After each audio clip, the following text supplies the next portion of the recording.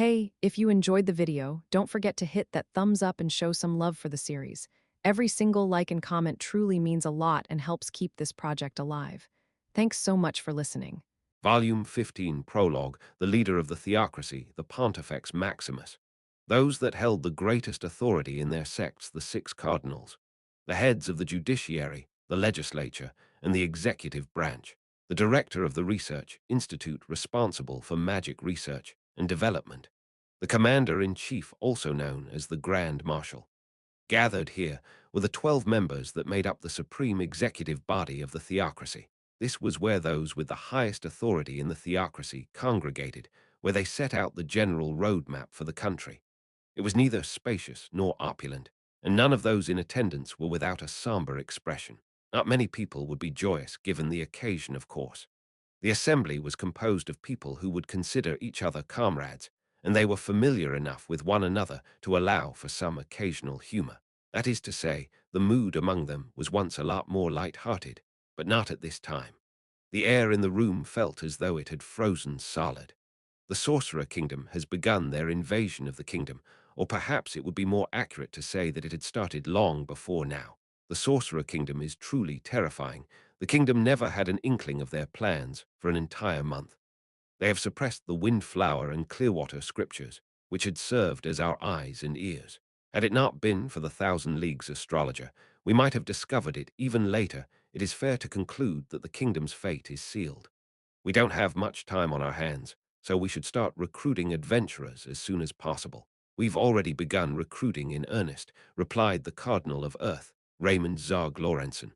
Isn't it a waste to just allow the Sorcerer Kingdom to plunder that country's magic items? Can't we get our hands on them somehow, especially the treasures of the kingdom? The Amulet of Immortality, Guardian Armor, Gauntlets of Vitality, and the research director said as he counted up with his fingers as if to emphasize the importance of the last item, Razor Edge. No, there's nothing we can do about that. The number of people we can deploy is limited. Even our own people within the kingdom will not be able to make it out alive. The Sorcerer Kingdom will be at our doorsteps soon. Ever since that warrior captain died in battle, his replacement, the one called Unglo, is the one with the items now, right? The Grand Marshal asked, to which the research director answered, brain correct. Yes, if we could extract him along with those items, it would be for the best. He shouldn't be the type to run towards his own death, right? We might anger him at first, but he'll soon be grateful to us. According to our investigation, he's not someone who would do that. The Cardinal of Fire, Berenice Nagua Santini, was one of the only two women within the executive body. Your opinion of him is quite high, the other woman, the head of the judiciary, said with a smile. Indeed, we cardinals do evaluate him highly, but we know he's not the type of person to accept our invitation. That's why we gave the order not to contact him. So he's the same as that warrior captain. Well, we fundamentally cannot understand the thoughts of people who don't look at the bigger picture and allow themselves to be controlled by such irrational emotions. A few people glared at the head of the legislature as he spoke, so he felt the need to backtrack. My apologies, perhaps that was a bit too harsh. Still, in my opinion, taking into consideration the future of mankind, such reckless disregard for life is a terrible mentality to have. I will stand by my point no matter who stands against it. I won't deny that. The one who uttered those words was Dominic Ihe Partach, the Cardinal of Wind and one of the people who glared earlier. However, just as we have lines we would never cross, so does he. Does Gelfi Sensei agree?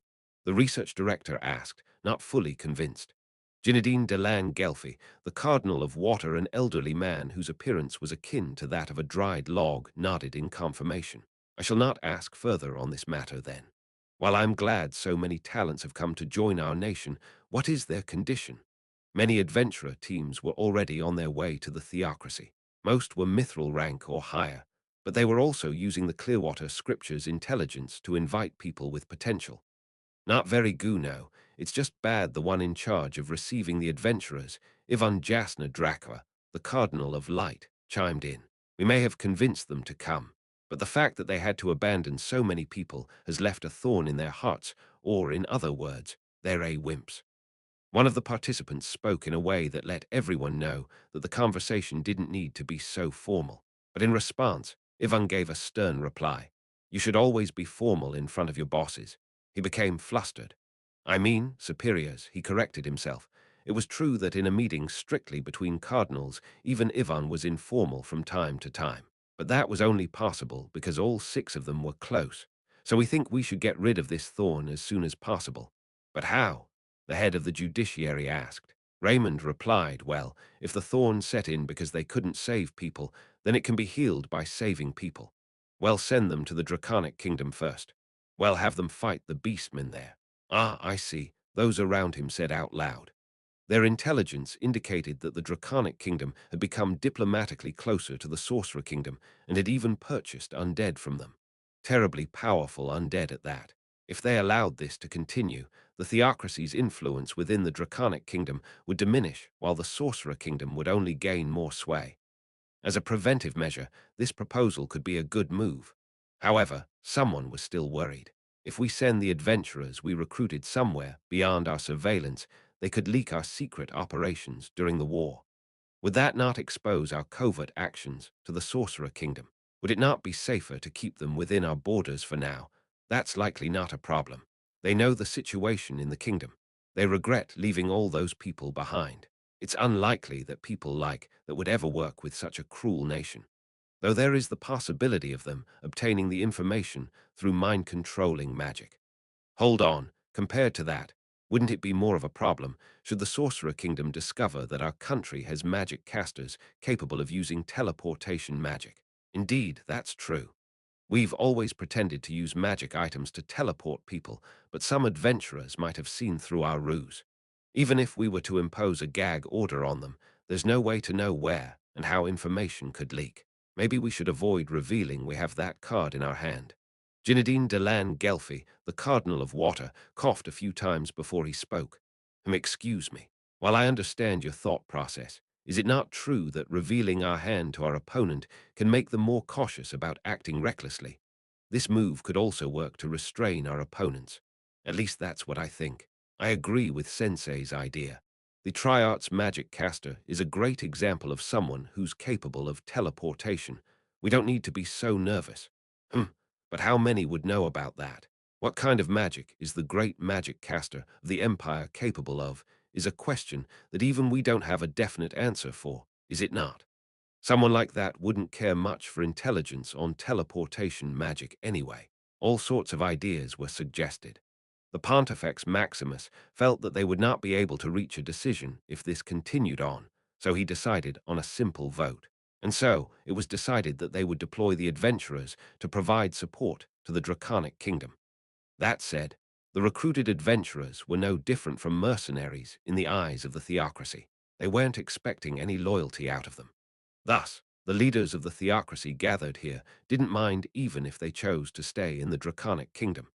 After all, rescuing them from the kingdom wasn't to strengthen the theocracy, but to avoid the possibility of strong humans dying in vain. If we manage to develop the technique to create spell scrolls of the 5th tier and above, even something like teleportation magic will become easily available. But even though we have worked on it for centuries, nothing came of it, not even the smallest bit of progress. One of the theocracy's secret technologies was the manufacturing method for scrolls up to the 4th tier. This was something the surrounding countries did not have. The theocracy possesses many other secret technologies such as this. After all, they've been developing them for hundreds of years to protect humanity from the races surpassing them. For example, they also succeeded in creating the potion known as God's Blood. However, its cost-effectiveness was terrible, so research continued to this day. Still, why would the Sorcerer King order such massacres?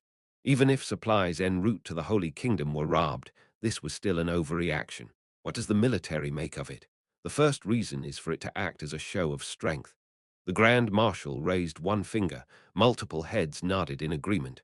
Second, the Sorcerer King is an undead after all. There's a deep-seated hatred for the living in him, and he is controlled by that hatred. Perhaps some may hold that belief, but I disagree.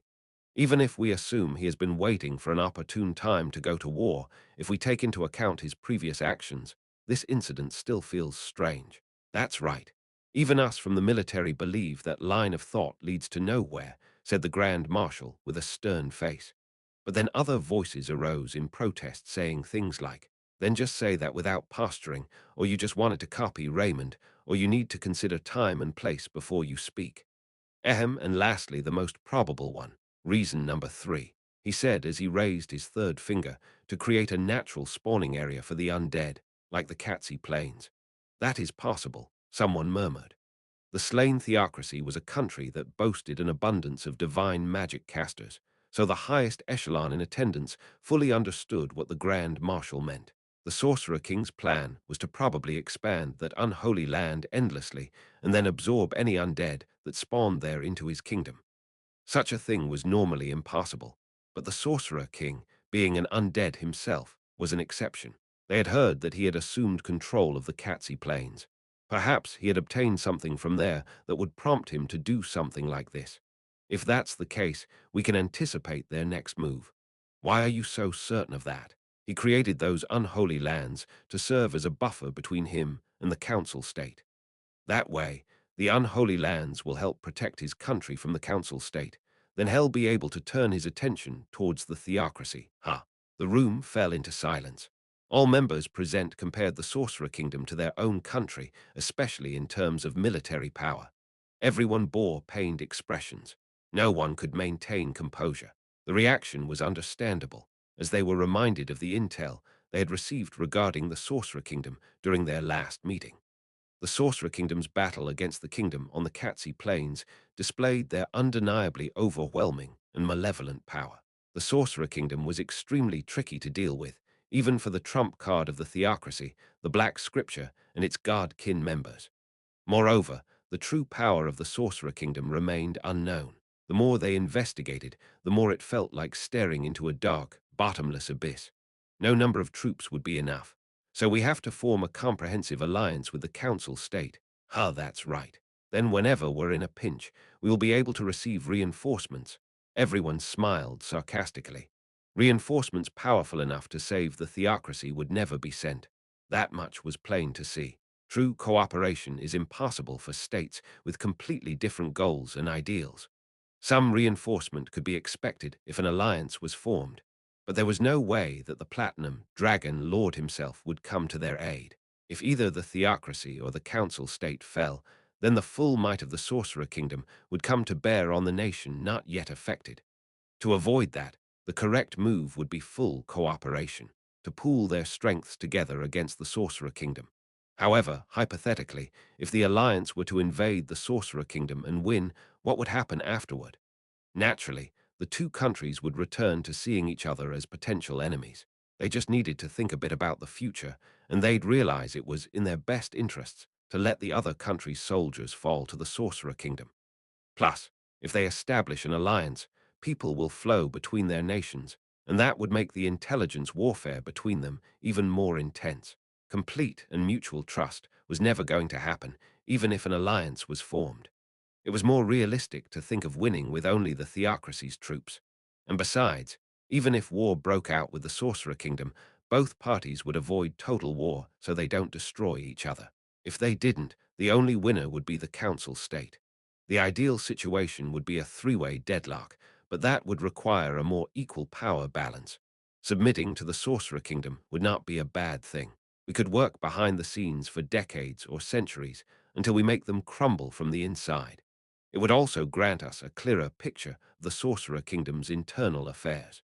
The Empire became a vassal too, so it isn't completely unfeasible. Also, judging by how the Empire was treated, it is not that bad of an option. But if we do that, will we be able to convince our citizens? It would be very difficult. Normal citizens won't ever be convinced. And if we handle it poorly, riots could break out. Just brand them as fools. Oi, that's a bit too extreme. Save that as the last resort. First things first, unlike us, citizens don't have access to all this information. Then, should we make everything we know about the Sorcerer Kingdom public? Aren't we keeping it a secret right now precisely because it led to unrest in the past? Stop arguing. Even if the Sorcerer Kingdom took the kingdom's capital, they wouldn't have time to pacify the population and administer the new territory.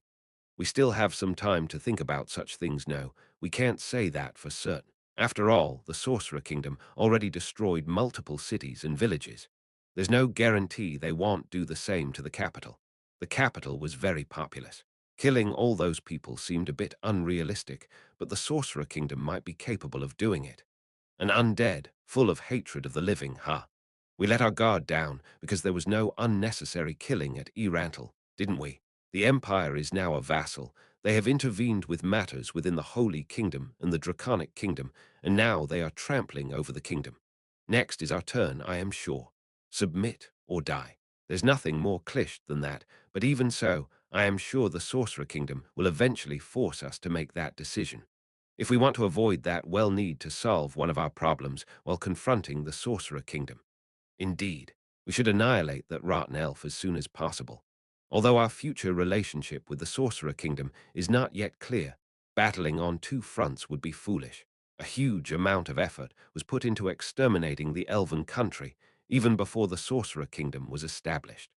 That was also why they couldn't dedicate their full attention to the Sorcerer Kingdom. Direct confrontation with the Sorcerer Kingdom is the worst-case scenario, considering their overwhelming military power. Still, it is our duty to make plans with the worst case in mind, and I'm sure they'd prefer to end everything in a short time. The Sorcerer Kingdom probably won't intervene while their army is in the kingdom, but it's possible they'll try to prevent us from responding to this sudden turn of events. For example, they could make undead appear at our borders as a distraction while pretending that they naturally appeared. We must take some steps to prepare for that possibility. Yes, at the same time, we must work to give humanity a chance, even if it's a small one. A few of them nodded faithfully. Well, evacuate some of the citizens to the land of hope. No, to the ends of despair they may call it an evacuation, but the theocracy didn't know of any other country that'd take their citizens in. Therefore, they weren't planning to make them refugees. The theocracy had a single shelter outside its borders. You could call it a hidden village, but originally 600 years ago, it was where humans lived when they only knew fear and flight. It was guarded by one of the six scriptures, the Ashen Dust Scripture. If we're going to evacuate them, we should start preparing right now. Who are we choosing? We can't choose randomly. Well, obviously stay behind.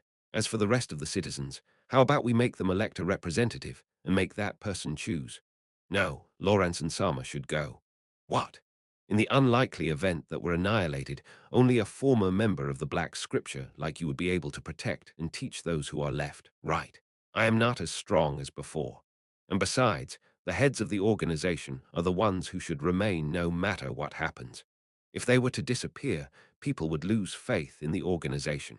But no, I was thinking as the discussion grew heated, the Pontifex Maximus finally spoke. Getting heated about this is pointless. It is an important matter, but let's postpone it for now. No one objected. Right.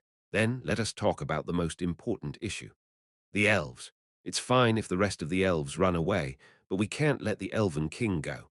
We have to corner that fucker no matter while the Pontifex Maximus was like a completely different person, with palpable hatred on his face. Raymond nodded in agreement. This will give certain death a chance to choose. Indeed, even if the Platinum Dragon Lord sensed her leaving the country, he is unlikely to pursue the matter strongly given the current situation. Personally, I think we should give the Elven King a taste of all the suffering in the world and then kill him, but that girl's happiness takes priority. I'm counting on you all. Understood. Chapter 1. To take a paid vacation 1. After reading through the contents of the thick binder to the end, Ainz returned to the first page and stamped his personal seal with a plop. After a brief moment of hesitation, he also stamped the seal of approval. With this, the matter printed in this binder from Ainz's point of view. Some sort of ultra-high-level solution for a political issue was approved, and Albedo could begin the process of selecting the appropriate personnel to dispatch. Ainz handed the binder to Luma, who was waiting by his side. This concluded the last of his work for the day. Ainz glanced over at the clock. The clock's hands read 10:30. Ainz's work started at 10 o'clock. In other words, his workday didn't last even half an hour, but this was the status quo as of late. Although Ainz's work generally gets completed before noon, this was still far too quick. Starting work this late was something that the salaryman Suzuki Satoru had never experienced, swing shifts aside. But that was nothing more than Satoru's personal experience. It wasn't rare for those employed by the megacorporations to start work late, and according to Albert, the fact that such a shift system existed was a kind of privilege in itself. Well, considering the work-lives of this world's inhabitants, for example, villagers like Enri and Enfira, starting work at sunrise and going to bed at sunset is the routine. It was mostly the same for the city dwellers, although their mornings started and their nights ended a bit later compared to the villagers. The availability of magical illumination, or the lack thereof, is the most important factor governing this. Nobles who had easy access to magical illumination were able to start their work late in the morning, since they were able to work as late into the night as was necessary. So, did all of Nazarick start work at 10 o'clock? Not at all. Nazarick was a black company among black companies. T/N, a black company, is a Japanese term for companies with poor working conditions. First, the regular maids were divided into morning and night shifts, and their working hours were long. It was the same for Carsidus vassals guarding the ninth floor. Break times were vaguely defined at best, and hardly anyone took short rests. There was no time set aside for things like snacks or smoke breaks. Even so, about 90 of those with such schedules were not discontented with their workload. As someone who wanted to create a pleasant work environment for his subordinates, Ainz had asked the maids about this situation. His impression upon listening to their answers was there must be something wrong with their heads. No, perhaps it would be better to say that their loyalty was sky-high. Ainz shuddered a bit when they said with serious faces that it's completely normal to work without rest when you have items to nullify fatigue. Furthermore, the only demand made by the remaining 10 that were dissatisfied with their schedules was that they wanted even more work. However, that's in the past. Perhaps it was him just being selfish, but Ainz had always wanted to provide his employees with generous benefits. To this end, Ainz started by focusing his attention on the regular maids. This was because, first of all, they were extremely low-leveled. The fact that they were all attractive women was also significant.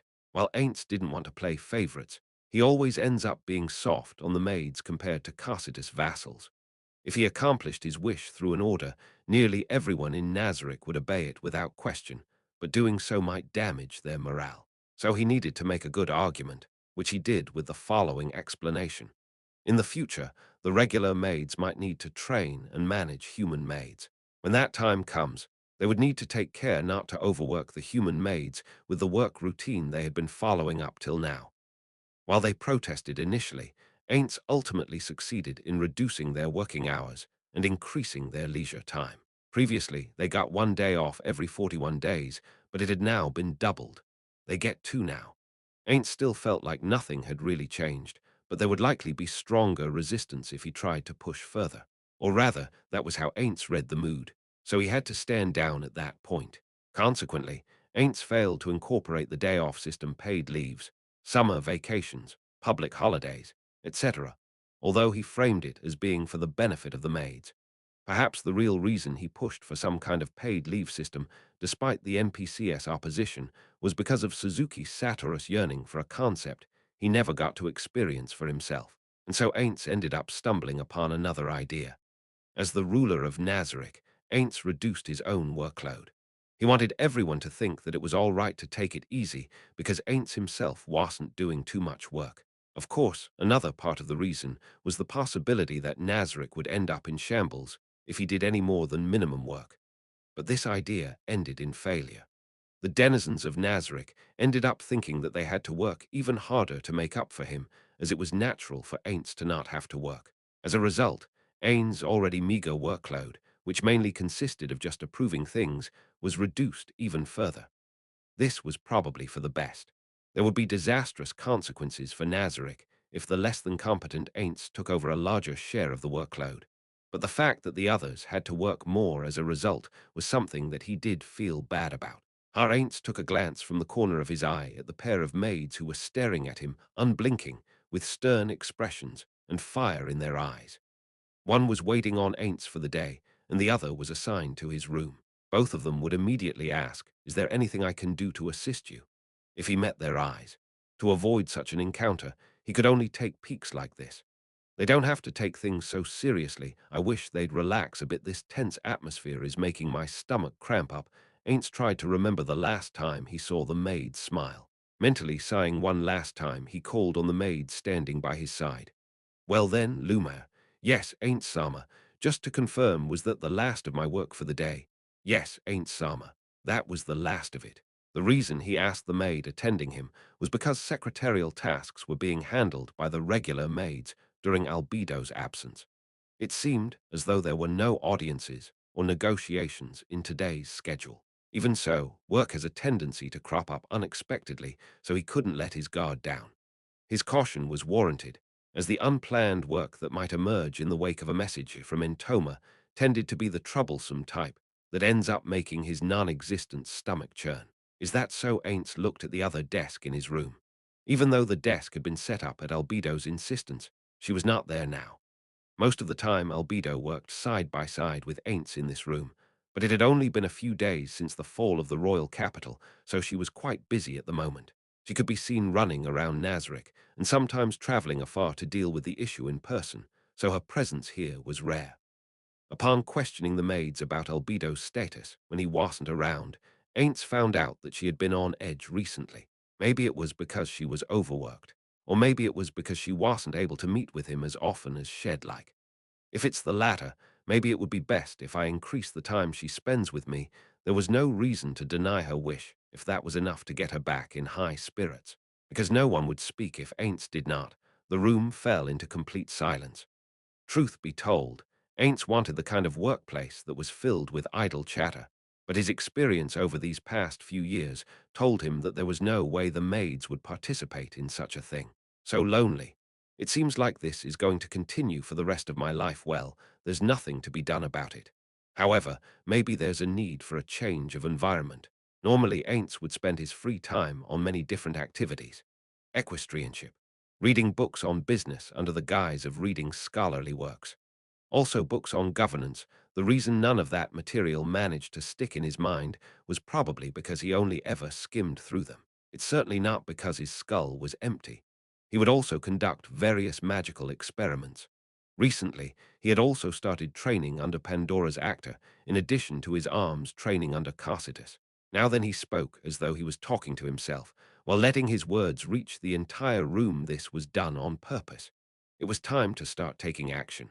The plan he would soon commence was to help Aura and Mare make some friends. The first step was to make preparations toward this end.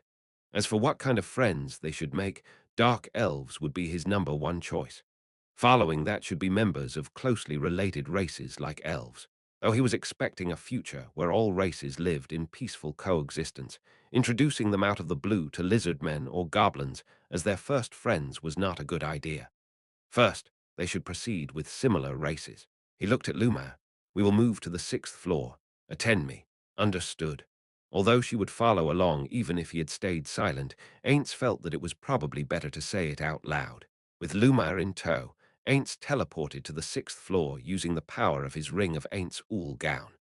If he had ordered Luma to bring the people he wanted to meet to his room, she would have done so. As the supreme ruler of Nazarick, it probably would be more suitable to call over the people in question. However, he did not do so because he wanted matters to proceed amicably. For that reason, it would be better if Ainz went in person to express his sincerity. They would probably feel a sense of intimacy and respect if he went to them instead of rudely demanding their attendance. If the fact that the ruler of this land specially appearing before them could put the right amount of pressure on them, it would be even better. The people he wanted to meet were the 3 elves that were captured when those workers intruded into Nazarick. We should have questioned those elves in detail when we moved them to the 6th floor. Well, we couldn't back then. A few years had passed since then, and while some basic information had been gathered about their circumstances, they had not been asked questions about the elven country or any personal information. That was because Ainz wanted to maintain his position as the friendly undead who had saved the elves from their slave master's tyranny. If he had drilled them for specifics about the location of their homes or about the elven race, they might have suspected that he had ulterior motives, and so he wouldn't have been able to preserve his image. But wouldn't it be the same if they were to be asked those questions now? Not really. The situation now was different from when they were just the great underground tomb of Nazarick. It wouldn't be suspicious at all if Nazarick's sorcerer kingdom of Ainz Ooal Gown, which had brought many races under its reign, wished to gain information on the elven country to open diplomatic relations. Now I have a suitable excuse for everything I wanted to ask them. Plus, I don't think the twins are the kind to have bullied them It would be great if they completely opened their hearts to me, but I should temper my expectations. I would have given better orders back then. If only I could have thought this far ahead, even as he thought about this. Ainz disliked the idea of Aura and Mare having to treat those elves with feigned kindness on his orders, though if it was Demiurge or Albedo, he wouldn't have given a second thought. As with the earlier comparison between the regular maids and Carcetus vassals, it was not good to let one's judgment be influenced by appearances. However, Ainz could not rid himself of his bias, probably because he was just an ordinary person. With Lumire following, Ainz walked down the dimly lit corridor. A large portcullis loomed ahead with sunlight spilling in through the latticed gratings. Further ahead was the circular arena on the 6th floor. It was possible to directly teleport to the twins' residence using his ring, but he chose not to because, as if it was an automatic door, the portcullis quickly rose up. Ainz suddenly had a sense of déjà vu. He had visited them in the same way on his first day in this world, when he also met the small figure standing before him now. "Welcome, Ainz Sama. We have been waiting for you." The energetic voice of a young girl welcomed him. I have some business to attend to, or I will be relying on you." He was fortunate that Aura was the one on guard duty today. As the Sorcerer Kingdom expanded, the Floor Guardians ended up taking on a wider range of duties. As a result, they often had to operate outside of Nazarick. But at any given time, 2 or 3 of the following Floor Guardians, Albedo, Demiurge, Aura, Mare, Carcetus, and Sholtir, must remain within Nazarick. Usually, it was the trio Albedo, Carcetus, and Sholtir, but sometimes Carcetus had to attend to the Lizardmen village and Sholtir had to take care of the dragons. During such times, the others would stay behind. This system was not developed on Ainz's orders. There was a time when Ainz had considered making Carcetus responsible for the defense of Nazarick and designating Sholtir as his assistant, but the size of the domains they managed was much different now. So Ainz thought it would be fine if the others headed out as long as they left at least one of the Guardians behind. That said, he felt hesitant about telling that to the Guardians. It was because Ainz was afraid that, as an absolute ruler, his opinion would end up taking precedence over the independent thoughts and actions of the Guardians. He wanted to respect their autonomy. Additionally, Ainz's opinions were probably meaningless anyway when Albedo and Demiurge, who were both far more intelligent than Ainz, were in agreement. A Guardian's ideas would certainly be better than Ainz with his below-average intellect. "Okay, I understand, Ainz Sama. So what brings you here today?" "Umu." Ainz gave a solemn response to the smiling Aura. To be honest, there was no need to be so solemn just now. The usual Umu spoken in a regal manner would have sufficed. However, he ended up responding in a heavy tone as he thought about whether things would go smoothly from here on out. It ended up having quite an effect on Aura as her expression turned serious in an instant. This was bad. It was definitely going to cause another misunderstanding. Fu, Ainz nearly swore out loud. He would not be able to keep his act up if they noticed that something was wrong. He was confident that if he was pressed on it, his act would break down and he could do nothing but ad-lib his way out. First of all, I came here to meet the elves. Just to make sure, would I be right to assume you are speaking of those elf prisoners? Sorry. As I thought, I shouldn't have covered it up in such an awkward way. Please don't look at me with such sincere eyes. I want to see that smile from before. It's just as you have said. I want to know what they are doing now, and then I want to ask them some things to prepare for the next step. Understood. Then I will bring them here. Ainz knew that this would happen, or rather, that any denizen of Nazarick would probably respond the same way as Aura did now. That's why Ainz continued with the explanation he had prepared beforehand, although it was more of a deception than an explanation. And no, there is no need for that, because I am here to achieve 2 objectives. 2 objectives, is it? Ainz Sama has considered so many things just for a meeting with prisoners. I see she looked at Ainz with eyes full of admiration. Ainz looked away, unable to say that he had just prepared in advance for possible arguments from Aura and Mare. My first objective is to put pressure on them by directly approaching them. The other objective is not directly related to elves, but all sorts of creatures have been moved to the 6th floor after we brought the great forest of Tarb completely under our control. I thought I should see how things have turned out with my own eyes. How about it, Aura? I would like you to show me around the place that has changed the most, if you don't mind. Basically, management of the floors was left to their respective guardians. with Ainz rarely intervening. Therefore, Ainz had never gotten the chance to examine the changes firsthand. That was proof of the trust Ainz had placed on the Guardians. If a subordinate's work was going well, a superior butting in could only be considered a nuisance. Since he was already going through the trouble of visiting the elves, he thought he might as well take a look. He didn't know how Aura interpreted it, but the air around her suddenly became more tense. Understood. So the first was about this. Aura replied with a strained expression. And there's no need for the if you don't mind Ain't Sama. Ain't Sama is the absolute ruler of Nazareth. You do not need a guardian's permission wherever you may choose to go. Eh, Umu, I'm grateful to hear you say so. To say that you're a grateful well, in that case, I think the Field of Flowers is the area with the most changes, so please let me guide you there. Field of Flowers ain't searched through his memories. It's the place where some of the plant-type monsters were moved, right? Yes, that's correct. Then there's the segregated area where we have relocated the non-intelligent plant-type monsters, and an area inhabited by the intelligent plant-type monsters, some of whom have settled in the village we built a while back and are living like humans do. Would you like to proceed there? That village had been constructed inside of Nazareth in case they met other players in the future, to show that Nazareth was capable of coexisting peacefully with humans. While it comprised several small houses and fields of crops, it was difficult to call something of that scale a village. But as there was no other suitable word for it, it ended up being called a village nevertheless. Does Ain't Sama remember the dryad called Pinnison? Yes, I remember them well. This was mostly a lie, or more accurately, he could not remember their face or other such details, only a vague silhouette. So he did in fact remember someone like that. As the fight that occurred shortly after meeting them had left a stronger impression, they were more like an adjunct memory in comparison. Frankly put, Ainz was not good at remembering things like people's names or faces. He was the type to write down his impression of the person he just met on the back of their business card. That one is now something like a village chief. Hearing more from Aura, it seemed as though the plant-type monsters were a capricious lot, and the title of village head was just a self-proclaimed position.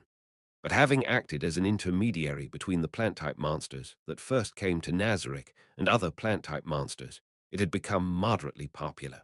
You could say it was the representative for the plant-type monsters that came from the outside. There were some plant-type monsters that were stronger than Pinnison and tended not to listen to it, but with Aura and Mare's support, there hadn't been any problems so far. The plant-type monsters arriving in Nazareth had all received Aura and Mare's welcome.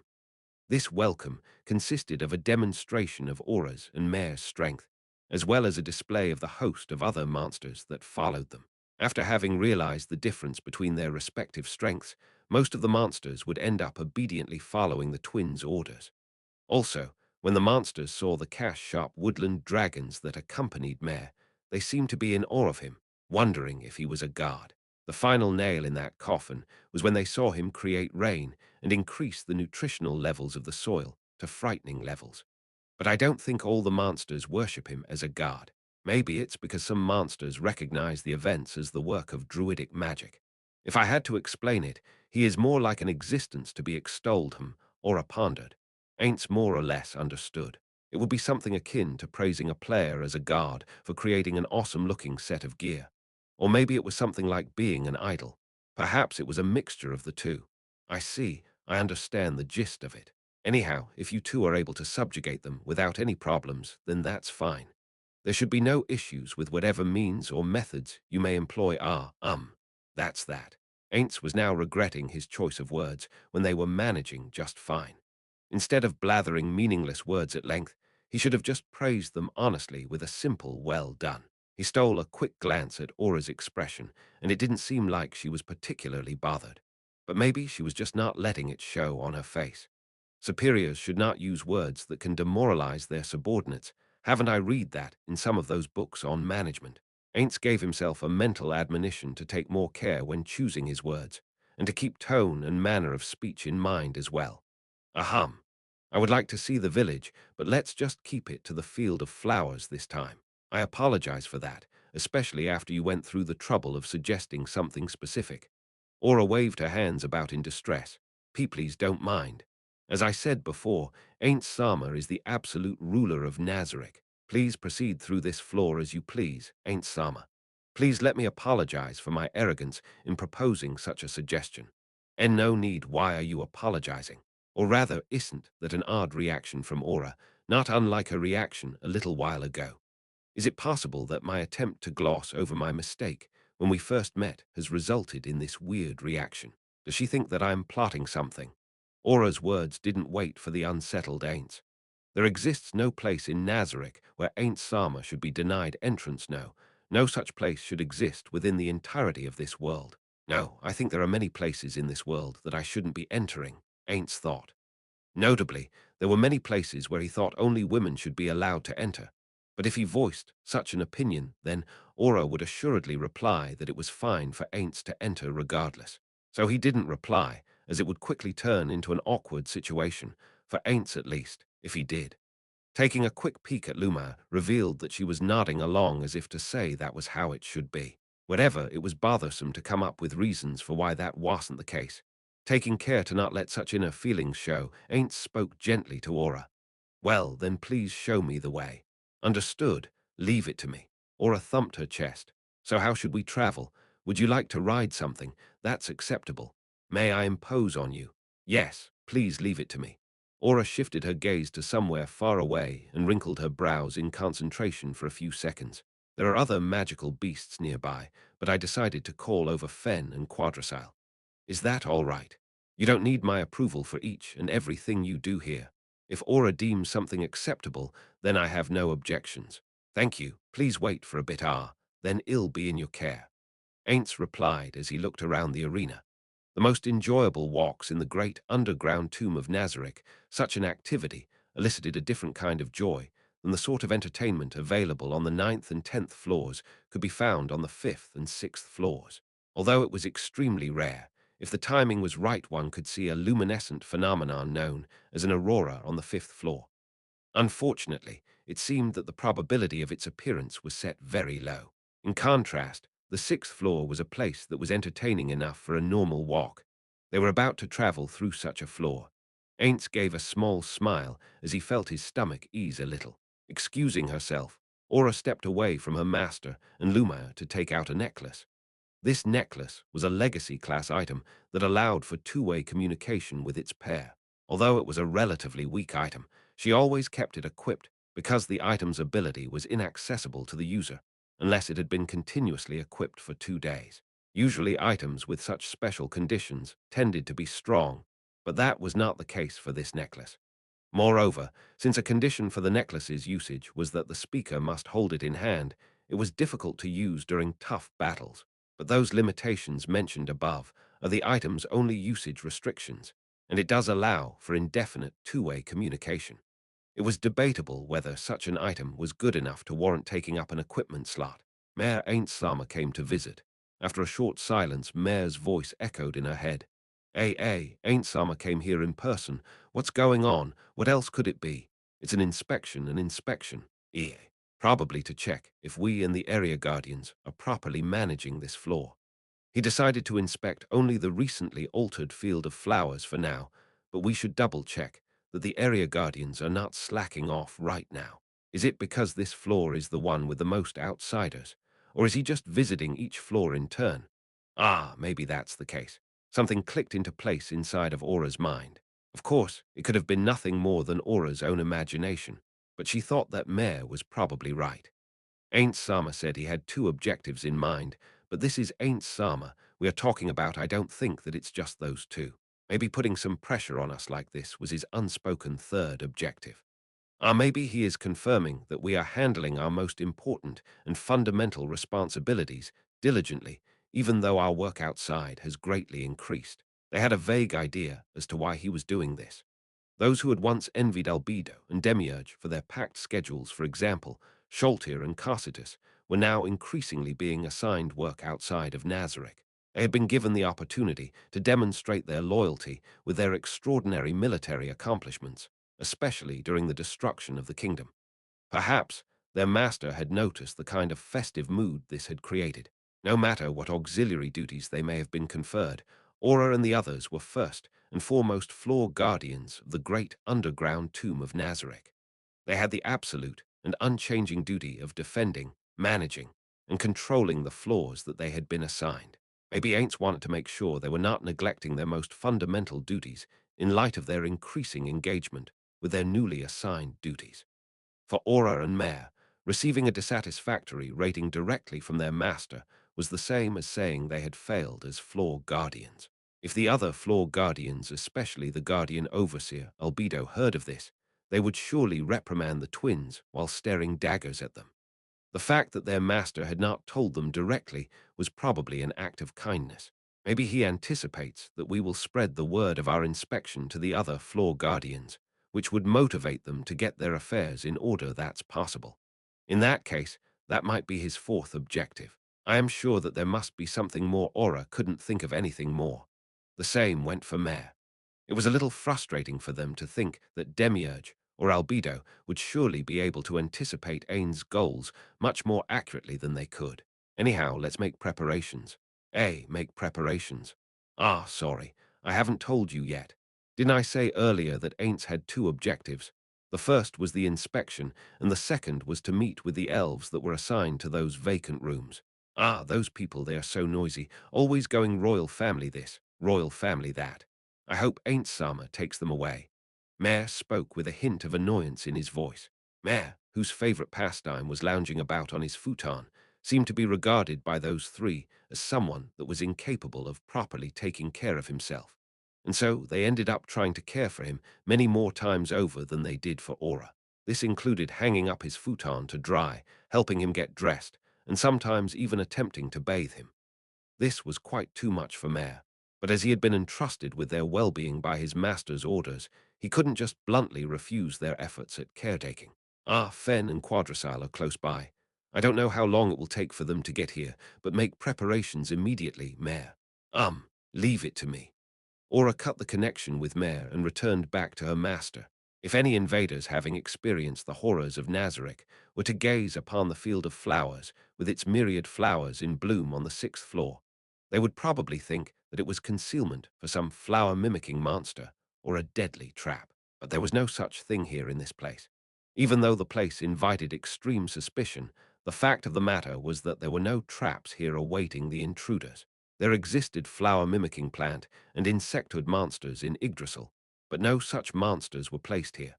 Furthermore, there wasn't even an area guardian stationed here, unlike what was usually the case with such areas. This place, which could be considered to be under Aura and Mare's direct supervision, was really just a beautiful flower field. Certainly, there had been plans to turn it into a trap. There was no way that any intruders that managed to reach the 6th floor would regard this place to be a mere flower field. They would either be wary and hesitant to approach, or they would take the initiative and burn it away with fire-based attacks that possessed secondary effects. As a countermeasure for such an occasion, there were talks of growing plants that would disperse lethal poison or a paralyzing agent when stimulated by fire. However, the three female members of the guild vehemently opposed such an idea, and so the plan was reworked. The result was this unassuming field of flowers. That was how Ainz remembered the field of flowers, but the field looked different now. Buds large enough to encompass an entire person rose out of the field of flowers. There were 12 of them. A single glance was enough to find them suspect, or rather, one would be certain that there was definitely something suspicious going on. Ainz examined his memories. There were many monsters in this world that Ainz did not know of, but Ainz was sure that a similar monster had existed in Yggdrasil. A recollection flashed through his mind like a shooting star. Am I correct in thinking that's an Olron? Yes, that's correct. They were not originally placed in Nazarick, nor were they among those summoned after Nazarick's arrival in this world. There was no doubt that they were a foreign species, one of those brought from the great forest of Tarb. In the center of the field of flowers, there was a shovel stuck firmly into the ground. This was a divine class item named Earth Recover. Earth Recover was a divine class item with ridiculously high durability, but on the other hand, its offensive capabilities were extremely low. That was because most of its data capacity was dedicated to secondary abilities. Also in the field of flowers was a magical beast resembling a giant Angora rabbit, a spear needle. The idyllic scene of it sitting in the middle of the field of flowers munching on a giant carrot had a fairy tale-like charm. But that was probably not the reason why it was placed here. While Ainz couldn't confirm his suspicions without asking Aura, he strongly suspected that it was here as a warden. Despite its appearances, it was still a creature whose level was in the high 60s. Whatever the Olrons might get up to, there was no doubt that it could easily annihilate them should the need arise. By the way, the carrot that the child over there is gnawing on was gathered from the farm. Pinnison and the other plant-type monsters used their respective powers to give it large amounts of nutrients, which transformed it from a normal carrot into that giant thing. Not nurtured, but transformed. Is it safe to let it eat that then? Though weak poisons would have no effect on something of that level, it's not poisonous. I checked with the head chef, and he gave it passing marks as an ingredient. Regrettably, it doesn't provide any buffing effects, unlike the materials that were originally stored in Nazarick. It has simply grown bigger and sweeter. That's a great success as a foodstuff, isn't it? Can the ordinary farmers of the Sorcerer Kingdom cultivate it? It's impossible. At present, it's difficult to grow them in large quantities, even with the help of the plant-type monsters. Even if we use the power of Earth Recover, it seems that just one of them can suck up a considerable amount of the soil's nutrients. It won't go so far as turning the land into a desert.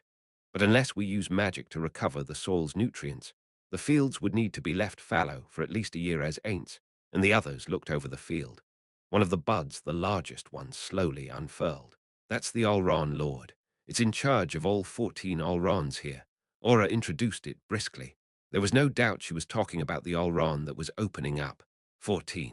Ainz quickly asked, sneakily recounting the number of Olrons. Not 12. Yes. The other two were recently born and are hiding by the flowers. Should I drag them out? No, there's no need for that. Born inside Nazarick, would it be counted as one of Nazarick's monsters? Or was it different? What were its abilities? Many questions came to his mind, but before he could ask Aura, the bud had finished blooming. As he had expected, inside was a feminine-looking monster. Rather, it looked very similar to some monsters he had seen in Yggdrasil. For something named as a lord of its kind, not much was different about it, except for its size. Its hair and eyes were the same color as the petals of its flower, and its entire body was green, the same color as its stalk. It was not wearing any clothes, but since its skin seemed to be formed from an amalgam of thin stems, it looked rather uncanny. The features that were probably eyes were slanted upwards and didn't look friendly at all. It gave the impression that the owner of those eyes was irritated. Suddenly, Ainz felt a brief pang of nostalgia. It reminded him of a certain girl from the Holy Kingdom with a pair of fierce-looking eyes. Ainz wasn't one to remember faces easily, but those eyes were something that left a deep impression on him. The monster's expression warped into something wicked. Good morning, Orasama. On behalf of the green races, I give you thanks for the wonderful sunlight we have received today. There was no hostility in that crystal-clear voice.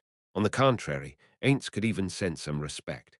It seemed that the smile from before was just a sincere expression of welcome, though even now he couldn't help but feel that it was plotting something behind that smile. The other Olrons rustled their petals, but it didn't look like they planned to open up.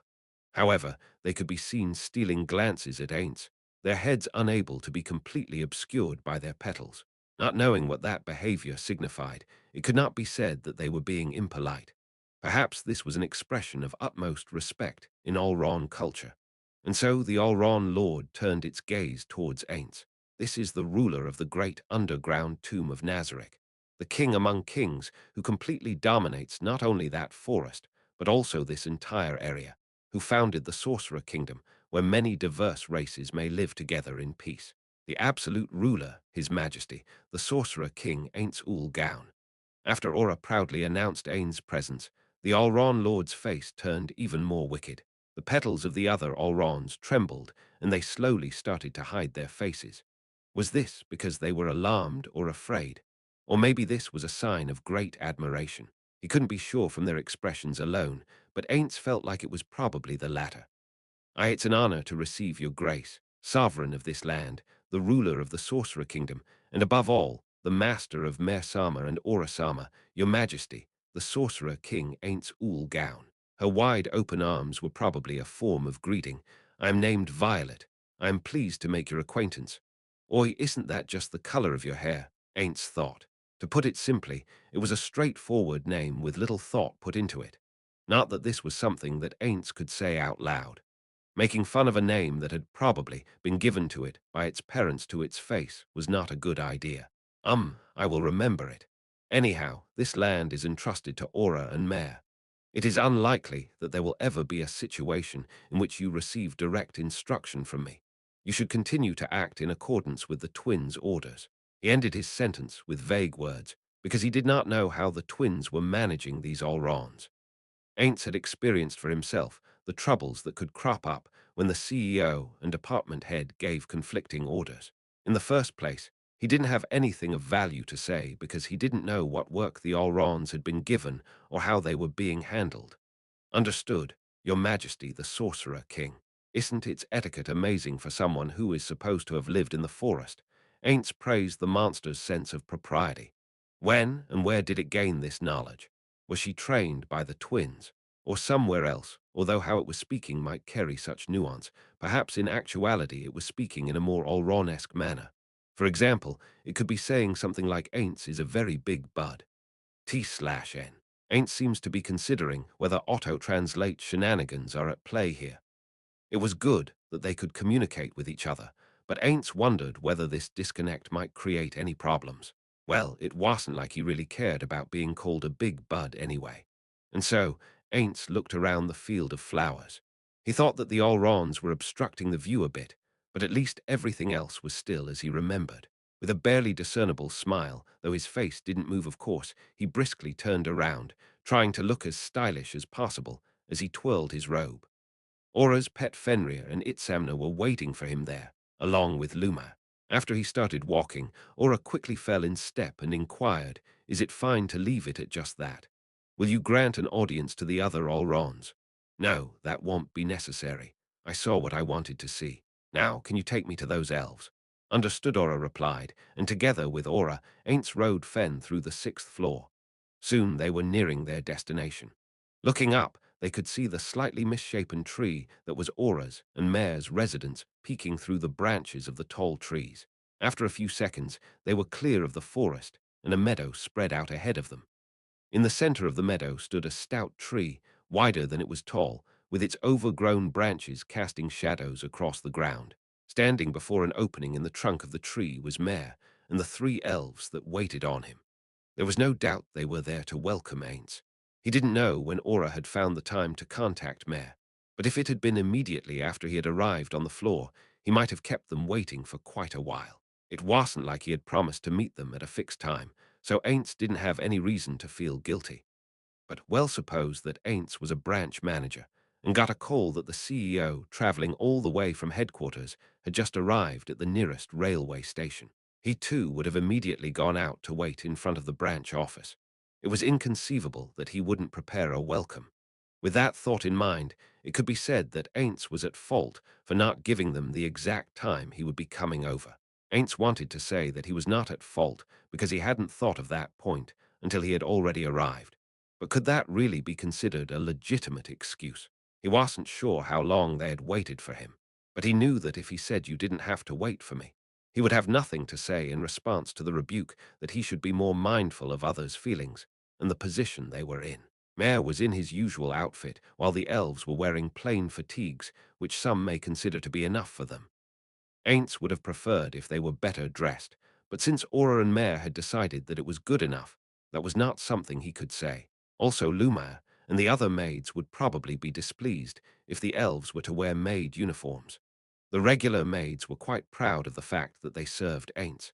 He had heard from Sebas that while maid candidates from the outside would not be bullied directly, they would be indirectly bullied by not being taught how to properly perform their duties, and so on.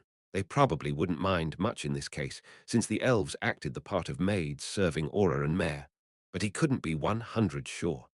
Besides, they might not like the elves wearing the same uniform as them. The maids think of their uniform as battle gear. The Fenrir arrived before the 4 people waiting there. "Thank you for coming out here to welcome me. I am very pleased with the depth of your loyalty." Before dismounting the Fenrir, Ainz took the initiative to speak first. He had considered waiting until Mare had greeted him first, but decided that this approach would leave a better impression. "Thank you very much. Smiling, Mare bowed his head, with the three elves quickly following suit. Good. Ainz pumped his fist mentally at the apparent good start he made and looked at the elves after they raised their heads. All of their face now, their entire bodies looked stiff. The elves gulped as they received Ain's stare. Whichever way you looked at it, all of them were too tense. The question was whether it was caused by fear or something else. In other words, whether this was the fear of imminent death for appearing irreverent or the tension one felt when they met a famous person. Just in case, Ainz checked if he was releasing his aura. He was not projecting any hostility or killing intent towards the elves, so that shouldn't be the cause of their fear.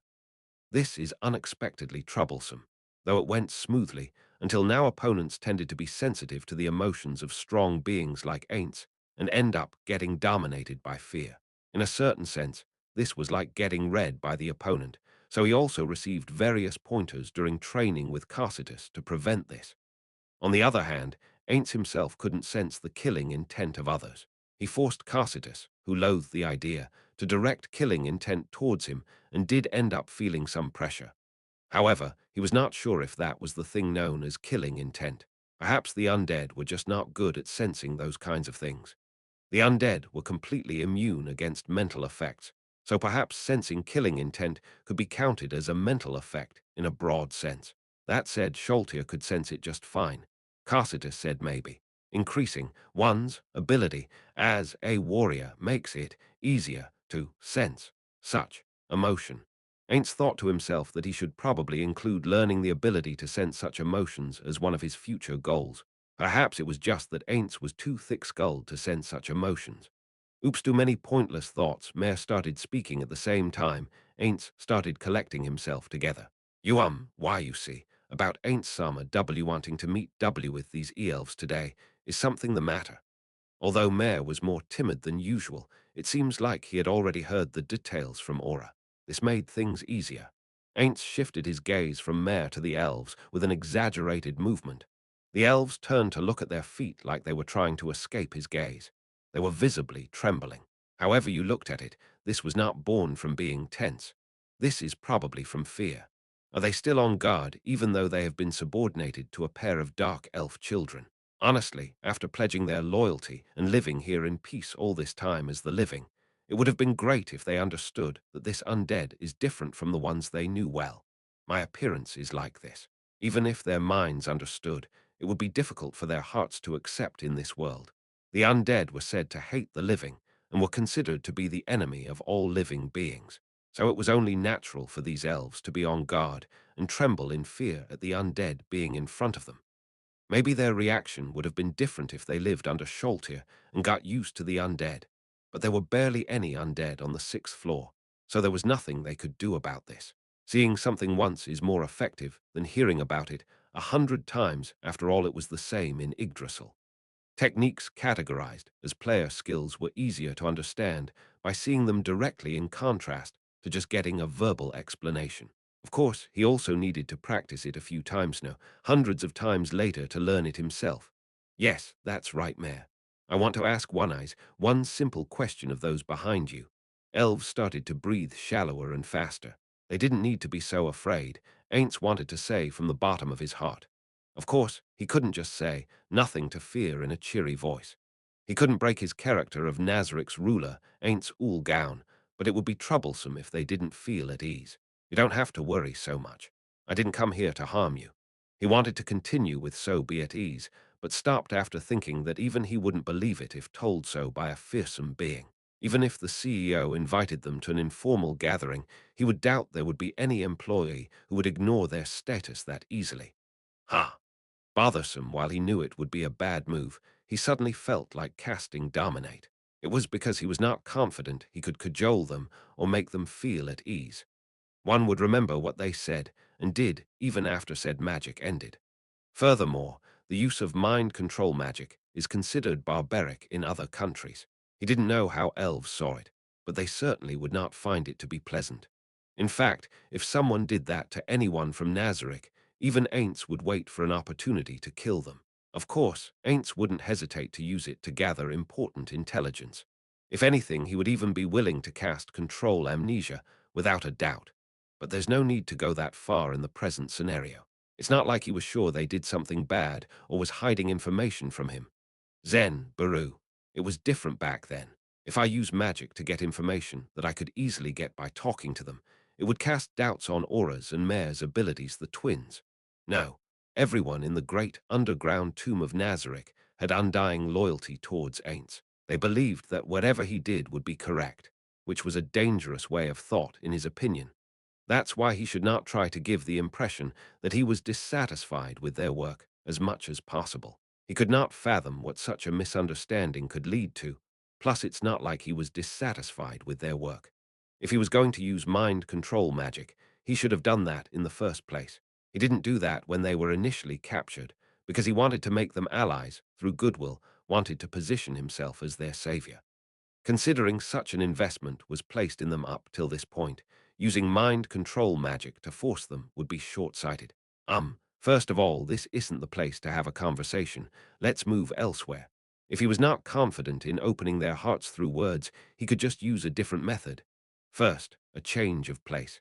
In that case, let's go upstairs. Why, yes, please do that. Ainz turned his gaze upwards towards the giant tree. How was this place as the venue for their conversation?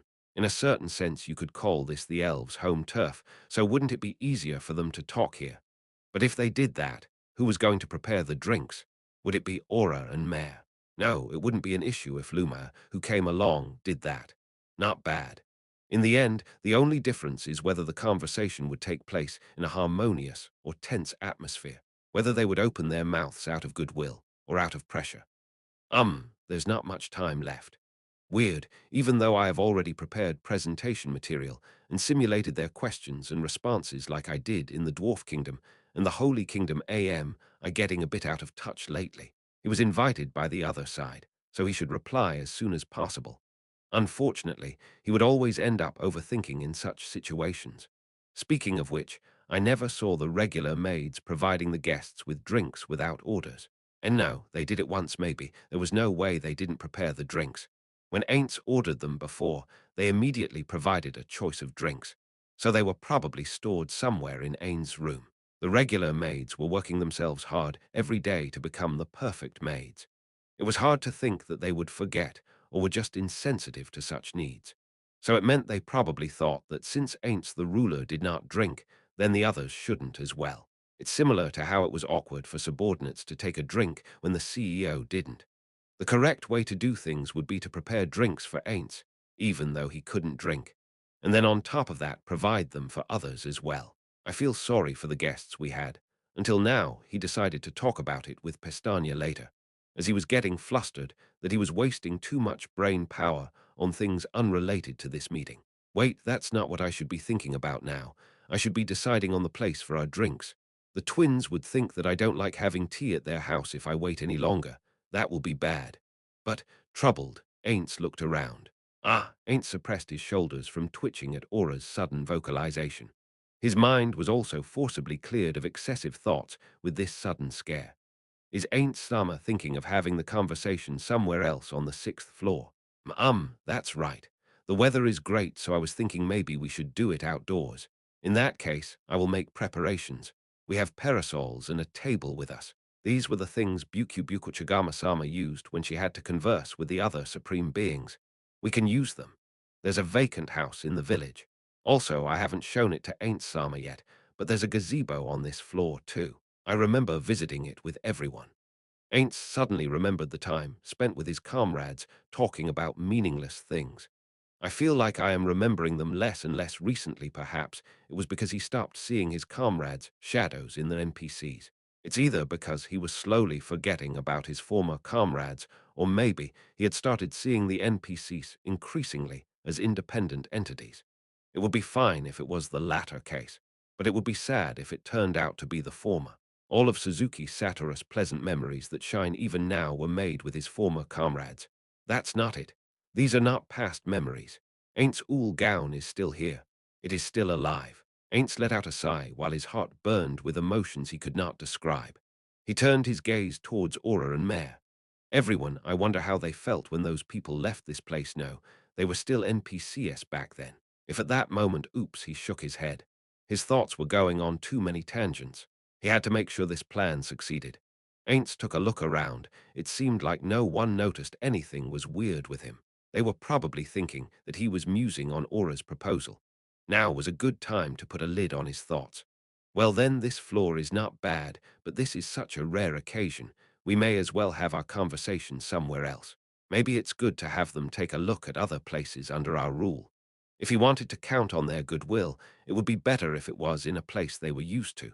But he just wanted to get away from here. In that case, what would be a good place? There were two options. One was Yggdrasil. The other one was Nazarik's ninth floor. These elves would form a good impression if they were to see the various races coexisting in Yggdrasil, but he couldn't be sure that there wouldn't be any problems. If something violent were to occur, like them being attacked, he had many ways to protect the elves, and it would also help earn the elves' trust. However, it would be troublesome if someone did something to give the elves a negative impression. For example, if someone were to put on an act and call the sorcerer king the source of all their hardships. As a part of the plan, maybe he could mind control some humans and have them work in tandem, but it would just make the elves suspicious. In the first place, Ainz was a source of fear in Yggdrasil. Though there were people who admired him, they were in the minority. The ratio was something like 70 to 30, unfortunately. Therefore, it would be a bad idea if he were to let them see people in fear of him. Also, there was the danger of the elves getting the wrong idea that the various races in Yggdrasil were brought there as slaves. With that in mind, as I thought, it should be the ninth floor. In that case, where on the ninth floor? Should it be Ain's room, counting it as practice for Luma in providing refreshments? Ainz pondered. Getting drinks in the CEO's room or having drinks in a cafe? Which one will put him at ease if he was in their place? There's only one answer. There's nothing else to think about. Let's go to the ninth floor. There is the cafeteria. Let's talk while having a light lunch. Did you have your lunch yet? No, not yet, I see. Then the timing's just right. Actually, Ainz was also trying to loosen them up by having their stomachs filled. He took some time getting here, so he was worried that they had already finished their lunch. Well, no, they were informed beforehand of his arrival. They couldn't have had leeway to have lunch when they did not know the exact time he would reach them. Good, then let's have our talk while having lunch. Ainz turned his gaze towards the elves. How about that? The elves started panicking, trying to push each other into being the one to give an answer. The one in the middle ended up replying, more as a result of her being pressured on both sides rather than her willingly standing up as their representative. Why, yes, if it's fine with Aura-sama and Mare-sama. It was certainly not something he could decide on without asking the twins, Ainz thought, so he asked them as well. If it's no problem, I want to take them to the cafeteria. What do you think? I want the both of you to come as well if possible. It's okay with us. Right, Mare? Ah, NN. Ah, no, I mean yes. I am fine with it just as S-sister said. That's good. Well then, Ainz looked at the elves. I'm going to open a gate. Two, they first returned to the sixth floor's entrance with gate. Then, Ainz sent a message to Oriol to open a gate to the ninth floor. Naturally, the gate between the eighth and ninth floors worked without an issue. If that wasn't the case, then it was highly likely the Ariadne system would be triggered. There really was no need to take this roundabout way. Though he couldn't teleport everyone there at once due to the capacity limit of the ring of Ainz Ooal Gown, he could have just made the trip twice. It was Ain's cautious heart that made him go through all this trouble just to give the elves the wrong impression. The fact was that he was extremely reluctant about showing the ring's abilities to others. Carcetus subordinates, who were on guard duty, bowed their heads deeply at Ain's arrival. Thank you for your hard work. Ainz gave them a simple, magnanimous greeting, befitting the aura of a ruler. Following Aura and Lumer, the three elves came out from the gate and bunched up together. They froze in their tracks the moment they saw the monsters bowing to Ainz. It was not like Carcetus' vassals were being hostile toward them. That was a natural reaction, just like how a normal person walking through a forest would freeze if they saw a tiger suddenly appearing out of a bush. One of the elves was slightly pushed from behind. As they froze before the gate, they were being a nuisance for Mare, who walked behind them. Even though he only pushed her lightly, probably controlling himself, it was fatal for the tense elf's sense of balance. He letting a pitiful cry, she collapsed onto the floor. Blood drained from the other elves' faces, and though they immediately tried to get her back up, the collapsed elf had trouble standing back up. It looked like she couldn't force her legs to work. Don't be afraid. There's no one who would lay a hand on you in Nazareth. Why, yes, they probably didn't doubt Ain's words, but even so, their tension wouldn't let up. The elves by her side were quickly nodding their heads, their hair flying around from how hard they were nodding. As for the elf still on the floor, it seemed like she was on the brink of tears. Ainz could say with confidence that it would be problematic going forward if this continued. He had to make their hearts a bit more pliable at the very least. Let's head for someplace to take a short rest before heading to the cafeteria gate. Aura, pick her up. Okay, and no need for Aura-sama to do something like tea, it's fine, it's fine. Okay, let's go. Aura briskly lifted the collapsed elf, ignoring her pleas, and put her over her shoulder. Of course, as she wore work fatigues, there was no skirt to peek under. The place connected by the gate-test dark hemisphere was Ain's personal room. There were 3 bowing maids inside with cleaning equipment at their feet. Good work, everyone. I will leave soon after taking a short rest here. I don't mind if you continue with your work. The maids replied in the affirmative and bowed again, while the others came out from the gate. The elves started gawking at their surroundings with their mouths open, looking like idiots. It seemed like they found everything around them quite exotic, different from the twins' home. They also looked less tense compared to before, probably because the regular maids were far more agreeable than Casitas' monster-like vassals. Aura, let her sit in that chair over there. After Ainz pointed to Albedo's chair, Aura quickly put the elf down on it. Albedo's desk was spotless, just like her. By the way, Ain's desk was spotless too, albeit in a different sense of the word. Thank you very much. Ainz tried to speak as gently as possible to the seated elf, bowing her head. No need, I can understand your shock. But just as I said before, be at ease. No one in Nazarick would bring any harm to you, so I don't mind if you take it easy. Well, it's not like they would suddenly feel at peace with just those words. Ainz turned his back towards the elves, went over to one of the maids, and issued an order to her quietly. We will head to the cafeteria soon. Make sure that we will not meet anyone except you maids on our way there. Do the same thing in cafeteria as well, he wanted to say, but did not. No, never mind. There's no problem with the cafeteria being used as usual. Rather, it would be better if the others use it like normal. Yes, understood. I will take my leave then. Sorry for interrupting your work, but I'll be relying on you. Such words are not needed, Ain't Sama. He approached her because she was the maid nearest to him, but seeing how she threw looks of victory at the other maids, it seemed she thought of it differently. Her colleagues frowned a bit at this, with undeniable vexation. The maid with orders turned her back to her colleagues and walked out of the room with a spring in her step. Ainz could sense, which should be rare for him as an undead, the other maids concentrating their gazes on his back.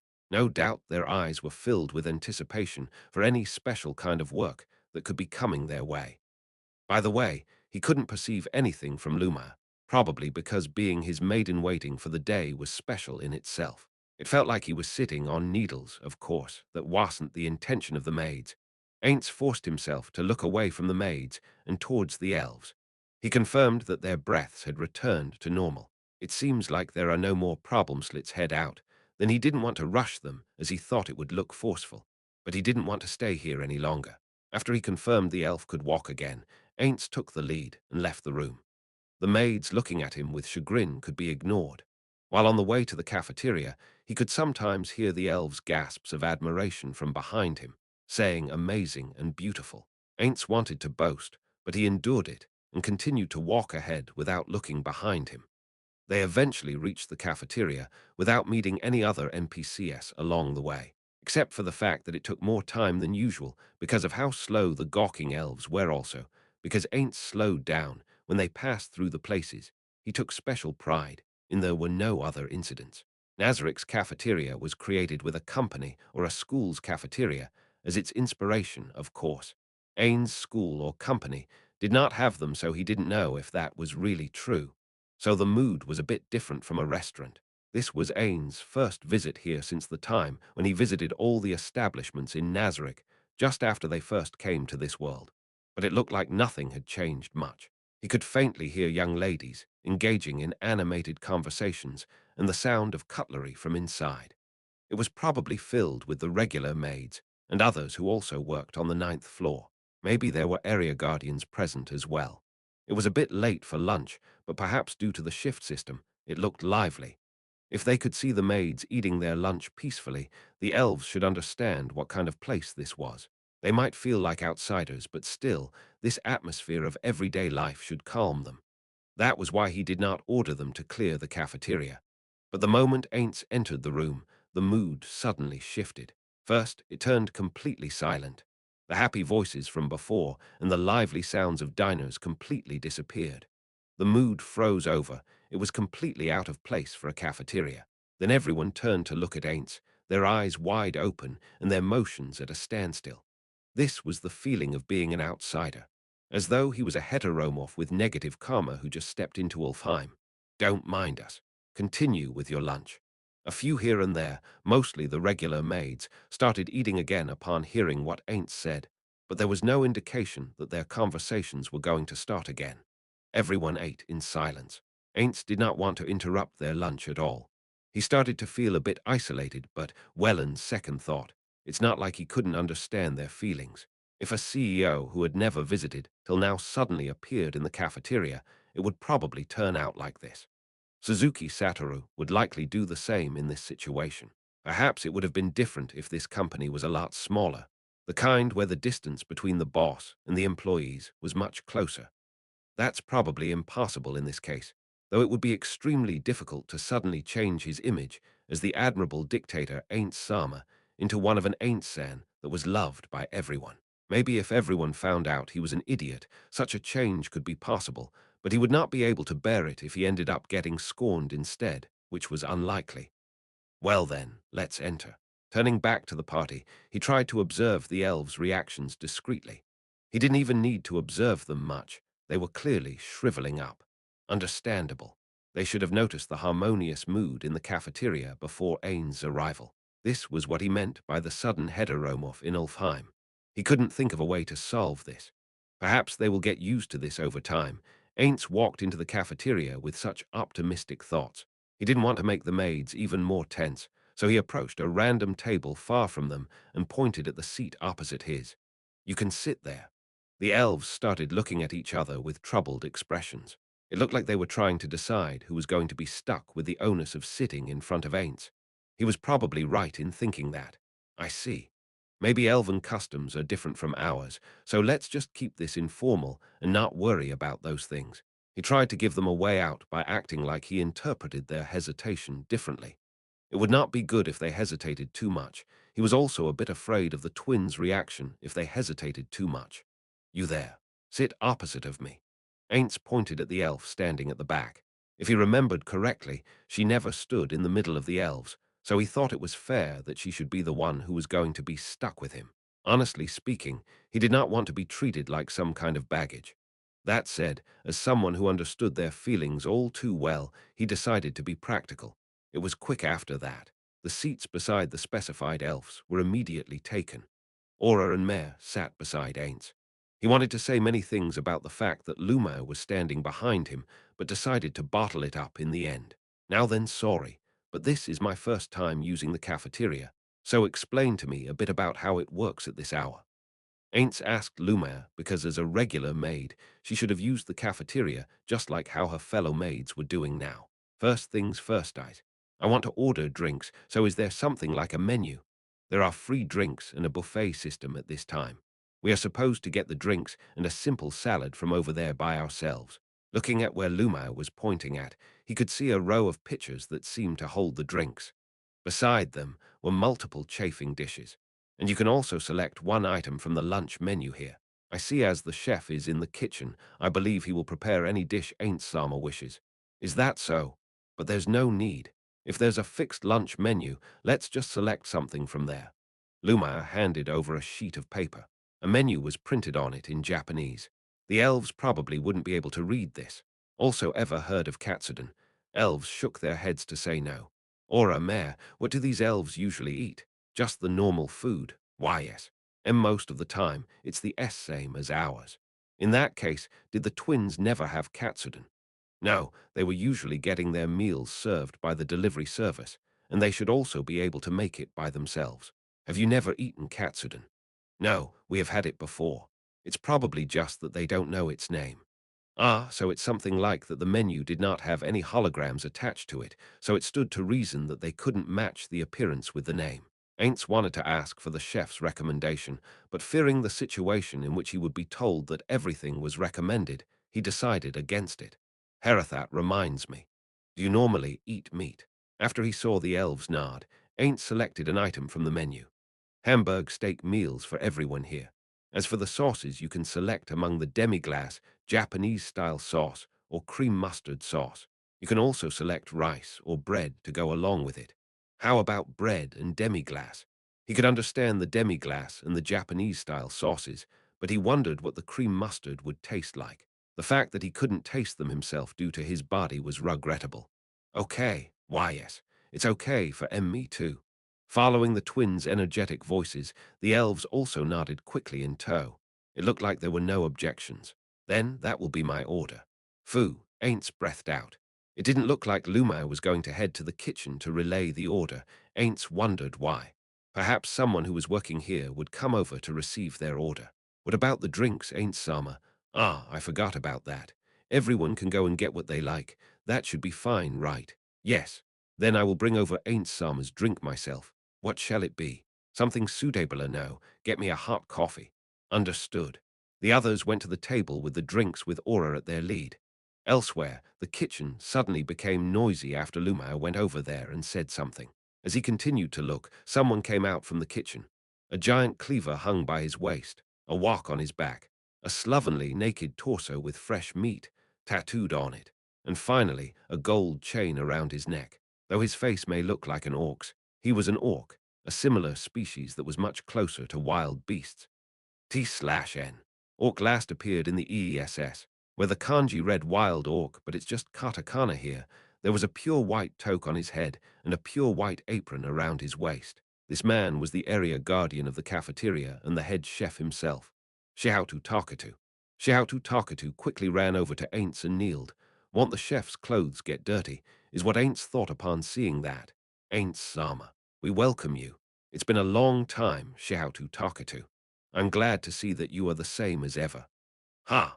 Though Ainz said that he looked the same, the last time he met him was just after they were teleported here, back when he visited all the NPCs. Since it had been so long, he was not exactly confident in noticing changes if there were any. No, maybe you are slightly thinner now. If Ainz-sama thinks so, then it is so. That's not what I meant. Ainz swallowed his words. I noticed the absence of Ainz-sama's order among the ones the maid relayed. I get it now. A masculine smile, though he couldn't be sure as he did not understand orc expressions, welled up on Shihautu Takata's face. No, you don't get it at all, Ainz thought. Was he ever actually understood even once in such situations? Regrettably, he didn't think so. I am to prepare food suitable for a supreme being, for the absolute ruler of Nazarick, Ainz-sama. While Ainz was muttering there he goes. In his mind, Shihautu Takatu stood up with vigor and shouted in the kitchen's direction. From now on it's do or die. A dish suitable for Ainz-sama. A food festival that won't stop for at least a week begins. Uo, the sounds of admiration rose from the maids who were listening. Oi, wait. Ha! Shihautu Takatu returned back to Ainz and kneeled again. It was hard to say this to someone shouting, I am going to do it. I am going to do it, with all their might. Ainz generally thought that he should go along with what NPCs wanted, but this was a bit too much for him. It looks like you are misunderstanding something. Just to be sure, you do know that I can't eat food as an undead, right? Ha! So we are to make something that can be enjoyed by sight and smell. That is what Ainz-sama has in mind. Understood. Ainz replied to Shihautu Takatu while he was trying to stand back up. Oi, wait, HAH. Don't be hasty. I'm trying to say that I can't eat, so don't waste any ingredients. What are you saying, Ainz-sama? Ingredients used for Ainz-sama cannot be considered wasted. Yes, Shihautu Takatu said as he stood up and turned towards the cafeteria. That brought about a round of applause. Not just the maids, but even Aura and Mare joined in on it. The elves quickly followed the others in panic. You don't have to follow along, you know. Ainz grumbled internally. Well, I will start at once. Oi, wait. Ha! Ainz spoke honestly to the kneeling Shihautu Takatu. I am going to be frank. I did not come here to eat. I came here to have an enjoyable conversation. I understand your expression of welcome to a suffocating extent, but I do not care for it that much. Can I get you to understand that I just want to have a calm conversation? Ainz could understand why Xiaotu Takatu was filled with such fanatical motivation. Someone like the ruler of Nazarick, who couldn't possibly visit such a place, came today. He probably just wanted to give the best welcome possible, but that's not what Ainz was here for. Ha, then let me reserve the whole place. Oi, wait. Ha, don't make a mountain out of a molehill. I will repeat myself. I only came here to have a little chat. There's no need to take things so far, understood? Ainz took a quick glance at the others, especially the Elvis, and found that they were just staring at him with serious expressions. The maids were already half away from their seats, prepared to leave at any time. The twins acted like this was just normal, while the elves seemed like they were afraid that the situation was going to get out of hand. Even though he selected this place specifically because he didn't want the elves to feel like that board's bookmark for proofing. I'm not being modest. That's really the reason why I came here. All of you may continue as usual. Please treat me like you would any other guest. Ha! But to treat a supreme being such as Ain't Sama in the same way as others. Ainz couldn't be faulted for using underhanded means if it came to this. He cleared his throat and shifted his tone to sound more serious. Xiaotu Takatu HAH. I'm saying that I want to see what this place usually looks like. If you have been diligent with your duties, you wouldn't have to do anything special now, correct? Or are you trying to show me something different from usual because you have something to hide? Xiaotu Takatu gulped and made an expression that was filled with resolve, or that's what it looked like to Ainz. A word, please, Ain't Sama. This Xiaotu Takatu, who had been entrusted with this place by the supreme being Amanama Hitatsu, never did a single thing that would cause him shame. Of course. Xiaotu Takatu looked puzzled at Ain's instant reply. Even though I have only interacted with you for a short while, I can see that you are devoted to your work and are truly loyal to the ones you call supreme beings. My words just now were quite thoughtless. I take them back and offer my apologies. Ainz bowed his head. Ooh, Ain't Sama, please don't do that. A supreme being such as you bowing to me, please lift your noble face. Ain't slowly raised his head and looked straight at Xiaotu Takatu. Xiaotu Takatu, I am glad that you accepted my apology, but I want you to know and understand. I just want to have a look at how you and this place are normally whilst holding a relaxed conversation. Just treat me like a normal guest.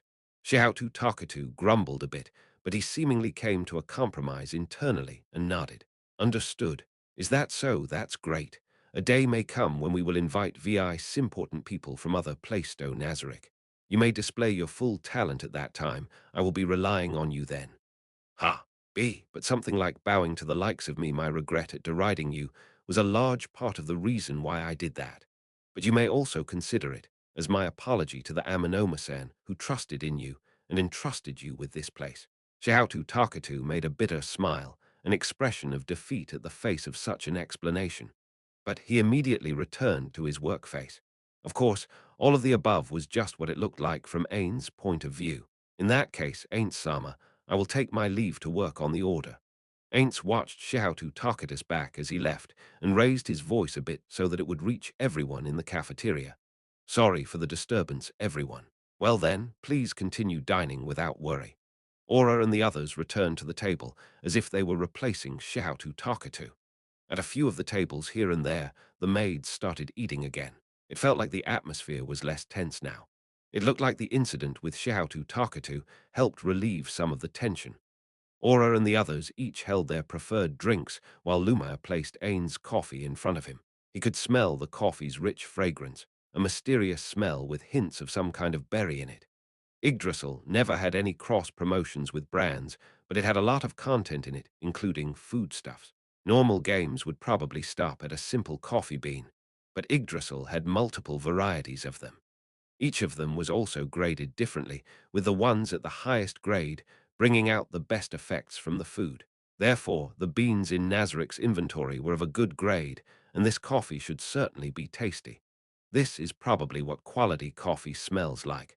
Would it also taste like berries? While feeling sad that his body was unable to taste it, Ainz waited until everyone took their seats to speak. Well, let's talk while enjoying our drinks. Two of the elves had melon soda, while the other one had green tea with ice in it. Following Ain's words, they took a sip.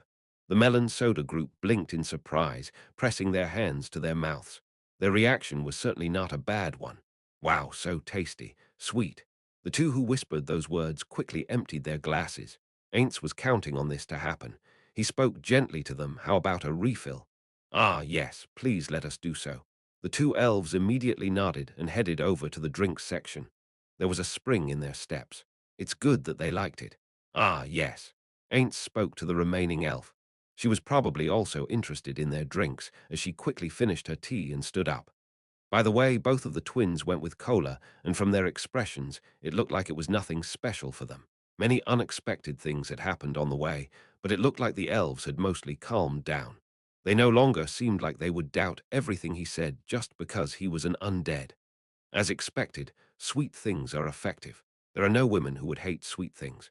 A woman who can resist sweet things simply does not exist, so Makamacha-sans was correct all along. I thought it was just an excuse for her reckless eating habits. The other two female members of Ainz Ooal Gown had tilted their heads at that statement. Though slimes didn't have necks, but it was not like they denied it either. With the way the elves acted just now, that counted as two things that could probably serve as proof she was not exactly wrong. Well, he still had his suspicions. Now, at last, I've gone through a lot of simulations in my mind. But I wonder if I can get a discussion about the elven country going smoothly. He remembered what they heard from the elves when they met the first time. There was no name for the country of elves that was said to be in the great forest of the south. Albedo surmised that it was because they never had the need to open diplomatic relations with other races. The other nations were far away from it in the first place, as they had no need to identify their land as something separate from the rest. Just calling it a country was enough for them. However, it seemed like after being ruled for so long by a king, it was being called a kingdom. This king was supposedly super strong. What his strengths and classes were was something they did not manage to find out. At that point, the elves looked at the twins, probably wondering why they did not know about this. This country of elves was embroiled in hostilities with the theocracy at the present moment, and these elves were sold as slaves after they were captured by the theocracy. What the war was for, and when did it start, were questions to which these elves had no answers for. It was probably because this country of elves did not have a standardized education system. These elves also did not have any interest in learning about such matters. Although after hearing what they said, it seemed like they were at least instructed on more important skills and knowledge, mostly consisting of stuff about monsters. Maybe they felt that history and similar subjects were not useful enough to be taught. When asked about the dark elves in their country, they replied that although they had never seen them, they do exist. In fact, Aura and Mare were the first dark elves they had ever met. Dark elves are likely a minority in the elven country, but it didn't seem like they were persecuted according to these elves. That said, considering the lack of knowledge these elves demonstrated, it was entirely possible that they just didn't know about it. And that was all of it. That was all the information Ainz managed to get out of them at that time. He had to be satisfied with such meager information just so that they wouldn't get suspicious. But he had a great excuse for being proactive in asking them now. Patience is a virtue, as the saying goes. Well, I should make a decision first. Should I make the topic about wanting to open diplomatic relations between our nations? Or how about saying that I want to go to a dark elf village to find friends for Aura and Mare? They would be on guard if the conversation was about something on national level relations. It was easier to make them talk if it was a reason that a normal person could sympathize with. Moreover, Ainz need not lie as he was really aiming for the second reason, so it would be easier for him. Ainz was a person who could lie as much as he wanted to, but that didn't mean he liked to do so. It was just that he wouldn't hesitate to lie if there was some benefit to be had. It was also better not to lie in case they somehow managed to figure out the truth later. That should be the easier way, but I can't imagine how it would turn out if I bring reason up in front of Aura. And Mare, he was afraid they would feel duty-bound to make friends. In his honest opinion, friendship was something that was formed gradually with people with similar hobbies. He wouldn't call it friendship when someone was ordered to do it. Ainz remembered his friends from Yggdrasil, Lai's former guildmates, those comrades he made from chance meetings and through fate's machinations. It was just that he didn't know if children needed to make friends or not. Ain't Suzuki Satoru didn't have any during his childhood, and that didn't cause any problems for him in his opinion. Being that kind of person, The fact that Ainz was even thinking about things like making friends was because Yameko used to say something to that effect long ago. At the same time, he also remembered Albert responding with, "That's the pipe dream of people who live in a different world than us," sarcastically laughing at her words. Ainz didn't know who was in the right here. In any case, there was nothing to lose by having friends. In that case, how about I stop thinking about it in terms of them making friends and tell them it's about making dark elf acquaintances? Whether they become friends or not will be up to them. Of course, it's all the better if they manage to make some. With that said, if there was an extreme difference in power and standing between two parties, wouldn't it be a hindrance to the development of friendships? Everyone was equal in Yggdrasil. Ainz frowned a bit as some of his friends came to mind suddenly, but he immediately shook his head, clearing away those memories. They probably wouldn't have become friends if they had met in the real world with its inequalities. With that thought in mind, the first step should be to approach the Dark Elves in the Elven country on equal terms as much as possible. Dark Elves from the Sorcerer Kingdom's top echelon and Dark Elves that are a minority in the Elven country wouldn't make for a good match at all, apart from trying to conceal our status as much as possible. Do all fathers around the world have to think about these things this much? I wonder how Touch Me San did it. Maybe I should have asked him for more details. While Ainz was worrying about the soon-to-be-had conversation, the elves returned back to their seats. All of them went with Cola. Oh no, I didn't get my thoughts straight, yet I should not ad-lib everything. But there was no time left. As long as the twins were here, he could only say that this was about opening diplomatic relations. If things wouldn't go smoothly, he could just bring up the idea about making friends as a side topic. Or maybe he could spin it as his wish to deepen relationships with the Dark Elves as a part of micro-level diplomacy. Well, then let's proceed to the main topic. The elves who were guzzling their drinks like it was the last drink of their life suddenly stopped. We have established a nation named the Sorcerer Kingdom at present. The plan is to have various races live in coexistence. Some humans, dwarves, goblins, orcs, and lizardmen have already become citizens of our nation. Leaving aside whether or not the elves would approve of this, I want to initiate diplomatic relations with the elven nation as well as trade relations. As such, I wish to visit your nation. Want you cooperate with us? Even though it was just an excuse right now, it was not bad to have diplomatic and trade relations with the elven country. However, there was a critical problem. Ainz cannot be the emissary for this matter. Conferring with the foreign affairs of another country and making a treaty to open diplomatic relations was something out of Ainz's capabilities. Although it went smoothly with the dwarves, he doubted that he would succeed in the same way again.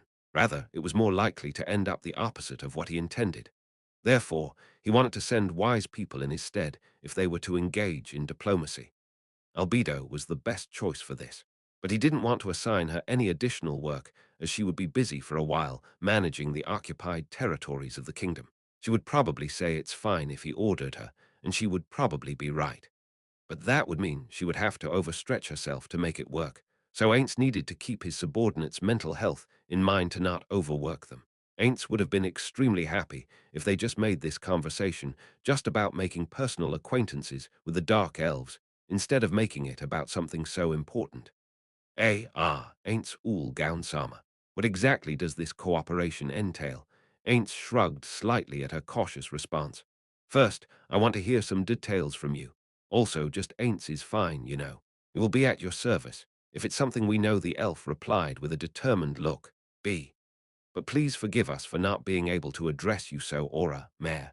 And the maids around them who were secretly eavesdropping had perplexed expressions. If elves called him Ainz, then they would be told that they were being overfamiliar and should understand their position. But if they did not, they would be told, how dare they refuse Ainz Sama's order. They were probably feeling conflicted because they knew that they would react in that exact way. He didn't intend to scold the maids listening in. It's not like they were doing it out of malice or simple curiosity. He felt they would go me to be on call if he needed them during this conversation. Is that so? That's regrettable. So, returning to the topic at hand, how is the elven country? How do you deal with monsters seeing that you live in the forests? The elves had confused expressions, as if they were just asked a weird question. While we live in the forest, our homes are on the top of trees because it's dangerous on the ground. We make our homes by transforming trees using druid magic. The trees suitable for such magic are also grown by magic. We call them elf trees. From what they said, it seemed like the elves could change the shape of trees using druid magic, like creating cavities inside the trees or shaping bridges between trees. An elf village was just a place where tens of those structures were bunched up together. This method of making things out of elf trees seemed to be at the core of elven culture. Not just homes or furniture, they could also create weapons and armor out of it. It was possible to make the arrows they used for hunting to be as hard as iron. Ainz wanted them to demonstrate this magic, as it did not exist in Yggdrasil. They were surprised at that request, because from their point of view, the tree the twins lived in was an example right there. It looked like they thought it was a mutated elf tree, because it looked different, that could only be transformed by those two. Furthermore, as that magic can only be used on elf trees, it didn't work with other trees. Because the elves lived in such conditions, monsters that were good at climbing trees like snakes or spiders were their natural enemies. Although they had things like a night watch, those monsters also tended to be good at concealment. There were still victims every now and then. On the other hand, they did not get attacked as much by monsters that couldn't climb because it was easier to fight them off. It seemed like the elven capital, the only place the elves could call a city as they were not a populous race, was the only settlement that was constructed in a place without the forest's cover, on the shore of a crescent-shaped lake. The seemed like was added because these elves never visited the capital and only heard about it from others. They could establish that city on a plain because there was a giant monster in the lake that captured and ate any large monsters that came nearby. I see Ainz thought. As druid magic could also provide water, living on the trees was advantageous for them. As for flying monsters, the canopy of the elf trees could act as a shield while also hiding them. Living in such circumstances, it was natural that most of the elves gain abilities as rangers or druids. In other words, they could not survive without developing such abilities. I don't know how class selection works in this world, but seems like without jobs like farmers among them, the elves are more likely to be better fighters than humans, he continued, asking them about the lifespans and population of the elves. They were evidently not that concerned about how long they lived, seeing as they did not know their own lifespans. It seemed like the oldest person there was thought to be over 300 years old. By the way, these elves didn't even know their own age. It was likely that they did not have the concept of a birthday. Perhaps it was due to their long lives. They did not give birth frequently like humans, and thus their populations were much smaller. However, upon learning more, Ainz thought that the number of children they had was not small at all. In Yggdrasil's setting, an elf's lifespan was 1,000 years. The age up quickly in the first 10 years, and then in the last 10 years, I think. I don't remember the exact details, but I think it's something like that. Or am I wrong? Also, if they supposedly gave birth once every decade, if we consider 200 years old as the start of adulthood and 400 years old to be when infertility sets in 20 children, I want to learn more details about this in the future. Then if I were to return you to your former village, where would I go? Elves started looking at each other. I see, of course they will not talk about it. It's important information after all. After a while, one of the elves inquired hesitantly, "Excuse me, but are we going to be sent back to our homes?" Noticing their strange choice of words, Ainz realized his mistake. "That's right. I forgot that your village was attacked by the theocracy. These elves were not soldiers, just people who were living in the village that were captured during the theocracy's attack on it. From their point of view, it was painful to return back to that place. Plus, their safety could not be guaranteed. Let's do this. Instead of returning you to your village, we'll take you to a safe place. Do you have any such place in mind? A village with your relatives, or if there aren't any, how about the capital? The capital, please forgive us. We don't know any other place except the surroundings of our village. I wonder which place can be considered a safe place. These elves were unfamiliar with information outside of their village, but that wasn't something limited to these girls. It's the same for the villagers from the kingdom or the empire. People in this world mostly live out their entire lives at their place of birth, especially for those without education. Though they would barely know about their neighboring cities, the other cities in their country might as well be foreign lands to them. While Ainz was pondering over this, the elves spoke again. "Excuse us, but are we really going to be sent back outside?" That's what I plan to do. If we are to engage in diplomacy with the elven country, keeping you here would make the other side dissatisfied. You understand, don't you? I kept you here until now as an emergency measure, but it will be hard to continue doing so. However, I am not cruel enough to release you in a land under the control of the slain theocracy. That's why I asked you for a safe location, although Ainz did not intend to be the emissary. Returning these three back safely would probably help with future diplomacy. Seeing that the elves wanted to say something, Ainz asked them, "What's the matter? Is it possible to let us continue staying here?"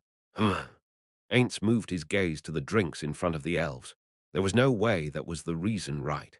Why, I can understand if you don't want to tell me, but please do if possible. About that, the elf representing them took a quick look at the twins. Aura, Mare, it looks like your drinks are nearly finished. Why don't you go and get some more? Okay. Understood, Ain't Sama, let's go, Mare. Splendid. Ain't admired Aura's quick wit. If he was in Aura's place, he wouldn't have understood so quickly that he was being told indirectly to get away for a while. Or perhaps his working adult senses would have instantly understood it. One could stand to reason that Aura was better than Albedo or Demiurge at reading the mood.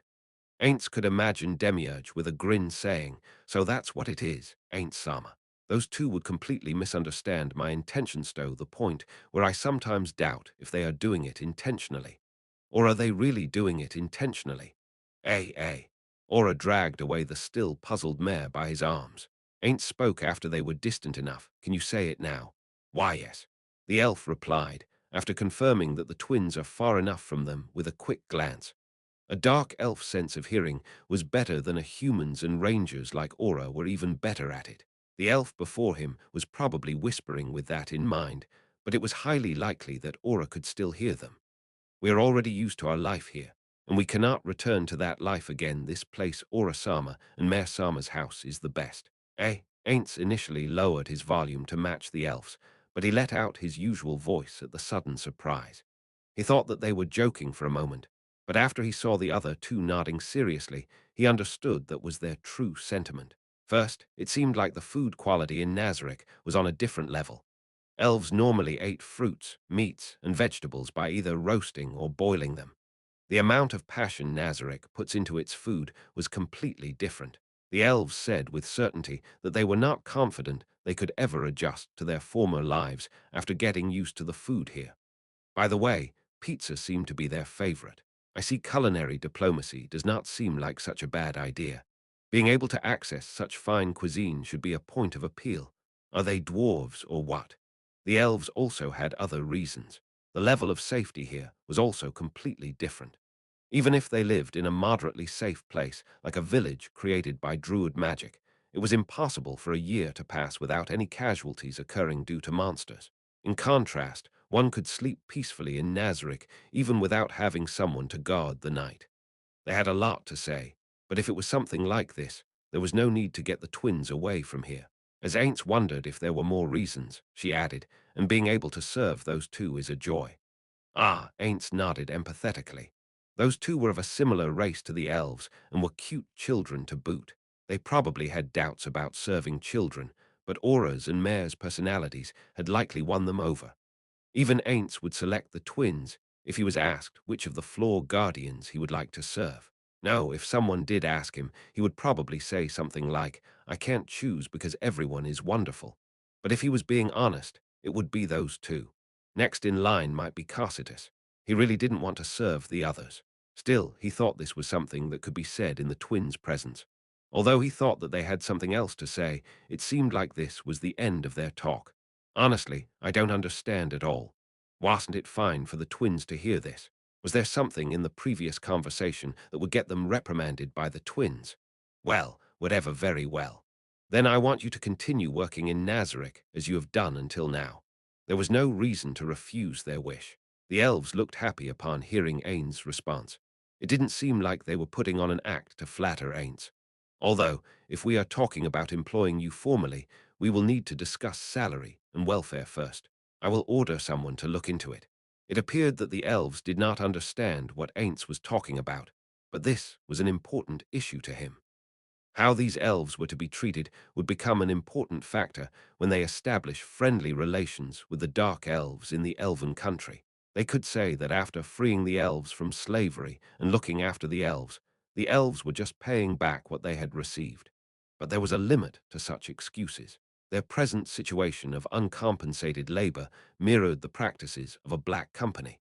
He did not want the dark elves that might visit here in the future to get such an impression. In that case, he just had to use these three to set Nazarik's precedent as a white company. Ainz took a quick glance at the maids around them. They were cupping their hands behind their ears as if to hear them better while trying to make it look like they were resting their chins in their palms. They were not at all concerned about their appearances. He didn't feel like reproaching them since he thought that it was just a display of their loyalty, but he at least wanted them to hide it a little better. I should make a contract with these elves as soon as possible. Also, should I try extending the white company treatment from these elves to the regular maids?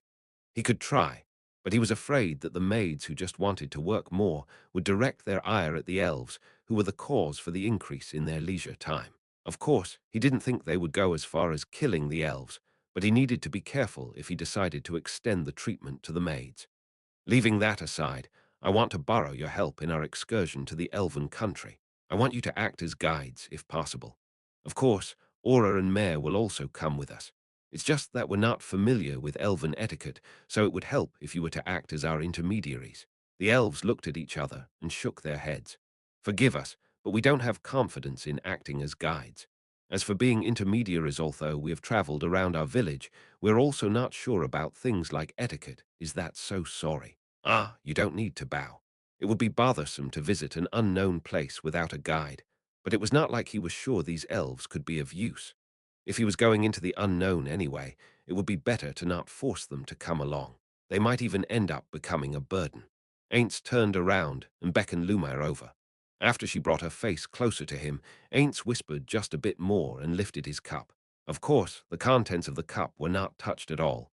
Just to be sure, he gestured in the twins' direction with his eyes. He thought he was being a bit obtuse, but it seemed like she quickly understood and left with a simple "excuse me." And what is the general opinion on dark elves among you elves? They are splendid beings. Ainz wrinkled his brows at the instant, somewhat suspicious response.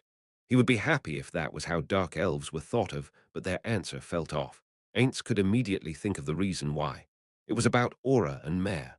No, that's not it. I'm asking about the relations between the dark elf race and your race of the elves. They are splendid beings. That's not he probably couldn't do anything about this kind of kowtowing. After being treated as subordinates of the twins for so long, they couldn't possibly say something like, dark elves are an inferior race after all. Rather, it would be scarier if they were the kind of people who could say something like that. As I have mentioned before, I want to open diplomatic relations with the elf country. I also want to entrust this to the twins. That's why I want to know how elves as a whole look at dark elves. I don't want them to be mistreated if elven society holds negative opinions of dark elves. So what do you think? I need an honest answer. The elves looked at each other. Honestly, as our village did not have any dark elves, we've only met them here for the first time. That's why we didn't have any opinions about them.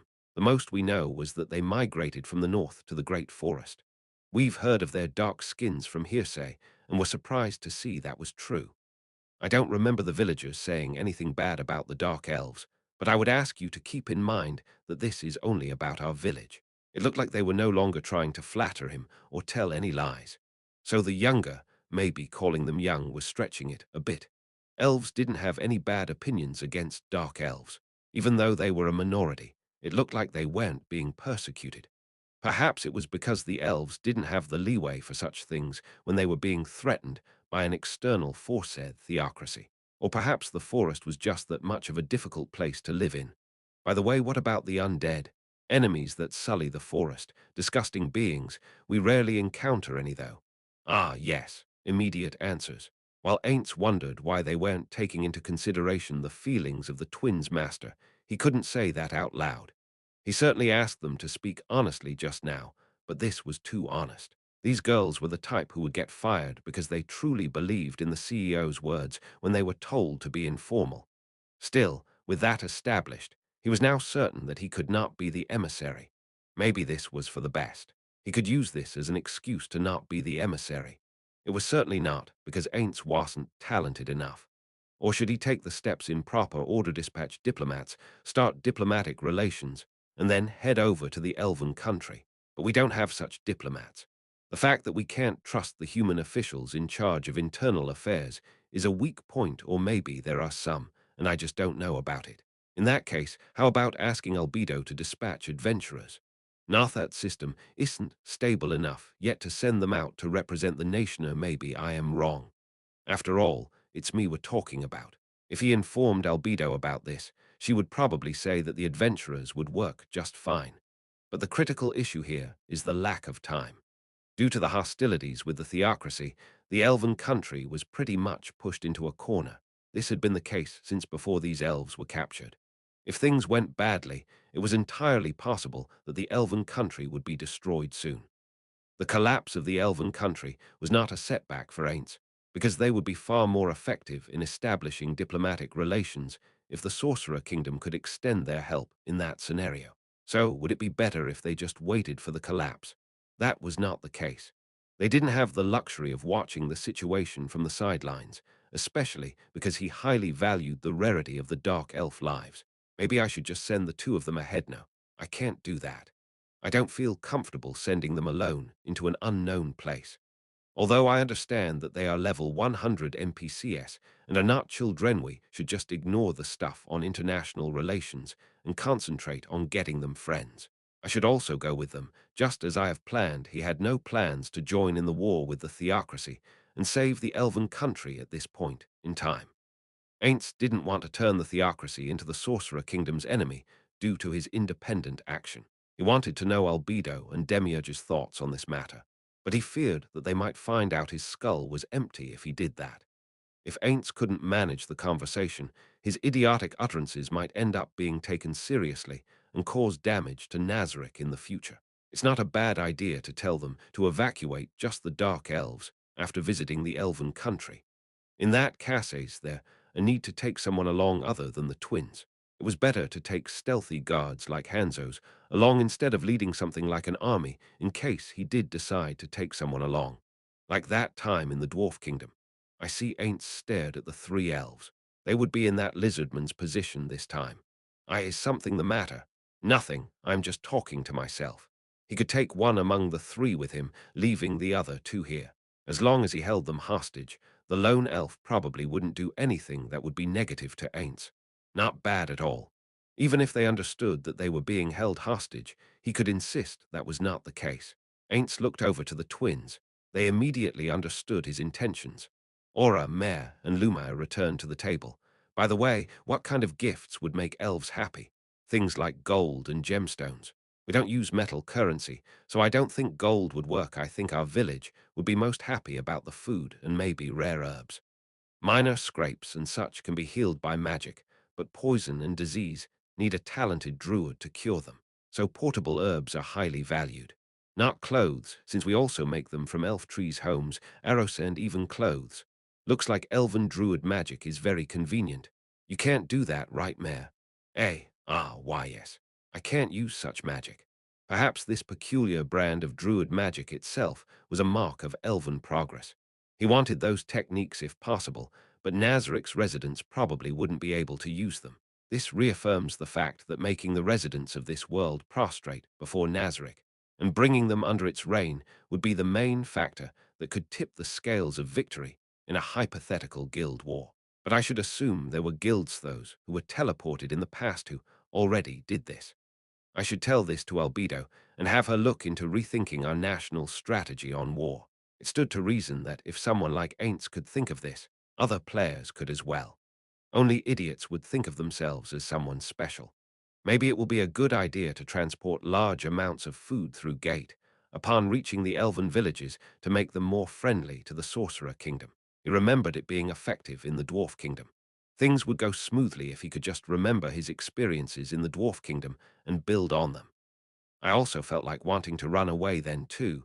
Didn't I? The best way to do this is to first find the Crescent Lake, visit the royal capital that was said to be on its shore to collect information, and then head to Dark Elf's village. We are going to a Dark Elf village. Aura looked like she wanted to say something, but she probably couldn't ask in detail in front of the three elves. If possible, Ainz didn't want to tell them they were visiting the Dark Elves' village to find them friends. He didn't want them to make friends just because he ordered them to. That's right. That's what I intend to do. I am going to need your help there. He deliberately ignored Aura's behavior, but he still got a pair of energetic affirmations in return. What should I do next? Persuade the others. I can't make the same excuse I used for the Dwarven expedition. He wasn't confident about the next step. But he had to succeed here, because he also wanted to use this as the groundwork to bring the concept of paid vacations to Nazareth. At that point, maybe they were waiting for the conversation to die down. The dishes were brought over. Well, enjoy yourselves. With Ainz encouraging them, the elves took to the food with relish. 3. What would a person do when faced with a challenge? There were many methods suitable for overcoming one, and this time Ainz chose to use the advantage of numbers and location. With Aura and Mare flanking him, Ainz sat down on the throne in the audience hall prepared by the Guardians, finally holding the original staff of Ainz Ooal Gown after a long time. The ultimate form of the absolute ruler of Nazareth and the guild leader Ainz Ooal Gown, so to speak. Still, his victory against the opponent that would be appearing soon was not a certain thing.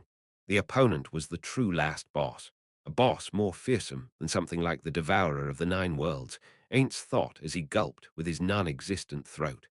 He had already gone through the simulations multiple times, but Ainz was just an ordinary person. He likely doesn't even reach the foot of the mountain that was his opponent's intellect. So there's nothing else to do except leaving it all to luck. He was placing his hopes on his ad-lib skills. He was sure his future self would pull through. Lumaya, who had been waiting before the entrance, announced the opponent's arrival. Very well. Let them enter. Understood, Ain't Sama. Everyone should have understood who the opponent was by now. It was none other than the last boss, aka Guardian Overseer, Albedo. The moment she noticed Ainz, Albedo switched from her usual smiling face to a serious expression. Please forgive me for making you wait. Seeing Albedo bowing deeply near the entrance, Ainz ordered her to lift her head up. Don't worry about it, Albedo. I was already informed that you would be late, so you can even say that you are on time. When contacted through message, beforehand, Albedo informed him that because she was doing something in the frozen prison, her appearance might not be suitable for an audience. So, she requested some time to make herself presentable. With no reason to refuse her request, Ainz designated this time, 30 minutes more than what Albedo requested, to meet him here. The fact that Albedo still arrived 10 minutes before the designated time was likely due to her personality. Or maybe it was just an ironclad rule for working adults to always arrive before time. Albedo lifted her head, walked before the throne, and kneeled. Ainz informed her immediately. Albedo, I am taking a paid vacation. Starting right this moment, he could make any number of excuses. But every time he did that, the conversation tended to go in weird directions. So he felt it was better to directly state his goal here. Demiurge was absent this time, so it is unlikely to lead to some strange development. Albedo scrunched up her brows slightly while lifting her head up to look at Ainz. She then cast her gaze to the left and right of him, probably checking Aura and Mare's reactions to those words. Ainz continued to observe Albedo, worried about her reaction. She replied with a serious expression. Including Nazareth, everything in the Sorcerer Kingdom belongs to Ainz Sama. What? He couldn't understand what she was saying at all. No, not one bit. How could one arrive at such a response? What leaps of logic, what train of thought would lead one to such a conclusion? How should Ainz respond? He could immediately think of two replies. What the hell are you saying? Was one, the other was yes, just as you have surmised. Of course, he would apply a coat of varnish over those words to make them sound regal. Ainz started churning his imaginary brain matter at full power, but there wasn't enough time. Albedo had already thrown the ball into his court. He needed to send it back as soon as possible. It seems like you are misunderstanding something, Albedo. That's not what I am trying to say. He decided to be honest. Would it have been better if he put on an act like he usually did? Yeah, probably. Anyhow, he managed to protect the image of Ainz Ooal Gown, the absolute ruler of Nazareth, for now. By sacrificing Suzuki Satoru's heart, Albedo made an expression like she realized something. Please forgive me for my mistake, Ainz Sama. She bowed again in panic. No, it's not like I am angry. You don't need to bow. Only scum would enjoy having someone bow their heads for no fault of their own. It seems like the term paid vacation caused a misunderstanding. Nazarick did not have salaries or day-offs. It stood at the pinnacle of black companies. Therefore, it was highly likely that she thought the term paid vacation was a metaphor for something else. You could say this was Ainz's fault, because he had yet to implement such a system in Nazarick. Of course, Ainz would want to vindicate himself by pointing at the NPC's obstinance and demand for more work. The following was just Suzuki's Satoru's personal experience, but however bad a company might get, employees could usually tolerate a lot as long as their interpersonal relationships were good. On the other hand, if these relationships were bad, it wouldn't matter how well the company might treat their employees. They tended to break down quickly. Perhaps Nazarick was running smoothly because the interpersonal relationships between its denizens were great. It was a mistake on my part. Forgive me. Ainz lowered his head as well. Hey, Ainz Sama, please raise your head. Ainz lifted his head at Albedo's flustered words. Anyhow, as we have both bowed, can I be considered forgiven? There's no need for Ainz Sama to. If there comes a day when I can't bow to you people, then that day will be the end of me. That person will no longer be me. Albedo gasped with her eyes wide open and then bowed deeply. The disturbance by Ainz's side was likely caused by the twins' surprise at Albedo's reaction. Before Ainz could ask her what the matter was, Albedo lifted her head. Ainz Sama said that it's a paid vacation, but is there a plan to head somewhere with the two of them in tow, as expected of Albedo? To have noticed that Ainz was planning to travel just from the phrase paid vacation, Albedo was quite fearsome. If it was Ainz in her shoes, he would have probably said something like, as the two of them are here, are you planning to spend some leisure time on the 6th floor? I am planning to head to the elven country in the south with these two. So it's the elven country. Albedo pondered for a while before speaking again. I see. What do you see? Maybe she was thinking that Ainz was heading over there for diplomacy. He had to make sure. Don't be hasty. I'm not going there for diplomatic reasons. I just want to observe their state of affairs. Understood. A simple reply. Ainz thought she was going to say more. This was way scarier. He had the feeling that a critical misunderstanding was taking root. So I will be going on a journey to the elven country with these two. If there's something urgent, contact me with message. I will be back immediately. That's all there is. All right. I don't plan on doing anything else, okay? I really don't. Understood. Understood. So will you be setting out soon? Why, yes, that's right. He hadn't thought that far ahead, but considering the theocracy's advances, it would be better for them if they started early. I intend to, but Aura and Mare have to prepare right. I think those two will have no issues. If Ain't Sama decided to set out this instant, then it would be natural for them to complete their preparations immediately. Aints wanted to reproach her for saying such things, but the twins also concurred with her. If those two were saying that it's not a problem, then it was not Ain's place to object. I want to be certain about something.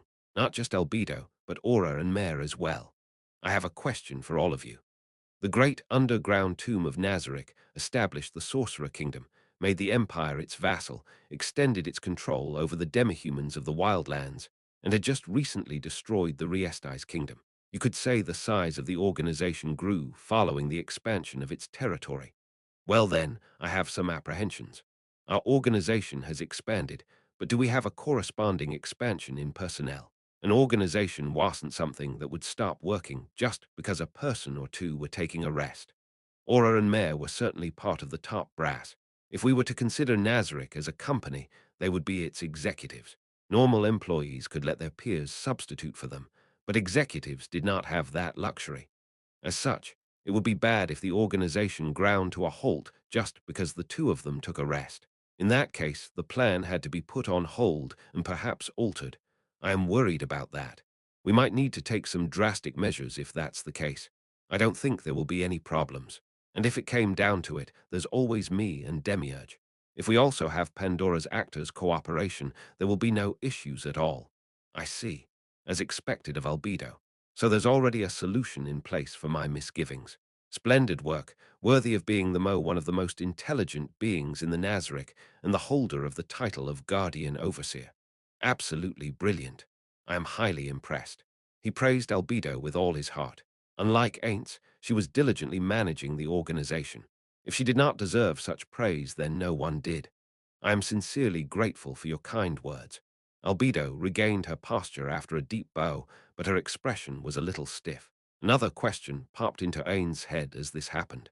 It's Aura and Mare this time, but would everything work without issues if you and Demiurge were the ones to take a vacation? Albedo faltered for a bit, but immediately answered. I believe that even if we were to be absent, the others would be able to substitute for us without issues. They would do their best to meet Ain't Sama's expectations. Albedo, it's not about what you believe. What I want to know is whether or not they could handle it without a problem, of course. It is hard for you to express doubt about the abilities of the Floor Guardiancia comrades, and I do understand that it's painful for you. But can you tell me if they can do it without your emotions getting in the way? If the answer is that they cannot, then we will have to train them and restructure the organization when we have the leeway to do it. Well, if even someone like me could foresee this, Albedo has probably already looked into it. Excuse me, ain't Sam sorry for interrupting, but what's the matter, Mayor A? Sorry, but I am N. Not confident about being able to do the amazing work that Albedo-san does after a short silence. Albedo's prickly voice echoed in the hall. Is that all you have to say? What is this? He didn't feel like any of Mayor's words just now warrants Albedo's anger. In fact, Ainz was in complete agreement with him. Mayor flinched as Albedo shouted. She was seriously angry. Before Ainz could stop her, Albedo continued. Did I hear a floor guardian, an elite among elites, say that he can't do the work that's expected of him by a supreme being? Albedo, don't be so loud. What's the problem with someone saying that they cannot do something when that's the truth? In fact, it would be more of a problem if they say that they can, even when they cannot. Forgive me for my insolence, but let me continue.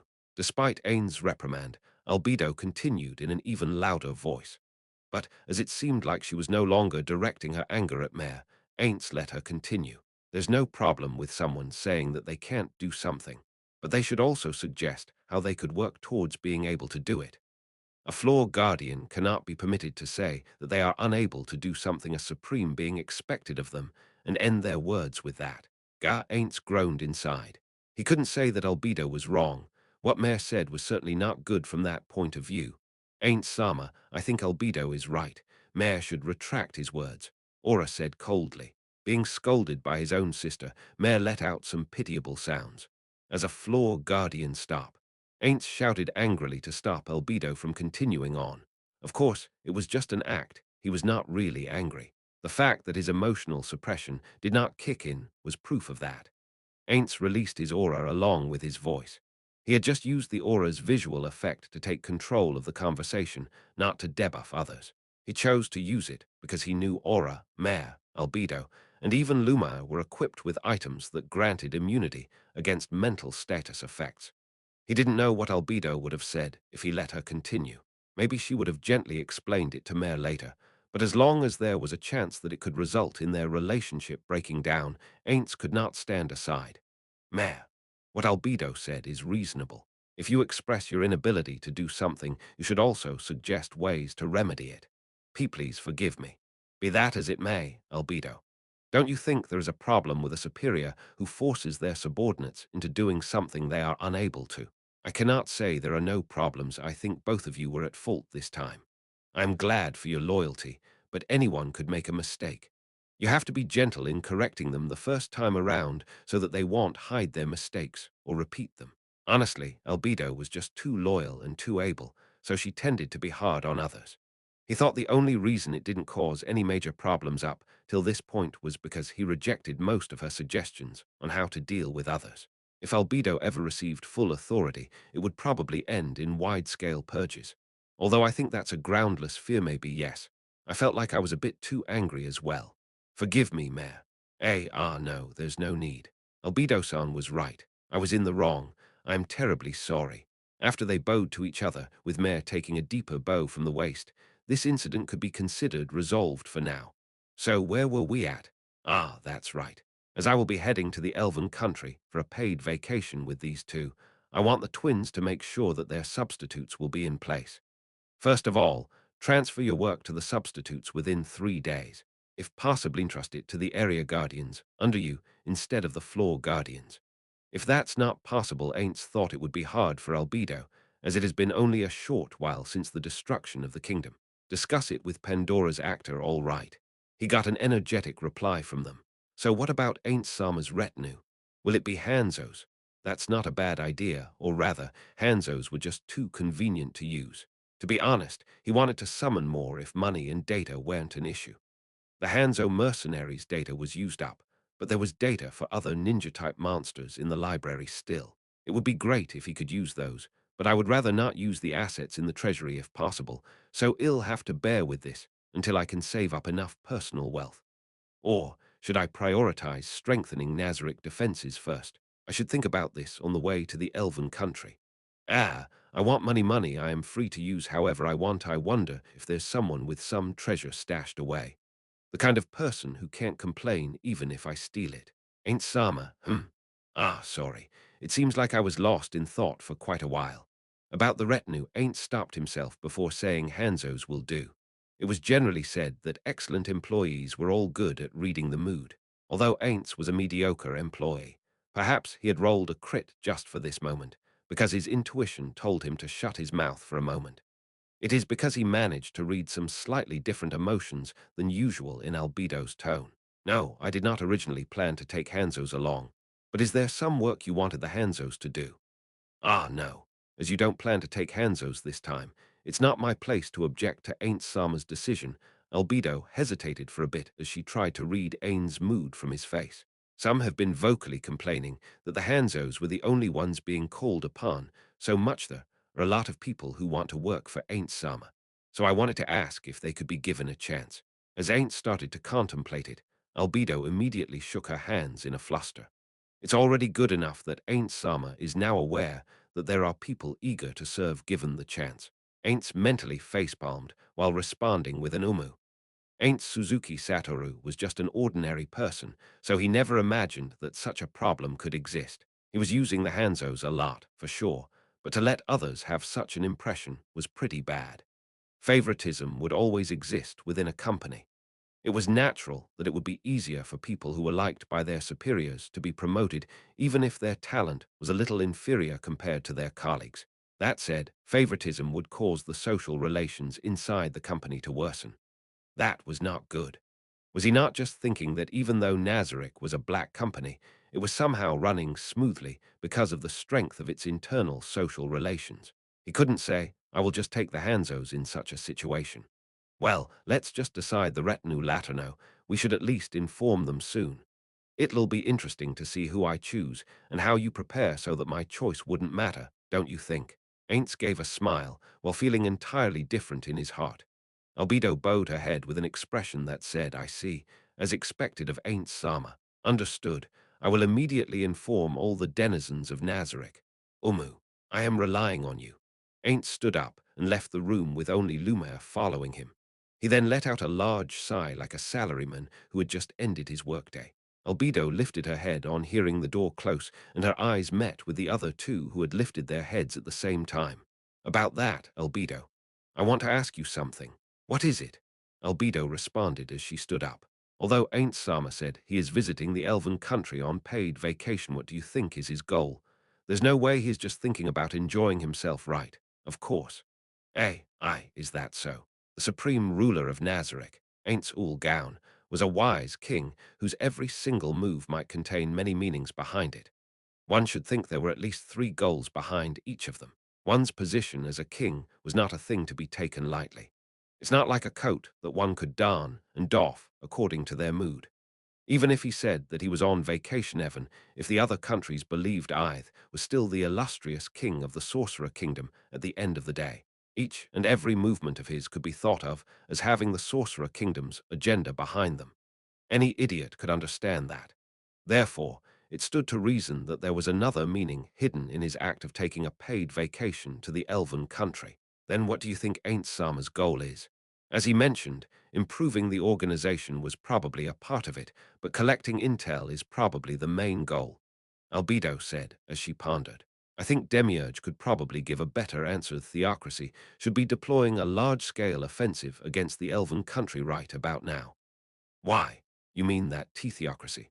Information regarding the Theocracy was circulated around Nazarick, so there was no need to explain the fundamentals. Yes. After finding out that their hypothetical enemy, the Sorcerer Kingdom, has entered into conflict with the kingdom, They would naturally try to finish their war with the elves once and for all, because it would be bad to fight on two fronts, right? That's right.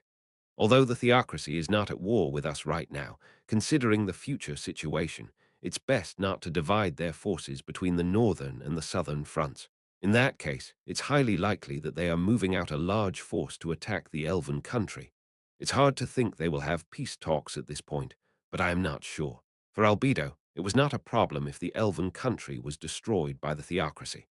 On the contrary, it was even better for them if the theocracy enslaved the elves so that they could gain the great casus belli to liberate the elves. That could increase the amount of options they had against the theocracy, but it seems like their master thought differently of the situation. Perhaps he was going there because he wanted to gain more information before making a decision. Demiurge would have probably answered with certainty if he was here. Albedo had a leg up over Demiurge when it came to internal affairs, but she had to concede to him on military issues. She had always lost to Demiurge in that subject. While this thought formed in her head, she tilted her head, wondering why Demiurge was so silent regarding this matter. Is Demiurge making moves while keeping it a secret from us? Is he planning something by collecting intel on the situation within the elven country secretly? I don't think that's the case, but as Demiurge often worked outside of Nazarick, he received more discretionary powers compared to the other floor guardians. Or rather, it was more accurate to say that the other guardians didn't use their privileges as much. That said, he always described the information collected and his actions in very detailed reports, which always ended up being hefty and a bother to read to their master, which passed through her. That was why Albedo believed that he couldn't be up to something without her noticing it, since she didn't receive any reports regarding the elven country.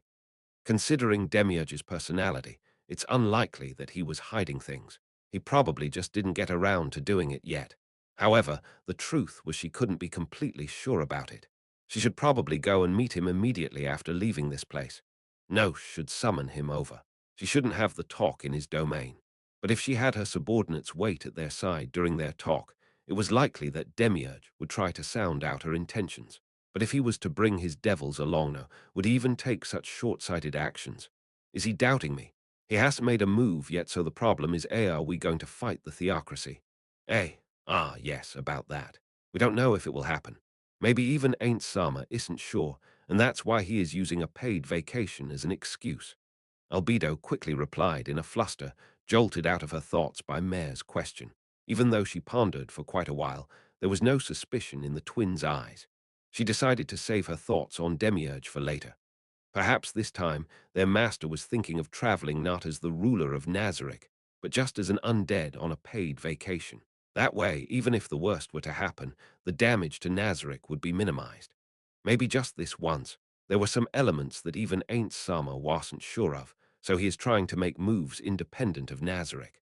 No way, You are tea-talking about that Ain't Sama, why you know. The two elves raised their voices, filled with surprise, and looked at Albedo with eyes filled with disbelief. Their master's wisdom had managed to read and control everything until now. They saw many times when one of his unremarkable moves ended up being the fatal strike for the opponent. According to what they've heard, he already had a general idea of the next 1,000 years and was making moves accordingly. It was natural to doubt Albedo, who said that their master could be uncertain about something. As expected, even Albedo couldn't completely read through our master's intentions. Albedo directed a bitter smile at Aura, who spoke with her hands crossed behind her head. First of all, it's impossible for anyone to see the depths of Ain't Sama's great plans. That is something I have experienced repeatedly, till no, frankly speaking. I still don't understand the reason why Ain't Sama used the word paid vacation. Just keep in mind that as you are going to the elven country, it's highly likely that you will have to face the theocracy. The two guardians nodded with serious expressions. Are we allowed to take along our own subordinates other than those selected by Ain't Sama? You mean Albedo considered Mare's suggestion? While it could be taken as an affront to their master, it could also possibly make him happy that they prepared some on their own. If Ain't Sama wants a small elite Forcino. Wait, Albedo started to consider the matter on a deeper level.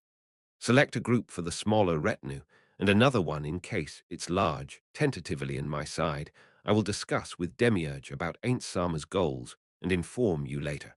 The way Ainz Sama was extremely worried about the deterioration of Nazarik's organizational capacity. Is that also one of the factors this time? Upon informing him that there was nothing to worry about, she was answered with sarcastic praise. It was probably because of her failure to understand the full extent of his unease and her inability to answer the trust placed in her. He was especially worried about that point for the time being.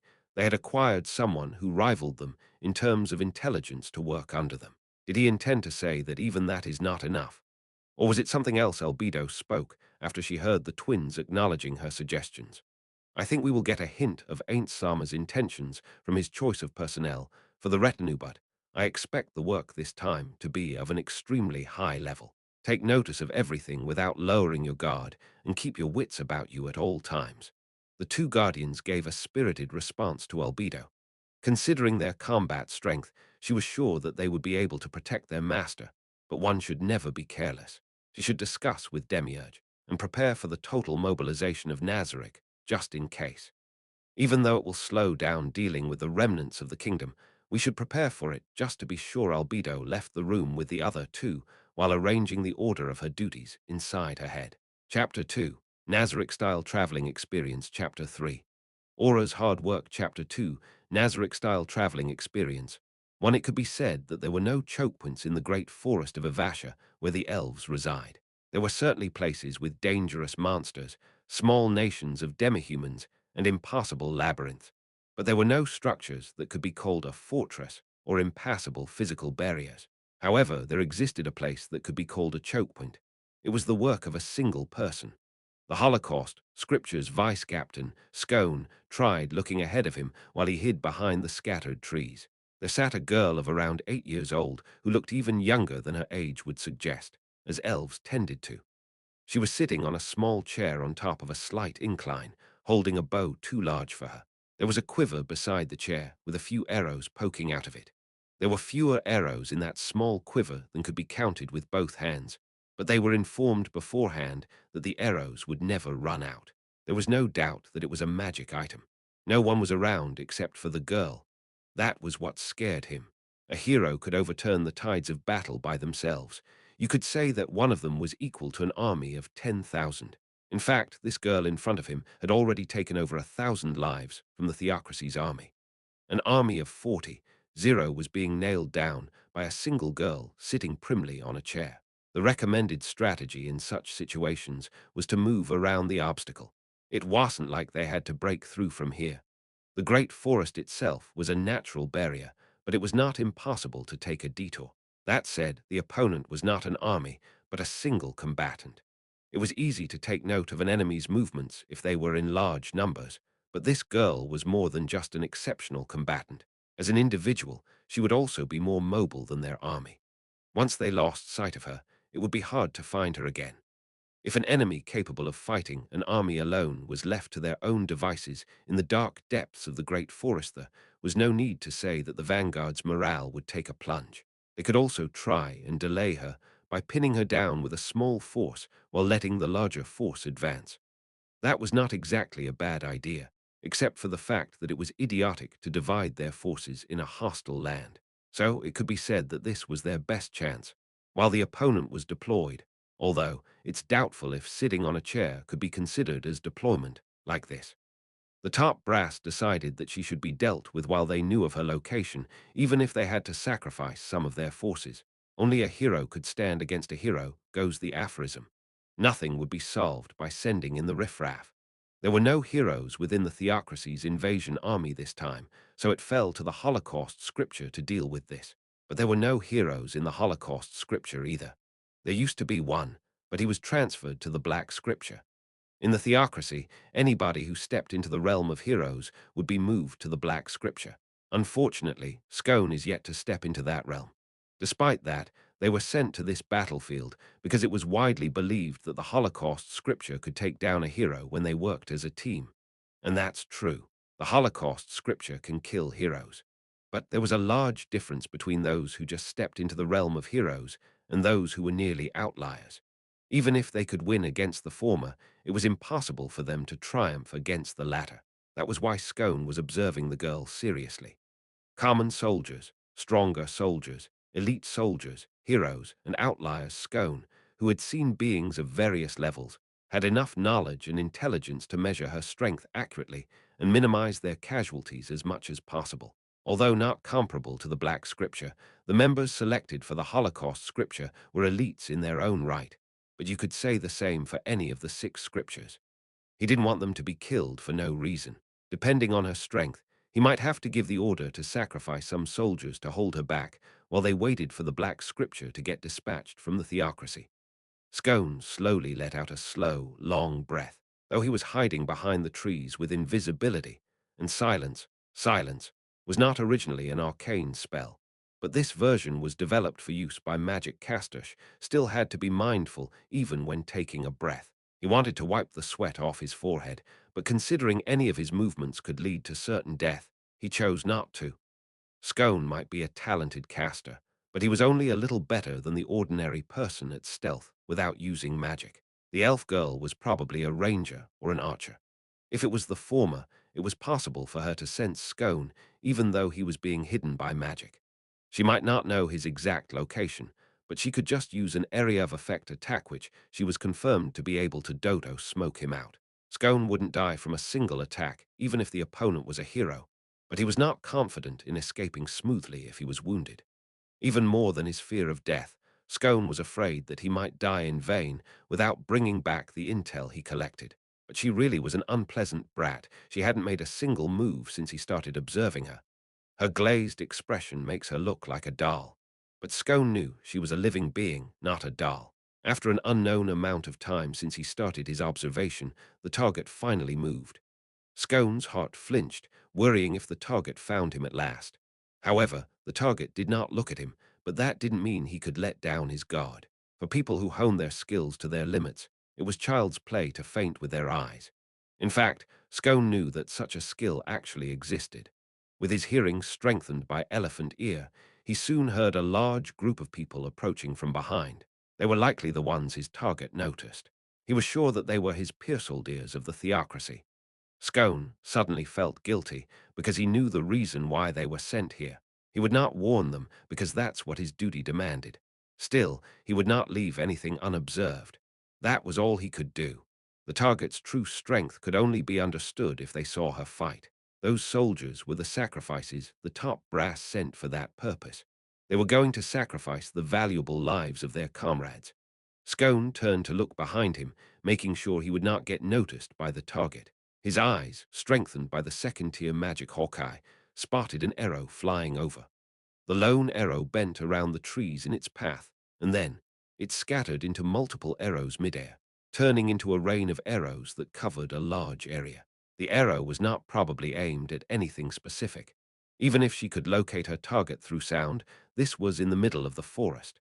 It was impossible to snipe accurately with all the trees around, but something like a fireball would be able to burn beyond these obstructions. She was just emulating it by combining the ability to weave through the gaps between the trees with the ability to multiply the arrows. Scone's strengthened ears picked up cries of pain from the soldiers.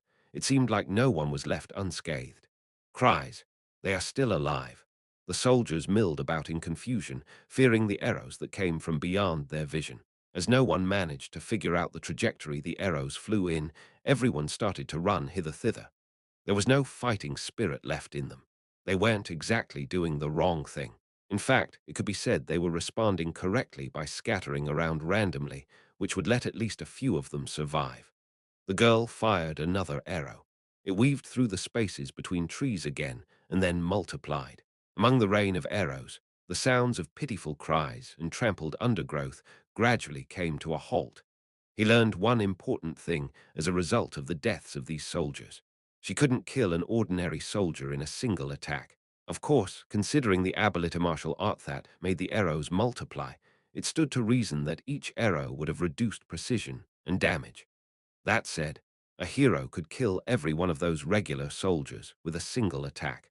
It could mean only one thing: she isn't a hero. That brat didn't step into the realm of heroes that was Scone's conclusion.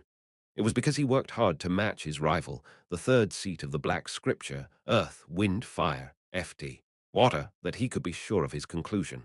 T/N. Third seat's title should be the Four Elements, the same kanji as in Viria's traditions. She was weaker than Scone, but that didn't mean they could be at ease. The fighting styles of a magic caster and an archer are strong in their own ways. Even if he was stronger than her in general, the battle could still go either way. It was also possible that she was hiding her true strength after realizing she was under observation. But Scone, the observer in question, could say with certainty that she didn't notice yet. There was only one thing left for them to do: remove the obstacle in the path of the theocracy's advance. He activated silent magic wall of protection from arrows. He didn't feel like that was enough preparation, but she might notice something suspicious and escape.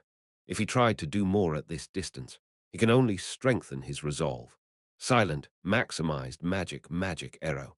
He came out of hiding from behind the tree and activated his abilities at the same time.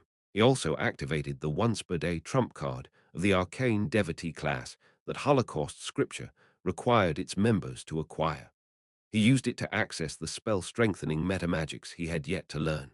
Naturally, he chose triplet magic. A total of 12 magic arrows flew out at the same time. One could not escape from these arrows, but unfortunately, the damage of a single arrow was not enough. As long as there's not much difference between the strengths of the opponent and the caster, it would be hard to kill them even with maximized magic. But that was only true if he was fighting alone. All of his subordinates were observing Scone's movements with invisibility. Their target's expression changed in an instant. Perhaps it was because she was in pain from Scone's attack, or perhaps it was because she saw the 100+ magic arrows coming at her from behind Scone. Holocaust scripture was entrusted with assassination and counter-terrorism work that required them to be flexible, so their teams consisted of at least 4 members, each with different jobs. This was similar to the adventurers' tactics in the Kingdom and the Empire. As the adventurers' guilds were in fact created secretly by the theocracy, you could even call them brothers-in-arms. The tactic this time relied upon a team consisting of one common class. On top of that, only those who could use a specific skill were selected. The end result was a team of magic casters who could also use invisibility. Hit, hit, hit, hit. It was like wings of light flew across the sky. The target collapsed on the ground and laid still with her face down. Even so, only Scone approached her. He didn't think the target, who was an archer, could use it, but there were illusions that could make one appear dead. He can't let his guard down yet. He put his foot under her body and flipped her around. There was not a single part of the child's body that was without wounds from being hit by their magic arrows. Scone took a closer look at her face. There was no light in the eyes that peeked out from under her swollen eyelids. She was dead for sure. Ha! Right back at you, you shitty brat. They didn't select magic arrow just so that it could be an act of symbolic revenge. People like rangers with keen senses could sometimes sense and escape from damage if they were attacked with area of effect spells. Mental attacks were situationally effective at dealing fatal damage in a single blow, but there was a high probability that it would just get nullified. So, since he had others to back him up, he chose to use a method that was guaranteed to hit the opponent. Be that as it may, it was still the best spell they could have used to take revenge for the soldiers killed by her arrows. Scone wrinkled his brows at the dead child's face. He felt like there was a hint of tranquility in it. Maybe he was just mistaken, but if he wasn't, that would be extremely irritating. This elf killed nearly 1,000 of his comrades from theocracy, so he wanted her to die in painful agony, regretting her actions at the end. Scone stopped himself before he could spit on her corpse. He had to get the equipment off of her first. He planned to do it here as there were no enemies around. He would probably feel disgusted if he had to touch his own saliva in the process, so he should spit after he took them off her. First, the bow. It was the weapon of an opponent who managed to stop the theocracy's army by herself. It should be something good. Good grief. Scone suddenly went stiff upon hearing the nonchalant voice of a man. Although he should have responded immediately, the suddenness shocked him to a stop. Turning to look at the source of the voice, Scone found a single elf. There wasn't supposed to be anyone here. There was no mistake about that. There should be no elves other than the target present. He even took care to use invisibility while approaching the target. Human, did you know? That fighting with the strong, with one's life on the line, is the fastest way to become stronger. Though I took her away from her mother and threw her into the battle immediately, thinking that she was a success, the voice sounded disappointed.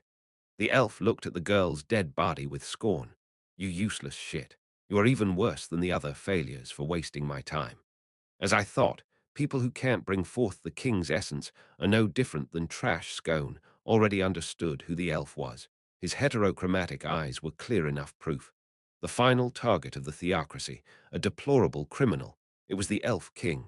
An existence that even heroes couldn't win against, never mind scone. Someone above even the outliers. There was no chance of victory. Silent magic invisibility, Shun panicked, immediately activated the spell and moved a short distance. Yet the Elf King's eyes followed him. Even though he just moved a short distance from the place where he cast invisibility, the Elf King clearly saw him. The moment he realized that, Scone ran with his back turned to the Elf King. He can't hide the grass being trampled by him, even if he was using invisibility and silence. But he couldn't stop running.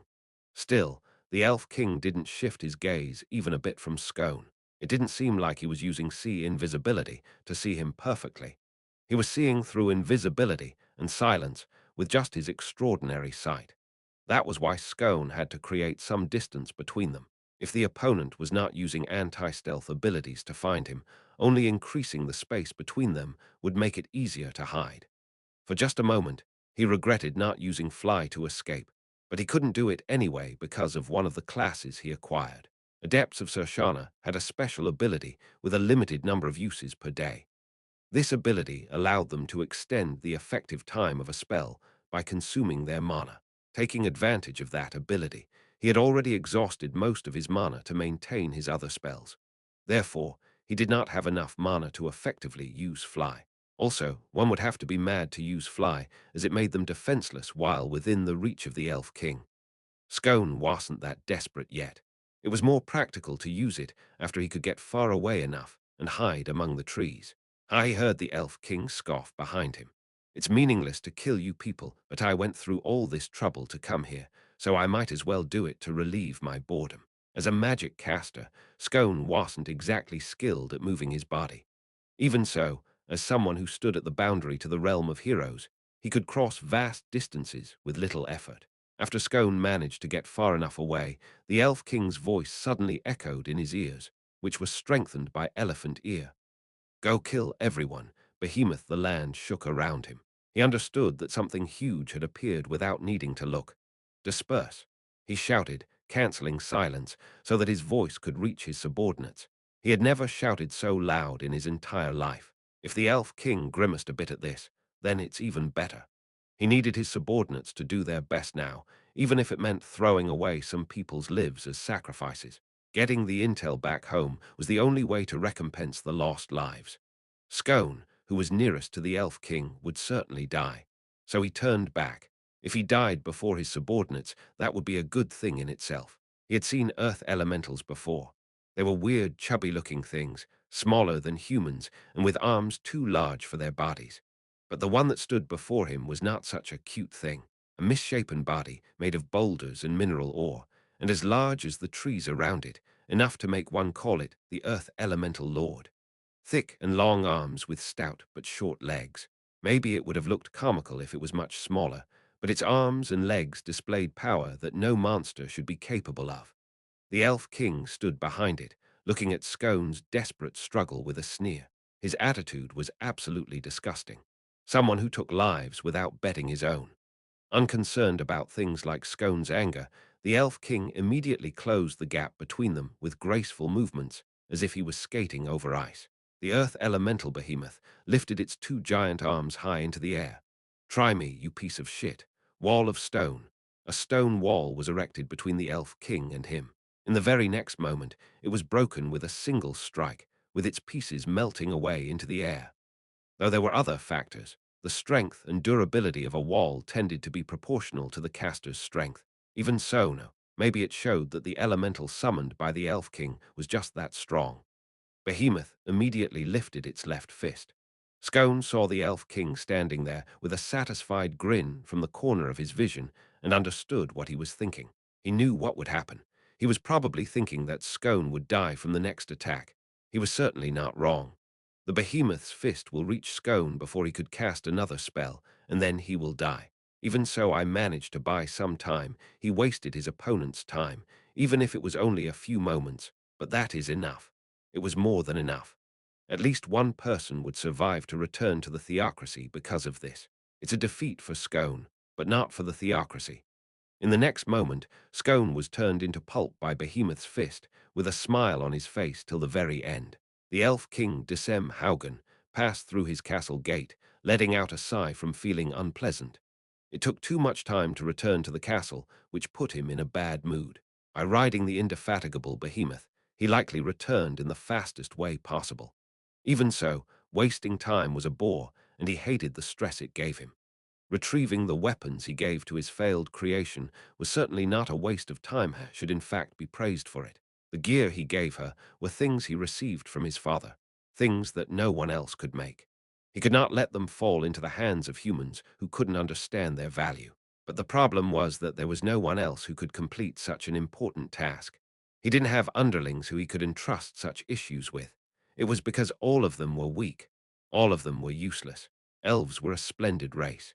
His father was the proof of that fact, that they were a race that could become stronger than anyone else. If Decem was a special type of elf like a high elf or an elf lord, he would have concluded that the others were just worse, and that would be the end of it. However, that wasn't the case. His father was also just an elf. This meant any elf could become strong. That's why he couldn't understand why the others were so weak. How could he prove that elves were the greatest race? He just had to achieve something that others could see. He just had to make this world the dominion of the Elversaf, him who held such a revered bloodline. He required excellent strong females for that. T/N. He's got the incel mentality, if that wasn't obvious enough. But he couldn't be sure which females had superior wombs until the children were nurtured. So he sent all of his children to fight in the war, but almost none of them managed to return. He was bothered by the fact that even after doing this for such a long time, he had no results to show for it. A female approached Decem, who looked quite menacing as he thought about various things. "My king, what is it?" He directed his simmering anger at the female, and then slightly widened his eyes with surprise.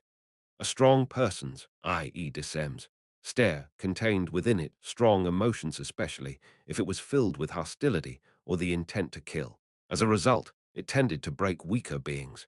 Yes, he didn't direct his killing intent at her, only his anger. Even so, weaker beings should still be affected, and though this female went pale, she withstood it. She was just supposed to be a weak female. In that case, how did she withstand his aura? Perhaps it was because he was exhausted. He didn't really care, but he should reward her for being able to withstand it. So he stopped to look at her. Decem was a merciful lord. How is that child? Who is that child supposed to be? What exactly was she thinking by asking him such meaningless questions instead of first thanking the king for his hard work after a long trip? He lost his motivation immediately. I am asking about Rugi Rugi. He didn't remember such a name. Decem can't really remember names because there was almost no one who was worthy enough to be remembered by him. From his point of view, remembering useless names was a waste of memory. It's not that his memory was limited, but there's no meaning to using his memory for unimportant things. In fact, he couldn't understand why so many people try to memorize useless things. The female shifted her gaze to the bow in Decem's hands. So she died. Something clicked in him. It was about that failure, the one who managed to die even though he gave her such precious weapons. He felt ashamed that half of the blood that flowed in her veins was his own. Nor rather, it was because it was not more than half that she got killed by someone like humans. Yeah, she died is that, so her voice trembled. She was also probably feeling ashamed upon remembering that her blood flowed through that failed creation, but that failure was still stronger than her. This female should be even more ashamed. But it was the king's duty to give people a chance. Decem felt moved at how gentle a king he was, that he would show mercy even for the incompetent. "Come to my room later. I will give you another chance." Decem started walking without waiting for a reply. He should get these weapons to the treasury first. After he returned from the treasury, Decem washed off the dirt from the battlefield and laid on the bed in his room. While he was waiting like that, a man came requesting his permission to enter. He couldn't see that female anywhere behind him. "What is it?" "I have information for the king. The woman summoned by the king, named Muyugi, has committed suicide. Suicide? Yes, she did it by jumping from the castle. What?" She died from falling from just that height. No, I forget that you people are only that strong. Decem pondered for a bit. He couldn't think of a reason for her suicide. First of all, he had just summoned her to his bed, so she should have been joyful. Maybe it's not suicide, but instead, she got murdered by someone who envied her. Are you sure that it's a suicide? Yes, we are sure, as there was someone who saw her do it. Decem thought for a moment that maybe that witness was the murderer, but if it really was a suicide, what could have been the reason? After he mulled it over for a while, Decem finally found the answer. I see, so it's something like that. I understand now. She was sorry for giving birth to a useless daughter and killed herself as an apology, right?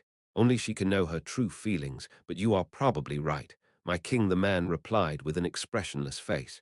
In that case, give her a fitting funeral. She used her life to apologize after all. It's a king's duty to forgive others. I am grateful for my king's merciful consideration. Decem nodded regally at the man who was bowing deeply.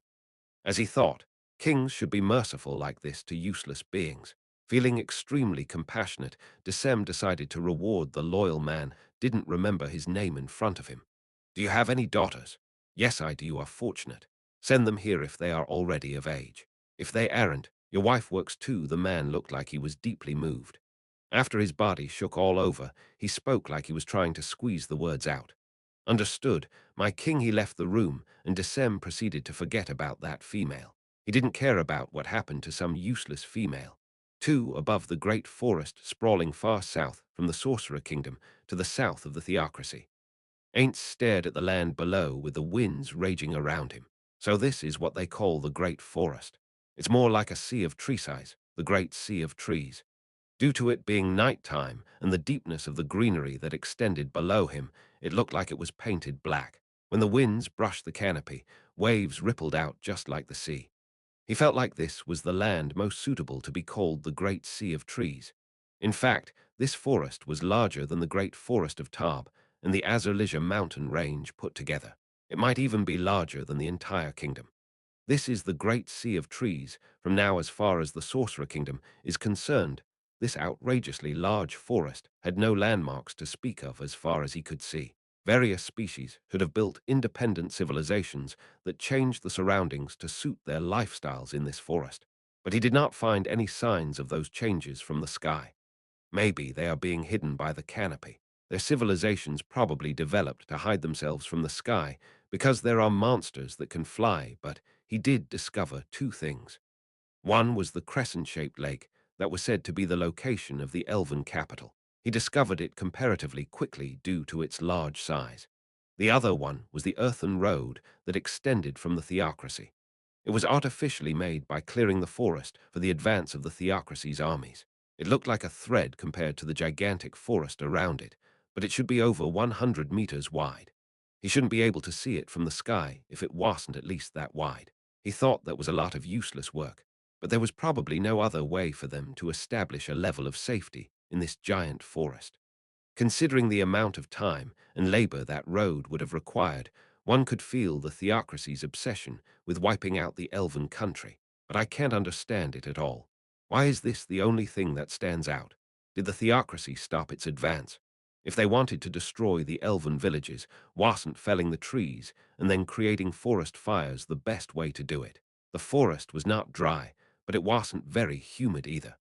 Destroying the elven villages should be easy as long as they took care of their surroundings when they start the fires. They want to take the elves as slaves, so they are not burning them down.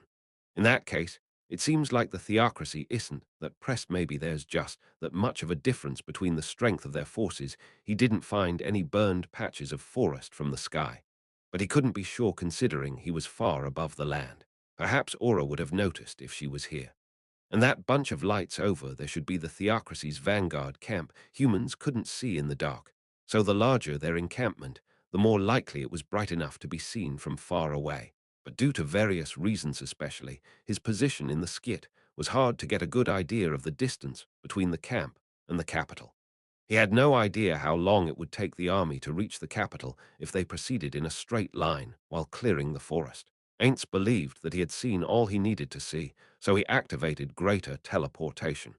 It was easy to be seen from the ground if he stayed in the sky without any cover. There were many people with superior vision, so he certainly couldn't be careless even though it was night. Of course, if the other side noticed him, he could easily escape before they could climb the height of thousands of meters to reach him. Still, there was no merit in letting others know about his presence here. So, Ainz did not dispel perfect unknowable. From Ain's analysis of the information he gathered, most of the living beings in this world were weak. Yet he couldn't say with certainty that there was no one equal to him in regions he had no information on. He should proceed while assuming that maybe they do exist. Since the enemy can prepare countermeasures if information regarding him was leaked, a card of his exposed was a step closer to his defeat. Well then, the next should be the elven capital deep in the night. The forest was gloomy with very little moonlight, but that was not an issue to Ainz. He came down from the sky using fly, using it to float just above the ground so that he wouldn't step on the undergrowth, and advanced towards his target. He already understood how far the theocracy's army had advanced. Next, he had to collect information in the elven royal capital. The space before him opened up gradually. Elven houses were made from short and stout trees called elf trees, and the royal capital, where a large number of them were gathered, looked like a forest. The construction was the same as in any other elven village, but it was especially striking when they were gathered in such large numbers. Maybe it was because they were denser in the capital, but it was overwhelming enough to pressure even him. Ainz felt like avoiding the place because it reminded him of his former grey-tinted world. The trees were cleared around the royal capital and instead converted into a large field of grass. That was not a natural phenomenon, but something the elves did for the capital's defense. It was made to provide better visibility, making it harder for an enemy to approach the capital without being seen.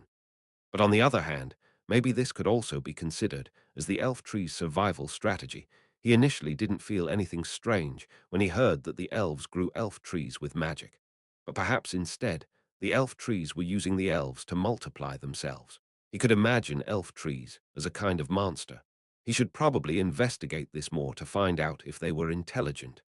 Ainz tried to see ahead of him as he thought about how to investigate this and whether or not he should entrust it to Mare.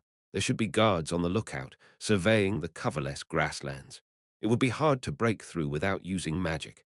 That said, it should be possible for an aura-level ranger. High-level rangers had the ability to stay hidden even if there was no cover.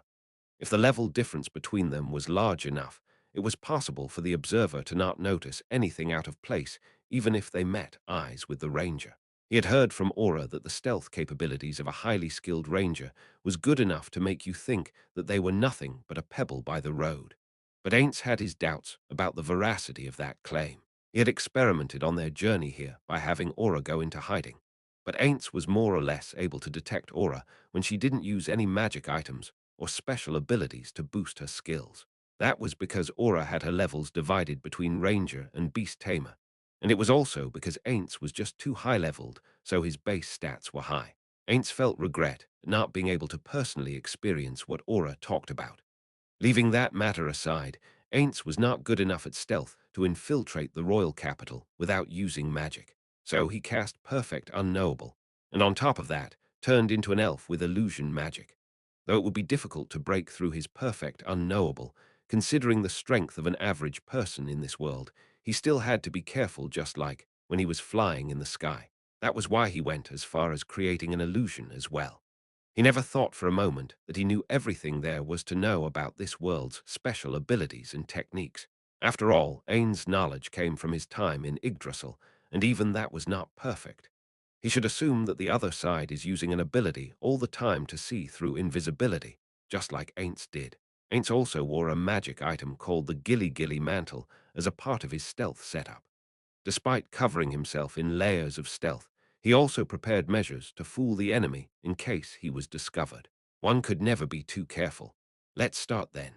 After he reached the boundary between the forest and the grassland, there was no cover to be found further in. Ainz observed the capital. He could see elves making rounds on the bridges connecting the outer circle of trees that made up the royal capital. They were probably equivalent to a city's walls, the bridges being the allures on said walls. He didn't know if they lacked the skills to see through his Perfect Unknowable, or if they were just not paying attention, but the soldiers didn't act like they had noticed him. Well, he was going through all this trouble to stay hidden. It would have been embarrassing if they managed to find him so quickly. After he made sure that he wouldn't be in the line of sight of those soldiers, Ainz took out a scroll. Then he activated the S-Series, hesitated. He started Aginand, hesitated. He had resolved to use it before coming here, but even so, he couldn't help but feel that it was such a waste. He turned reluctant to activate the scroll every time a thought flashed by that there should be a better way. He wouldn't have hesitated if he was in a battle with his life on the line, but the fact that he wasn't in such a desperate situation was the root cause of his hesitation. After a while, Ainz succeeded in clearing his head and finally activated the scroll. He would have hesitated again if he thought about anything at all. The activated spell was Guard's Eye, a ninth-tier spell that created an intangible and invisible eye. This was probably the first time he used this since that time with the lizard men. Its range was far greater than remote viewing, and it could also pass through obstacles like walls. While this spell was excellent for spying, you couldn't say that it was the absolute best there was. Though it was invisible, it could easily be detected by second-tier detection spells. Plus, even though it was intangible, if it was destroyed in an attack, the caster would receive damage as feedback. Since this was also considered divination, the opponent could find his location through anti-divination measures, or an attack could come flying over if it triggered any automated defenses. The fact that this eye itself didn't have any HP and it wouldn't use Ainz level or defenses was the main issue. Even so, as it was far better than going over there and directly observing, it was valuable at times. It flew at a constant speed but so slow that Ainz felt a bit impatient and finally reached the city walls. 3 elf guards equipped with bows were patrolling as a team, but no one noticed the approaching guard's eye. Seems like there's no one with anti-invisibility skills here, but I can't be sure that there's no one among the elves who have classes with such abilities. There was no reason for them to overlook the eye if they noticed it, so he should be correct. However, he shouldn't be careless, because it was their first intel-gathering mission in a previously unknown place. Ainz Guard's eye passed under the walkways and entered the capital. He immediately brought the eye back after it just entered the city, and then moved it in front of the 3 guards from before. It appeared that they were talking about something, but they still hadn't noticed the eye. Phew, it's all good. Ainz breathed a sigh of relief. Just like Nazarick, guild bases had traps that activated the moment they were invaded, weakening or nullifying certain types of magic. They could break invisibility, reduce the strength of the holy element, etc. Ainz checked whether the elven city had any such traps in place. T/N. Rawhead Guild home in Katakana will assume that's a mistake until proven otherwise. He would have to check again at the important-looking locations within the city, but it seemed like the ordinary parts of it weren't problematic. He didn't want to spend too much time maintaining perfect unknowable. Considering the amount of mana he would be left with after this, he really didn't have much leeway. Ainz gradually made the eye move into the deeper parts of the city. He wanted to find the elves that resided in trees that corresponded to shops. If he thought of it as a usual town, the shops should be clustered together in a convenient place to reach. Considering that they also had to keep inventory on hand, it wouldn't be strange if they were located in the larger trees. After a while, Ainz groaned silently. I can't find them. This city, made out of thousands of trees, was nothing but a forest to the human eye. He couldn't find anything like a signboard because it was night, and there were no nameplates on the trees either. It was just rows and rows of trees without any individual characteristics that he could see. He couldn't be sure that the tree he was looking at wasn't the same tree he saw just before. If this was a human city, there would be a thoroughfare with shops arrayed on both sides. They could also be clustered around the main square. He couldn't find any such places here at a glance. With his experience till now becoming useless, he had no choice but to search by intuition. This was a city that was not at all welcoming to a traveler. It was hard now. It was impossible to find his target amidst this. That said, it was not like he needed to complete everything today. They shouldn't be hasty, but instead take it slow and safe. Even so, Ainz continued his search for a while after that. He had already activated Guard's Eye, so he might as well use it until it ran out of duration. But Ainz could only sigh after his long search. It's no use doing the same thing again when the residents are sleeping. He shouldn't do things without a plan. Even though it would be riskier, he should return to search in the morning. He would probably get a clue by observing the way people moved around. Ainz wasn't sure how long it would take to accomplish his goal if he didn't do that. Ainz selected a random place and sent Guard's Eye in. Elves use the walkways between the trees to move around the entrances of their homes, which would correspond to the first or second floor of a human house. So he decided to infiltrate from the first floor. It was the same principle as a thief looking through drawers. Starting from the second floor would make for terrible pathing. After Guard's Eye passed through the wall, it flew up until it found elves sleeping on the third floor. He found a father, mother, and two boys sleeping there. It seemed like this house belonged to a family. I already heard about this Buthau primitive. The four of them were sleeping soundly on a large amount of leaves collected in what was supposedly a bedroom. Human villages also used dried grass in place of a mattress, so maybe this was similar to that. According to the elves in Nazarick, this was what a normal elven bedroom looked like. Although it took a lot of work to collect a large amount of leaves, they could be used for a long time without any issues. When he asked them about being bitten by insects, they replied that a spell was cast on the leaves to prevent that. The children, two boys, were pleasantly sleeping with slow, calm breaths. Sleep, how did it used to feel like? A long time had passed since he gained this body.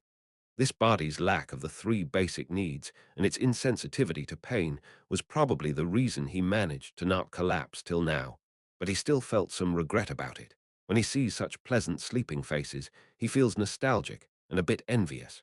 Even more so when he sees tasty food. Good grief, Ainz shrugged and activated greater teleportation, arriving in front of a large curtain made of vines. It was not weird to see such veils made of vines in the forest, but if one looked at this curtain closely, they would find that it was skillfully hiding a small cottage behind it. This had been their party's temporary base for these past few days, a green secret house created by a magic item. Fenrir, who was sitting beside the green secret house, slowly stood up to sniff its surroundings, letting out a growl while looking now, glaring in Ainz's direction. But his line of sight was a bit off. Just like Aura back then, even Fenrir couldn't completely sense someone being hidden by perfect unknowable. Rather, it should be praised for the fact that it even managed to sense Ainz while he maintained perfect unknowable. Ainz cancelled the spell. Now that it could see Ainz, Fenrir bowed its head with a look of remorse on its face. Although it couldn't talk, Fenrir was rather intelligent. Its act of bowing its head was not the instinctual act of a beast, but clearly conveyed its apology to Ainz. But Ainz didn't think that Fenrir was at fault here. From its point of view, he had been just some unknown intruder that suddenly appeared here. This was the natural reaction for a guard protecting its master. It would have been more problematic if it hadn't responded like that. He had only brought this Fenrir with them instead of the usual Hanzos this time. Although Ainz said that he would take a lot of high-level underlings with him, he did not stay true to his words due to certain reasons. In the present situation, where he couldn't predict how his plan to obtain friends for the twins would work out, he didn't want to expose information to others if possible. And the other reason, he stopped allowing the Guardians to head out alone after Scholtier's brainwashing incident. But what was the result? Even though Nazarick started being more active since then, the enemy didn't appear again. The only one who fell for the bait was a platinum-armored man named Riku Agnesia, when Ainz was actually Pandora's actor appeared alone. It was like the enemy who brainwashed Scholtier didn't exist at all. That was why. Since he managed to fish out Riku when there were no Hanzos around, maybe the enemy had a way to detect the presence of the Hanzos. Perhaps it's some ability of a world-class item, or perhaps with some kind of talent. Therefore, he was performing a dangerous experiment by not bringing the Hanzos along. He informed Albedo of this reason, but even Ainz could see that there were a lot of faults in his reasoning. She was persuaded by his spiel, smiling all the while, which made him doubt if she was really persuaded. Maybe he would get a talking to after he returns. Good work. Ainz left Fenrir with a curt greeting, feeling a little somber. He then put his hand on the green secret house's door so camouflaged that one couldn't find it without knowing that it was there before, and Dan pushed a little. The door didn't move. Unfortunately, as this magic item did not have a keyhole, though it could be forcibly opened by something like Epignoi. One had to request someone inside to open it once it was locked. Ainz used the door knocker. One could look out from the green secret house by making the door translucent from the inside. After a few moments, he heard the door being unlocked. and then it opened. Welcome home. We welcome Khmer home. The one who replied energetically was Aura. Mer slowly followed with his welcome, his eyes completely drowsy. Both of them have changed into pajamas, Mer going as far as wearing a nightcap. Of course, this was the correct appearance given the time. Sorry for making you both wait so late into the night, Ainz said as he entered. The space inside was filled with a warm light and was far larger than one would expect from its outer appearance. You would directly enter the living room from the door, and you could see the kitchen and other rooms from there. There were also 4 doors that were connected to the individual rooms. No, we expected it to take more time. When we were informed that you could be late, I thought so as well. But let's not talk while standing here. Let's sit over there. He wanted to tell Aura that it was fine to go to sleep, but he should still share the gathered intel with them, even though it's just a meager amount. Ainz didn't put much trust in his ability to remember, so it's better to do it as soon as possible. While feeling a bit guilty about making them go along with his selfish reasons, he invited them into the living room to talk about what he saw. Sitting on the chairs there, he found Aura looking attentive in contrast to Mare, who already dropped his head onto the backrest with his eyes half closed. He looked like he would go to sleep any time now. Ainz felt even more guilty when he compared them to the sleeping children from before. Am I not being considerate about those who need sleep because I don't need any? This is bad. Why don't we let Mare go to bed? I won't mind if you informed him about our talk in the morning. Good grief, Aura slapped Mare's head. Wake up. You are being rude to Ain't Sama, you know. Viewer, welcome back. Mare gave a small bow. Aints couldn't mark that they already went through that. This child, really Aura was getting angry at Mare's attitude. It's not good to force someone to stay awake. It can affect tomorrow's opera. Ainz shut his mouth suddenly, remembering himself from his Yggdrasil days. Of course, he believed that it didn't affect his office work, but was that really the case? Also, it was different when you did it to entertain yourself versus when you were made to do so for others' convenience. Ain't Suzuki Satoru used to complain when he had to stay late because of his boss. First of all, he shouldn't be comparing children to adults. But it could also be considered wrong to compare a child with the astounding physical ability of a level 100 NPC to an ordinary adult like Suzuki Satoru. The two of them stared at Mare, whose eyeshaft closed from drowsiness looked like he was glaring at them. Mare's head suddenly slid, causing him to panic with his eyes wide open. He then returned his head to its previous position. He was nearly at his limit. Well then, let's do it like this. Mare can go to sleep to not affect tomorrow's work. His wits will become dull if you forcefully keep him awake, and that's not a good thing. Can you inform him in the morning about what we will talk about here like asked before? She should have immediately agreed to Ain's orders. Instead, she made a complicated expression, probably thinking that Mare's behavior was too slovenly for a guardian. However, it was just for a moment. She deeply bowed as if she just persuaded herself in her mind. Understood. I will immediately take Mare back to his room. Can you stand? Ah. He can't even give a legible response to Aura, so standing is out of the question. Hmm. Let me carry him. Aura looked like she wanted to say something, but Ainz ignored her, stood up, and lifted Mare in his arms. Perhaps because Mare had changed into pajamas and was only minimally equipped, he found Mare to be quite light. No, normal children probably only weighed about this much.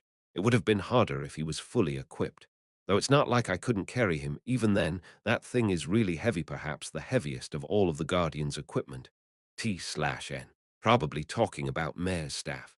Since both of his hands could have carried him with one hand if he wanted tower occupied, he let Aura go before him to open the door. He entered Mare's room and let him down slowly onto the bed. He had already closed his eyes and was taking slow, calm breaths. He probably started sleeping while he was in Ain's arms. Ainz silently exited the room, taking care not to make any sounds. Aura followed him even more silently, as expected of a ranger. Both of them returned to the living room and took their seats again. Immediately, Aura bowed her head and started speaking. Please forgive us for taking a rest while Ain't Sama is working so hard. I apologize on Mare's behalf. You'd be right to be angry and feel uneasy about his work ethic as a guardian, but let me assure you that we would usually equip items to remove our need for sleep if we have work to do at night, and you wouldn't see such a slovenly appearance from us. If you were to ask us why we didn't do so today, it's because our strength in battles would be reduced a bit, as equipping the item meant leaving out our battle-focused equipment. So we decided not to equip the item, as we will be standing on guard to protect Ainz Sama, Aura quickly explained. He could feel her anxiety peeking through her uncharacteristic way of talking. No, no, you don't have to worry so much. We are here on vacation after all. There's nothing wrong with sleeping early. More importantly, what about you, Aura? Don't you feel sleepy? Ah, no, I would never show you such an unbecoming appearance like that. Too stiff, too stiff. I'm not feeling angry at all. Rather, I feel happy that I got to see a different side of Mare, you know. You people always end up being too formal in front of me. I now feel extremely curious about how others behave normally. Like say, how about Carsitus? There's not much difference from the normal Carsitus. Aura returned to her normal expression. I see. In that case, should I secretly have a look using perfect unknowable while he is alone?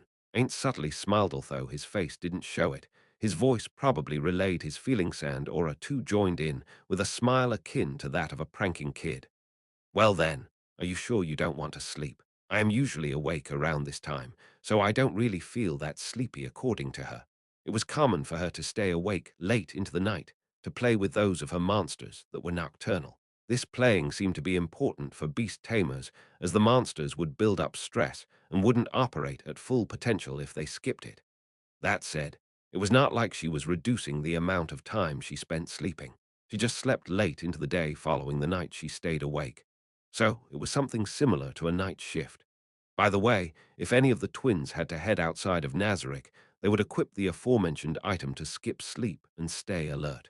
What should I do about this? It's natural that the persons in charge would be working hard, but shouldn't the races that need sleep be better off sleeping? Especially children who need a good rest for their growth. Maybe I should discuss it with Albedoth at a side.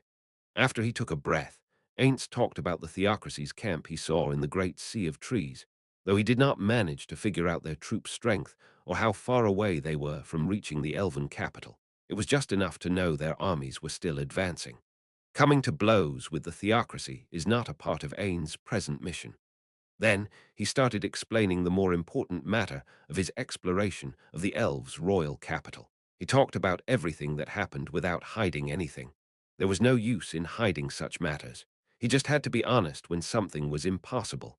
Also, Aura was different from those two. Maybe she would take his words as they were and give him better ideas about how to proceed. Is that so? Aura, who heard his explanation, nodded slightly. In that case, we should observe them during the day, just as Ain't Sama says. Ah, I am planning to do so, but what are you two going to do during that time? About that, it's better if I don't infiltrate, right? You are right. I think there's a very low chance of you getting discovered, but we still don't have enough information to be sure. It's better not to leak who we really are in the present situation. In that case, I will talk with Mayor tomorrow about his task. But I am planning on cooperating with Ain't Sama. How about I investigate the surroundings of that city to find any tracks left by the elves? Aints nodded in agreement. If goods were being transported to the royal capital, they should leave some kind of trail behind, however faint. The more used trails are no different from roads. If they managed to find them, they could also expect to find places frequented by the elves, like the elven settlements at the other end of the road. All of this rested on the assumption that the elves didn't use something like Forest Walker, but Aura's idea was very good. There wasn't a single reason for Aints to object to it. It's a splendid idea. To search all the areas around would probably not even take a day for you. Work with Mare to search for any trails left behind by them. I'll be relying on you, okay? Understood. In that case, I will once again conduct some intelligence gathering during noon tomorrow. Actually, it's today. Considering the time, then I will conduct the search at night, because I feel like it's easier to get noticed in the day. I will leave it to you. Well then, let us go to bed as well. Good night. Aura, okay? Good night. Ain't Sama ain't stood up along with Aura. He went separate ways from Aura to the room designated to him, entered it, and laid on the bed. But Aints didn't need to sleep because he is an undead. He ended up taking out a book from the item box. It was one of the books on management he had been reading a lot, titled To Become a Good Leader. To be frank, he didn't feel like reading these books was helping him, but it was probably better than not reading them at all. Aints started turning over the pages. Aints was in a daze for a while. He wasted 2 precious scrolls on infiltration on the first night and the noon of the second day. Only on the noon of the third day did Ainz finally manage to find important intel. That being said, the only things he found were the trees with shops, but this did let him get a sense for the capital's layout. It was just a small step for others, but a giant leap for Ainz. He was so happy that his emotional suppression was triggered. Therefore, he resolved not to waste this chance. Ainz made sure to remember the route to the shop. He retreated at that point. There was certainly still some active duration left for the spell.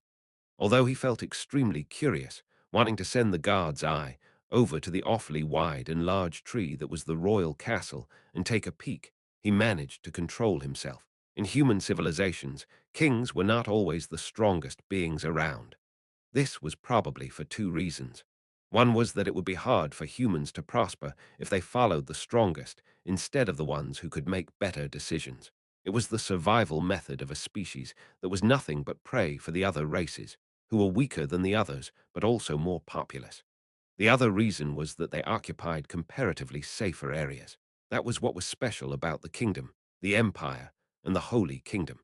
However, for the races who lived in a land that required clashing blades with other races, it was natural to have the strongest of them be the king. The elf king was then probably a strong person. In that case, they should not invite meaningless danger after going through all this trouble to be careful. He had collected various pieces of information on this world until now, but he had yet to meet a strong being that could match him and wasn't a monster. Maybe if he hadn't met that mysterious warrior called Riku, he would have been careless and would have looked down on the Elf King. Instead, meeting Riku made him more cautious than ever before. He dispersed the eye and cast greater teleportation. Ainz returned to their base and exchanged the intel he found with the two, Mare with his eyes completely open this time, who had just returned earlier.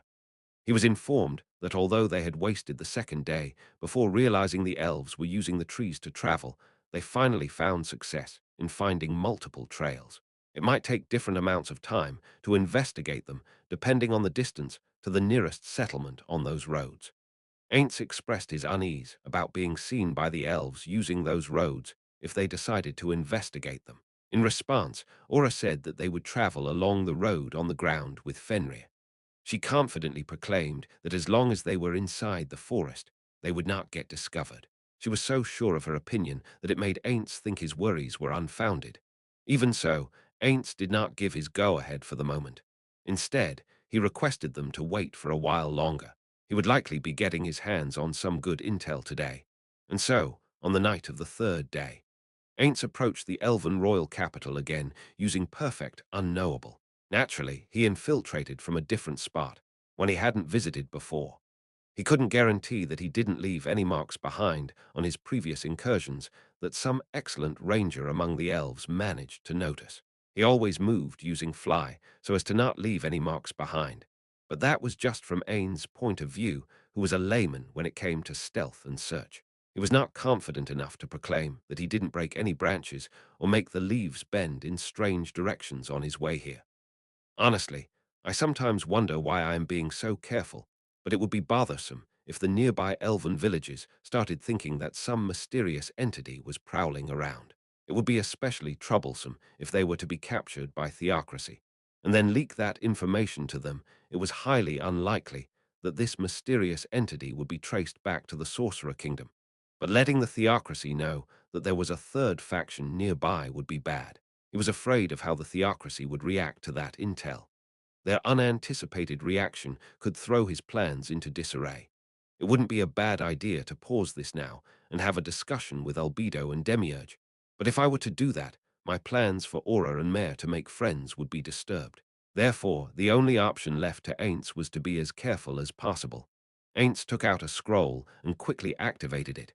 He didn't hesitate because he was sure there would be concrete results to show for it this time. Good, Ainz whispered after infiltrating the target's elf tree with Guard's eye. His target was sleeping, buried in a mountain of leaves. It was a male elf. Elves were fundamentally a slender race, shorter by about 10 to 20% when compared to humans. In addition to that, they barely had any body hair and didn't grow beards.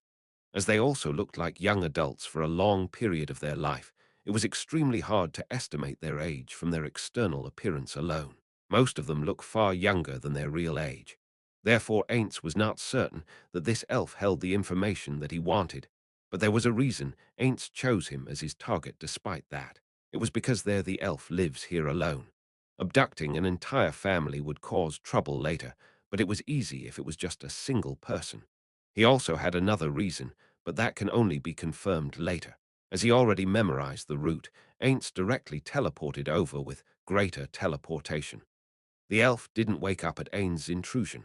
Rather, it was a given that he wouldn't even be able to sense Ainz unless he was a high-level ranger.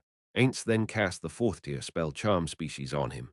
The spell triggered without fail, thanks to him being asleep and the large gap between their levels. Wake up, Ainz spoke to him. His perfect unknowable was dispelled the moment he cast a spell with the intent to harm, or to be more precise in gaming terms, if his magic triggers some resistance. He continued to wake him while shaking his shoulders gently with his hands, being careful not to cause him pain. "Enna," the elf mumbled like an idiot, but it couldn't be helped as he was just woken up now. "Don't resist, okay?" Ainz ended with that and activated greater teleportation while he held the elf's hand. This spell allowed one to teleport with other people, but they had to be in agreement and not resist the teleportation. It worked here because the charmed status was considered as agreement. The dominated status should also work in the same way, but he didn't use this harder to resist and higher tier option because he was on guard against certain things. This kidnapping was perfect in execution. You could even call him a first-class criminal. Good, just like I planned. Of course he would be happy because his plan was going so smoothly. While he had a wide smile on his bony face, what the hell? What is this? Upon seeing the sudden change in his surroundings and feeling the ground underneath him, the elf jerked up and turned completely awake. He didn't look like he was still thinking that this was a dream. Or maybe the elves didn't have the concept of a dream world in the first place. Don't make such a loud voice, even if you told me not to. I used teleportation magic. Calm down. There's no one here who would harm you. Teleportation magic. The elf continued to panic silently. The only reason he stopped was because the charm magic was still in effect. Well, we are here. Ainz opened the half-open door completely and led the elf into the green secret house. Aura and Mare should be observing them from the gaps of their rooms' slightly opened doors. He also thought about letting the captive see them, who were dark elves, in hopes that it would make him speak more freely. But considering the troubles that this might end up causing in the future, he decided not to. Although the dark elves weren't considered enemies by the three captured elves, the situation could be different now.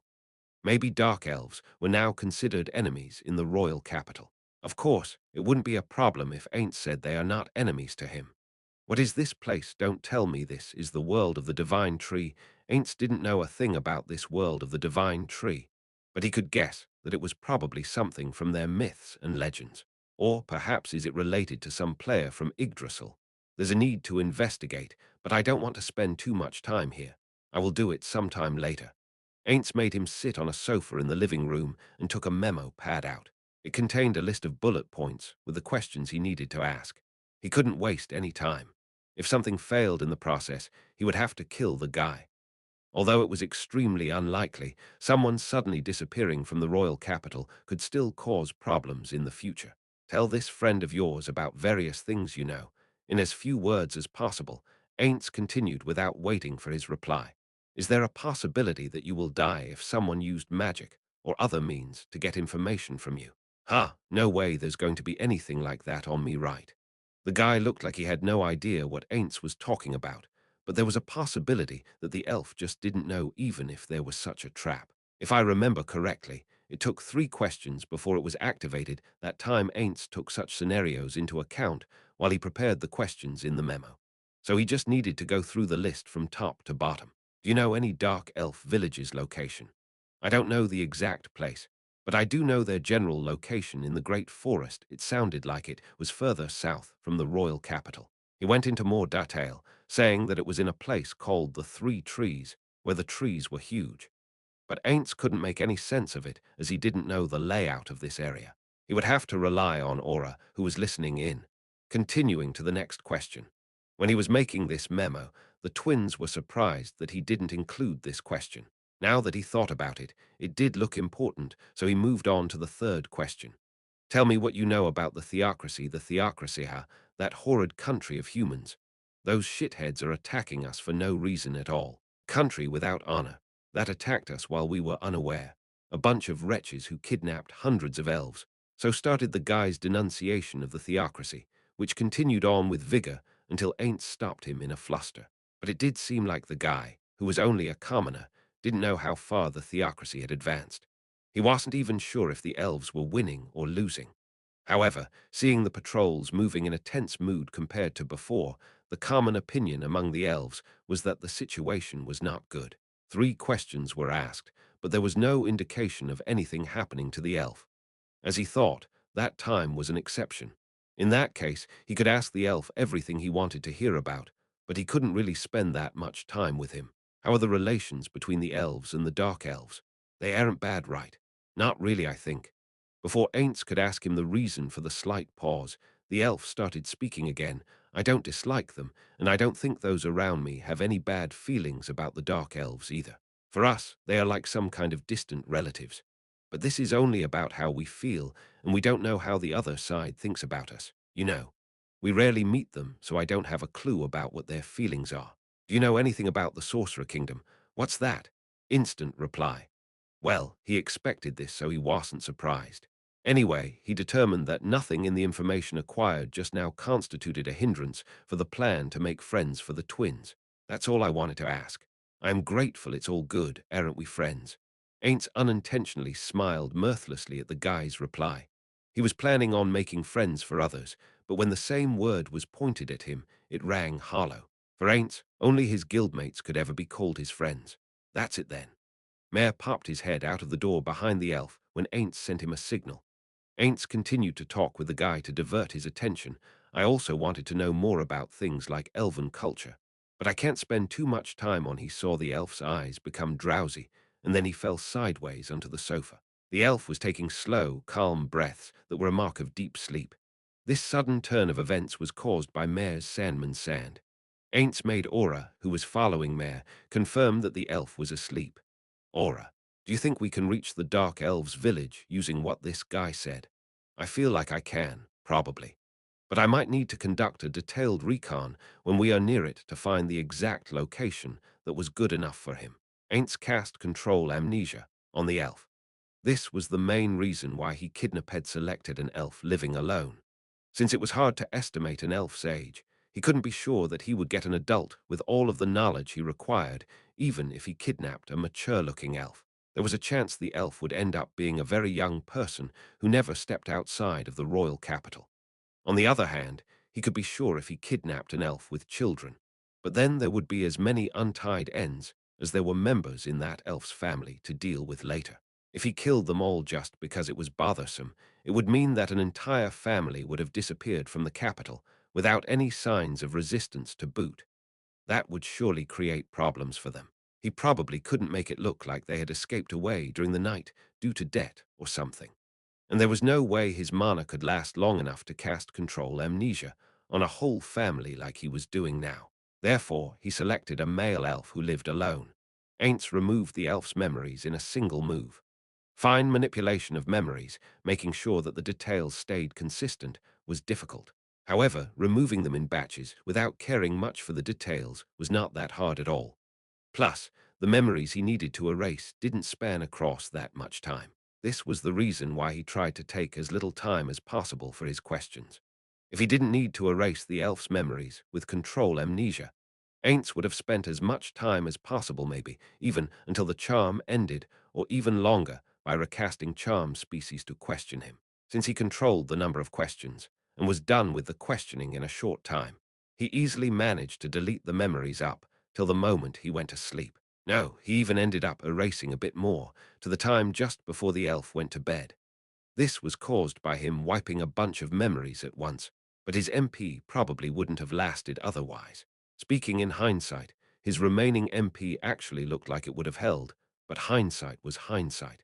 He couldn't do anything about it now, so even if the elf had some doubts, he just had to hope that the elf would reason it out by himself. His MP was low, but because they managed to complete the task without an issue by preparing meticulously, he was left with enough to complete the remaining tasks. I am leaving then. Aura and Mare, can you lend me a hand just like we planned? Okay, leave it to me. Ah, why yes. I will do my best. Aura and Mare held the elf's limbs, swinging him while they carried him with Ainz at their lead. Considering their strength, one would have been enough to carry the elf, but if he was hit by something and it was considered as damage, he may wake up.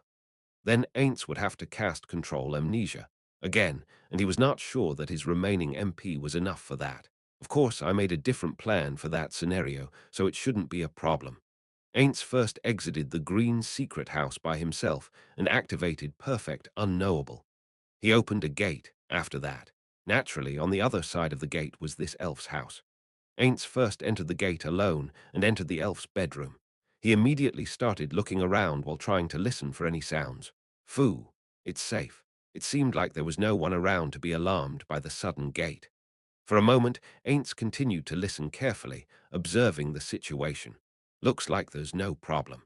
A ranger on Aura's level could stay silent without letting Ainz hear anything. But it was not like even someone like Aura was doing it at all times. It would be like some farce out of a dark comedy if a veteran ranger existed who, in this short time, managed to notice something was wrong in this house and laid in wait, expecting something to occur again.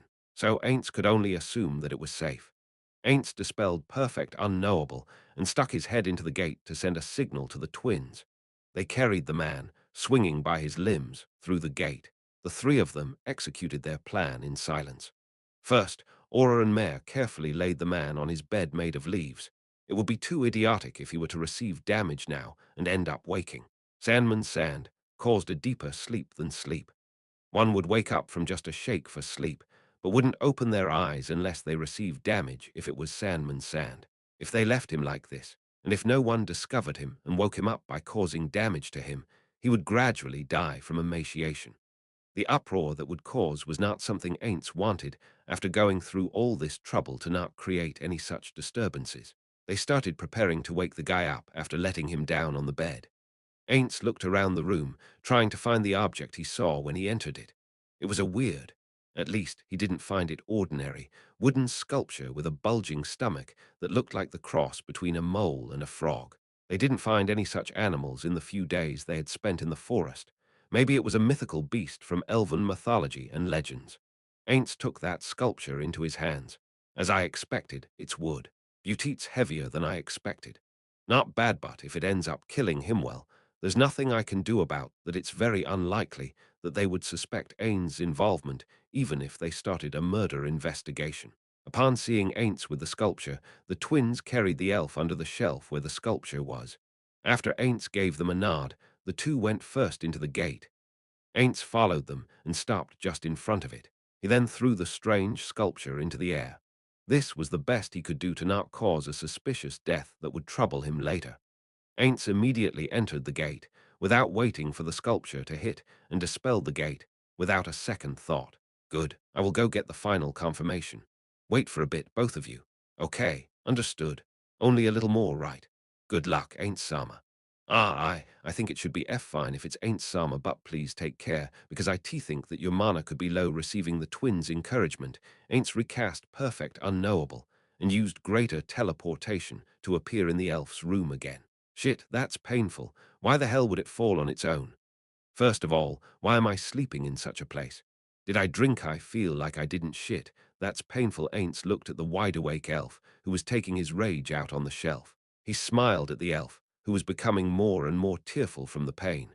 Nicely done. A perfect crime. The elf didn't look like he was acting, and he also didn't seem to suspect anything. No, it looked like he did have suspicions about the sculpture falling on him. But he probably didn't think that some strange person came into his room and threw it on him. Wait a minute. Ain't stopped before he could activate greater teleportation, as he heard the suspicion in the elf's voice. Did he notice something? Maybe not pinned on us, but still, that there's an intruder.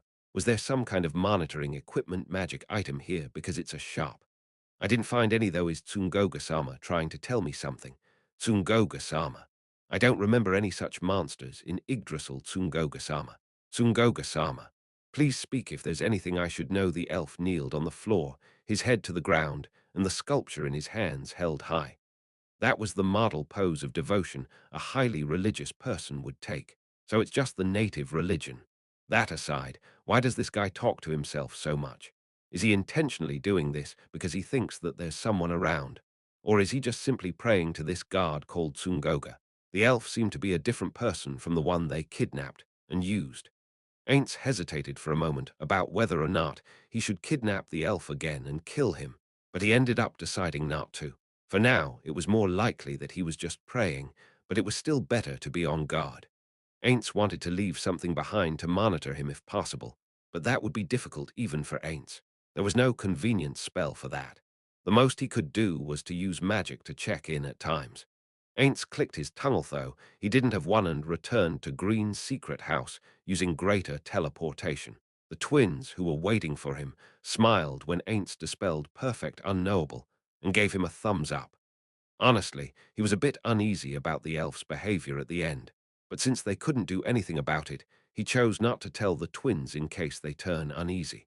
T/N. Ainz appears to be parodying a stereotypical manager on a business trip for the following section. Okay, everyone. Thank you for your cooperation with everything so far. With that, today's work is done. The twins looked puzzled at Ainz's exaggerated action, but immediately smiled again. As it is getting late, please turn in early so that you won't feel exhausted tomorrow. The twins replied with an energetic okay. With that, although the day has already changed, I will now decide the time we should be waking up at. Yes, I don't mind you waking up whenever you want, but don't go sleeping until noon now, you hear. Righto. If you wake up by 9 o'clock, I will bring you our breakfast from Nazarick, they answered with a loud okay. While Aura slightly poked Mare with her elbow, it didn't look like she was bullying him. Okay, with that, thanks for the hard work, everyone. Upon hearing Ainz's words, the two of them also followed with, thanks for your hard work. Well then, that's all, folks. Three they set off, heading towards the Dark Elf village. Relying on what that elf had said, they raced across the ground on Fenrir's back. If they could have discovered their target from the sky, they would have headed there without stopping. But unfortunately, it couldn't be discovered even with Aura's talents. It was hard to breathe. As they ran through the forest, it was as if Ainz were being smacked in the face by air that had absorbed the very greenery. That characteristic, and extremely potent on top of that, scent of a forest, made his nasal cavity tremble. It may have just been Ainz's imagination, but he could feel that it was different from the air in the great forest of Tarb. If it weren't just his imagination alone, then though this world may resemble Yggdrasil, there were major differences, and it was brimming with various other changes. As he idly mused over this, the urge of wanting to travel all over this vast world put just a little thrill in his heart. If the average Joe was to proceed down the pathless path through the great sea of trees with its dangling vines, jumble of trees, and more impeding them, it would obviously be impossible to proceed in a straight line. Before they knew it, they would find themselves heading in a completely different direction. From what they had heard from the man, the distance to the Dark Elf village was about a week's travel. Although the elves were adapted to the forests, if they could progress 15 kilometers a day within this sea of trees, they would be doing well. Based on that, the villages would be separated by about 100 kilometers. Ainz and company covered that distance on foot in a little over an hour. If it hadn't been necessary for them to check their surroundings, they would have arrived even faster. That was just how incredible Fenrir was. Fenrir's ability, Forest Walker, had been particularly useful because all the trees, dense thickets, and such moved as if they were avoiding Fenrir. Thus, they were able to travel in an approximately straight line. No matter how great Fenrir himself was, they shouldn't have been able to have come this far on foot in such a short amount of time had it not been for Forest Walker. But I think it's somewhere around here Aura, who was sitting in front of Ainz, tilted her head in confusion. Since elven villages were constructed using trees, it was rather difficult to find one in the middle of a forest. Of course, this was the exact reason why their civilization developed to use trees to construct their villages. The royal capital of the elves, with all its surrounding trees cut down, was the exception to this. That being said, it should have been impossible for it to have been so cleverly hidden that Aura Ranger with high-ranking abilities in her own right couldn't find it, since it was difficult to imagine that they had just failed to notice it on the path they took to get here. They might not have reached their target village yet. As long as we weren't mistaken about the distance to our destination, there's no problem. If anything, it would be a problem if we got too close. Ainz touched the mask he had equipped with his hand. I want us to find the village before they find us. I want information on them, so we're going to conceal ourselves somewhere we won't be found. What he was most scared of was that they had come to a completely wrong place. However, he wasn't really worried about that being the case. Of course, if one were to tell him to go into a place without a single point of reference, like the sea of trees, without any hesitation, Ainz would absolutely not be able to do that. The directions he got from the elf were, once you've gone about 25 zero paces, there will be a huge boulder, and from there turn in the direction where 3 trees are standing in a row, advancing around 3,000 paces, and so on. Ainz thought his explanation was less than crystal clear, but not to Aura. Certainly, there had been occasions when even Aura was confused and had to search the surrounding area, but she was still mostly confident and had guided them this far. Were rangers always this amazing, or is it just Aura who's amazing? He hadn't felt it as much when they were making their way to the Dwarven Kingdom, but this trip had led Ainz to conclude mentally that this would have been impossible without a ranger accompanying them. Even Yggdrasil had this kind of dense forest, but in hindsight, they were still adjusted for the players. He didn't think a real jungle would be this formidable, but on the flip side, it was just a fact that this experience had a certain excitement to it. Out in these backwater regions, if anything were to happen, I can totally understand that desire for the unknown the world searches. Explorers were those who pursued that excitement. The figure of a true adventurer that ain't sought. Throw it all away and walk around exploring this world. Finding himself idly considering such things once again, Ainz shook his head. There was no way he could do such a thing. It was an act that would never be permitted for Ainz Ooal Gown, the supreme ruler of the great tomb of Nazareth. However, maybe it would be allowed if it was just for a little bit, not abandoning Nazareth, but taking a paid vacation like he was this time. Come on, I'm just thinking about the same thing over and over again. Honestly, I guess I can't claim that it doesn't come from the desire to drop this heavy baggage and run away. In the end, am I just going around in circles without any development? Am I incapable of growth because I am an undead, or is it because I am me? When I think about that, all I can do is sigh. Well, there's no point in thinking about unhappy things. Anyway, this time is with Aura and Mare, but how about I bring Carcitus and Demiurge along if there's a next time? I haven't brought them along since that one time. Ainz recalled when they acquired the landship at the Katsy Plains. Okay, let's get rid of those pessimistic thoughts and think positively. If I were to go on the same kind of journey again, it would be pretty rough doing it without a ranger, but trying to overcome that challenge through wisdom and insight might be pretty entertaining. It was precisely because Aura was here this time that they were able to make it this far in good shape. But it was a little disappointing that this meant Ainz hadn't done anything at all. Of course, he could just butt in and say he'll handle things himself. If he did, Aura would probably be considerate and step aside for him. If Ainz were to make a mistake, she would surely think of something to help him while being careful not to offend him. However, oh God, anything but that. Because I already feel like I am getting in the way of running the Sorcerer Kingdom enough as it is. Therefore, the best way to get what he wanted was to have an adventure without Aura. That way everyone could rack their brains together and have some fun. However, it should be noted that Ainz only thought of it this way because he had confidence that his powers could pull through during an adventure. For example, if he was in some unknown place and lost his bearing, he could return from anywhere using teleport. For example, even if some unknown magical beast came charging out of that thicket, he would be able to deal with it somehow. And even in the worst case, he could still flee back to Nazareth, sending adventurers out into the unknown world. That in and of itself wasn't a mistake. Even Ainzak, the guild master himself, endorsed it. However, it's not good to consider myself as the standard for an adventurer. Really, when I see Aura playing an active role in a place like this right before my eyes, I can feel the necessity of properly training up the adventurers. It wasn't as if Ainz particularly wanted the adventurers to die. We're conducting training in the Great Forest of Tarb, but the levels of danger in the Great Forest of Tarb, which was under the complete control of Nazareth, and here were wildly different. It might not be a bad idea for the adventurers to gain experience at the Great Forest of Tarb and hold the final exam here, but the circumstances surrounding that would require further discussions with Mare. Ain't Sama. Oh, sorry, Aura. It seems I got a little wrapped up in my own thoughts. So, what did you need? Ah, well, what do we do now? Ainz looked up at the sky. He couldn't see it through the green leaves growing in abundance on the branches. However, the red-tinged sun casting its light over the earth was more than enough for him to know what time it was.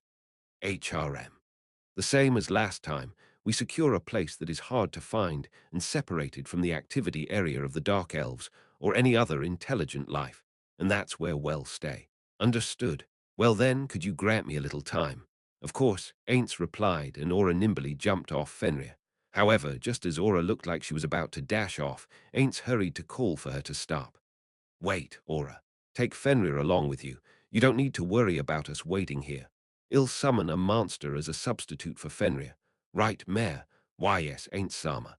Mare, who was behind Ainz, answered in a fluster. In other words, starting from Fenrir's head, Aura, Ainz, and Mare were riding on his back in that order. Because they could sense anyone that approached them with Fenrir's powers of perception, Ainz and Mare were extremely grateful for him being there, since they lacked those abilities. However, if that was the case, it meant that Aura would have to act alone. It would be one thing if she had spells that summoned monsters like Ainz did, but Aura didn't have that ability. He was worried about sending her out into this unknown land without a shield. Using a magic item as a substitute was one way to deal with this, but it required one action in order to summon a monster. When he took into consideration things like time limits and such, he didn't consider it to be a good move. I think I'm worrying about it too much, but Aura will finish her job quicker by taking Fenrir along. Aura displayed an attitude like she was going to say something, but she responded, understood. And so, Ainz and Mare dismounted, she got back on Fenrir, and then she took off. The figures of a girl and a wolf immediately disappeared into the trees of the forest and became invisible. Now then, Mare, let's conceal ourselves in this area as inconspicuously as we can so that we won't be found. Someone finding us here would put all of Aura's hard work to waste. Why, yes. So then, we're going to use Green's secret house. That will be fine, but before that there's one thing we have to take care of. If Ainz were alone, perfect unknowable would be the most effective solution, but he couldn't cast that spell on others. On top of that, Mare couldn't use it, so it was necessary for them to take completely different measures, which was why monster summoning was mentioned earlier. Ainz took a small statue out of his inventory. It was a magic item. Statue of the magical beast Cerberus. A magic item from the same creator as the statue of the animal warhorse that he had once used before. Fully engraved right down to the bulges of the muscles, brimming with the feeling of movement, it was a magnificent piece and like a work of art. When Ainz used it, it instantly swelled up, and the magical beast appeared. What appeared was, of course, Cerberus. It could bite with its 3 dog and lion-like heads, scratch with its razor-sharp claws, and bite with its poisonous snake-like tail. All its attacks could also be imbued with fire damage, and it possessed complete resistance to flame and poison. It was a large, high-ranked magical beast with considerable combat abilities. That strength could be better understood when speaking in the terms of monsters that could be summoned through Summon Monster 10th. Although, if it were against an Ainz-class player, it would not be a very difficult monster for them to deal with. That said, there wasn't anything they could do about that. A summoned monster's role was to attack an enemy's weak point, trigger traps, increase the number of available moves, or to simply serve as a shield. They were not meant to defeat other players on their own. Certainly, if Cerberus were continuously buffed through the use of a skill, it would be able to fight even better. For example, some of the undead that Ainz summoned were wearing Getar of strength. And yet, if you compared them to players with martial classes in the same level range, then no matter how unfavorable a comparison it was in terms of battle strength, so long as they were neither greatly mismatched nor some absurd build. One-on-one, the player would rarely lose. The first reason Ainz had chosen Cerberus, and not an eyeball corpse or other undead, was because he had judged that a beast-type monster's sensory abilities would be higher. And one more reason was because he had concluded that a monster with exceptional senses of smell and hearing, rather than vision, would excel in their role as a detector in the sea of trees. Cerberus might lose to Fenrir in terms of levels, but in the end, he did have 3 heads. There was no doubt his sense of smell was also 3 times greater probably. Wow. Mare said in surprise, because a magical beast he was seeing for the first time had appeared in front of him. There was no way it could have been because he thought it looked strong. Come now, Cerberus. When you catch the scent of someone who is not one of us approaching, you will inform us, yes. GRR, the heads of Cerberus growled. It was a way of growling that let you feel their eagerness and confidence. Ainz, delighted by that leave it to us feeling that was coming across to him, showed his proud expression to Maritho he probably couldn't tell. Now then, from how many hundreds of meters away can you discern a scent? The Cerberus trio, or rather, the number of heads stopped moving. What's wrong? Oh shit, huh? Hold up was the mood that was being transmitted, and the anxiety at hundreds of meters was also coming across. Even if that was what was coming across to him, Ainz could only react to it, and it was more than plausible that the truth was entirely different. That's right. You have 3 heads. You can do better than Fenrir, right? Kuon, Cerberus cutely whined and flopped over to expose his belly.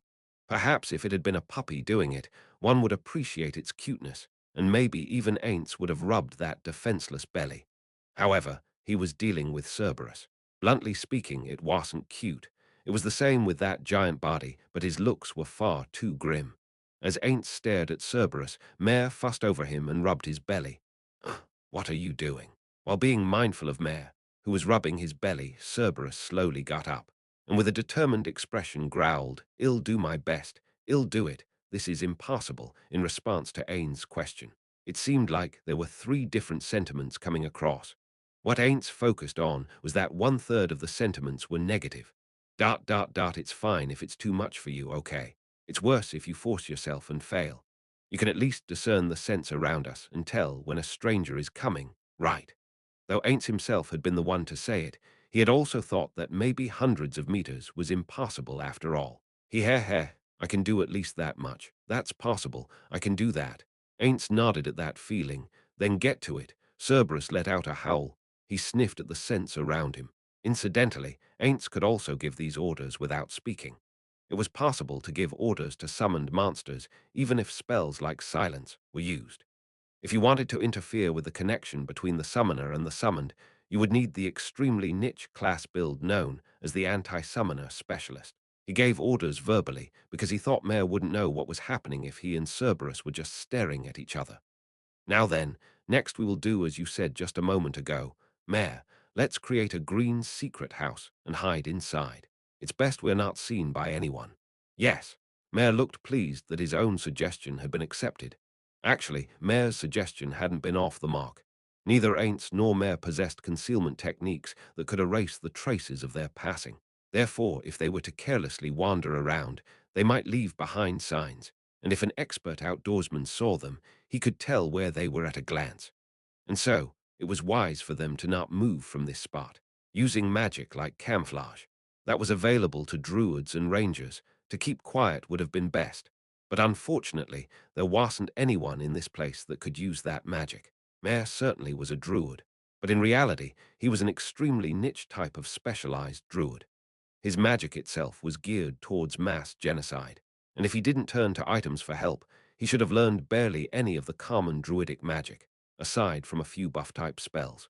Given all that, then bringing out the secret greenhouse and concealing their presence by hiding inside it, making a hiding place where they wouldn't create footprints or other signs of their being there, by not moving around was the correct answer after all. Was it okay for just him to be taking it easy, even though Aura was working so hard?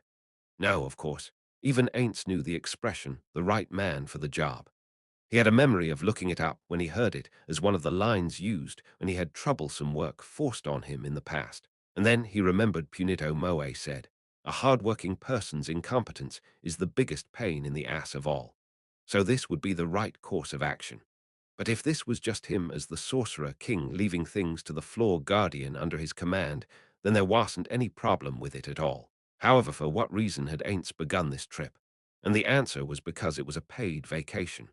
Moreover, he being the adult who first suggested it wasn't doing anything, and forcing the kids he had taken out with him to work, the guilt he felt was enormous. Ainz became desperate and tried racking his brain, but he couldn't assist Aura with her work, and nothing came to mind about anything he should be doing here. About the only excuse he could come up with was that he was keeping Mare company. Fooling myself by saying I'm taking care of a child is just running away, huh? That's about the only way to support Aura that I can come up with. So what do I do? Be respected for also doing the things I had to do. No, becoming an adult that carries out the bare minimum of their responsibilities. Should he force himself to accept that what he couldn't discover right now was a role for him to play? However much he thought about it, he couldn't come up with the perfect answer. A despondent Ainz said to Mare, "Well then, let's wait inside the green secret house for Aura to get back." Yes, Ainz felt like he had been saved just a little bit by the cheerful Mare's response. There exists a magical beast called the Ankylursus. It looks like a bear from a distance, but if the difference is not quickly recognized, you can kiss your ass goodbye. It ranges from 2 to 3 meters in length. It has two pairs of, for a total of four forelegs and two hind legs. Sharp, pointed claws over 60 centimeters in length that are used exclusively for combat grow on two of the four forelegs, their hardness surpassing even that of steel. A long, thick tail extends from its lower back, at the end of which is a hammer-like swelling. And finally, the majority of its body is protected by hard armor plates that developed from scales. The power supporting that huge body is terrifying. A single attack unleashed by those hard, sharp claws and outstanding physical strength is easily able to bisect a person, armor and all. However, that is all you should be wary of. It is not as if it has any terrifying special abilities, nor can it employ any powerful magic. The Ankylursus can only use the spell of fragrance, and that in and of itself is not something that can be used in combat. Therefore, while it is placed in the top ranks of predators in the Sea of Trees, it is by no means the strongest species. However, there was one exception. A being that was over 4 meters in length, and through just its physical abilities alone, could slaughter even monsters that had special abilities or could use magic. It would not be strange for someone not in the know to mistake it for a different species if they saw it truly was an Ankylursus that was worthy to be called a lord. It lifted its head from the stomach of the animal that it had been gobbling up until just now, and let out a low, heavy bass growl that would fill the hearts of those who heard it with terror. Long entrails spilled out from the corner of its mouth. Huffing and puffing, it expelled breath wet with blood and sniffed at the air. Its face was wet with blood, but it was able to sense that there were two scents it had never smelled before. Since they were intermingling with each other, it was a mating pair, possibly. Its belly was already full. It would be fine to ignore them. However, that was walking away from the discomfort. This area was its territory. There was no way in hell it would allow someone to walk around like they owned the place. It stood up on its hind legs, and after using its claws to scratch away the bark, it rubbed its body against a tree. This was to clearly demonstrate that this was its territory, and then it walked off towards the source of the scent. Along the way, it used fragrance. Through this, it was able to erase its own body odor and the scent of blood that still clung to it. By doing this, the huge body of the Ankylursus approached its prey. If it didn't do that in this forest, capturing prey would be rather difficult. The scent grew stronger. There were no indications that they had noticed it. If it had been noticed, they would be acting differently. For example, standing still and searching for a sound, or otherwise trying to run away from there in a straight line. However, they weren't doing either of those actions, or else were they thinking they could win if there were two of them. It approached as quietly as it could until it was close to the scent. It couldn't catch sight of its quarry that was still concealed by the trees. However, that was enough. It was always like that when it brought down prey. If it could see them, then it could be seen by them. It never rushed until they could see each other, and while cautiously discerning the scent it crept closer, and all at answer closing the distance in the blink of an eye. That was hunting. It arrived nearby. The scents weren't moving. Therefore, just like the usual hunts, it instantly broke into a run. Despite having a huge body, it raced through the trees like the blowing of the wind, since it didn't have any handy abilities like Forest Walker. When it made this area its territory, it cut down all the trees that would interfere with it being able to easily pass through. Of course, no half-assed trees could stop its charge, but because there were times when an alert quarry had taken advantage of them to escape. It certainly was overwhelmingly powerful, but it was not as if its hunts were successful every time. That was the reason it made preparations.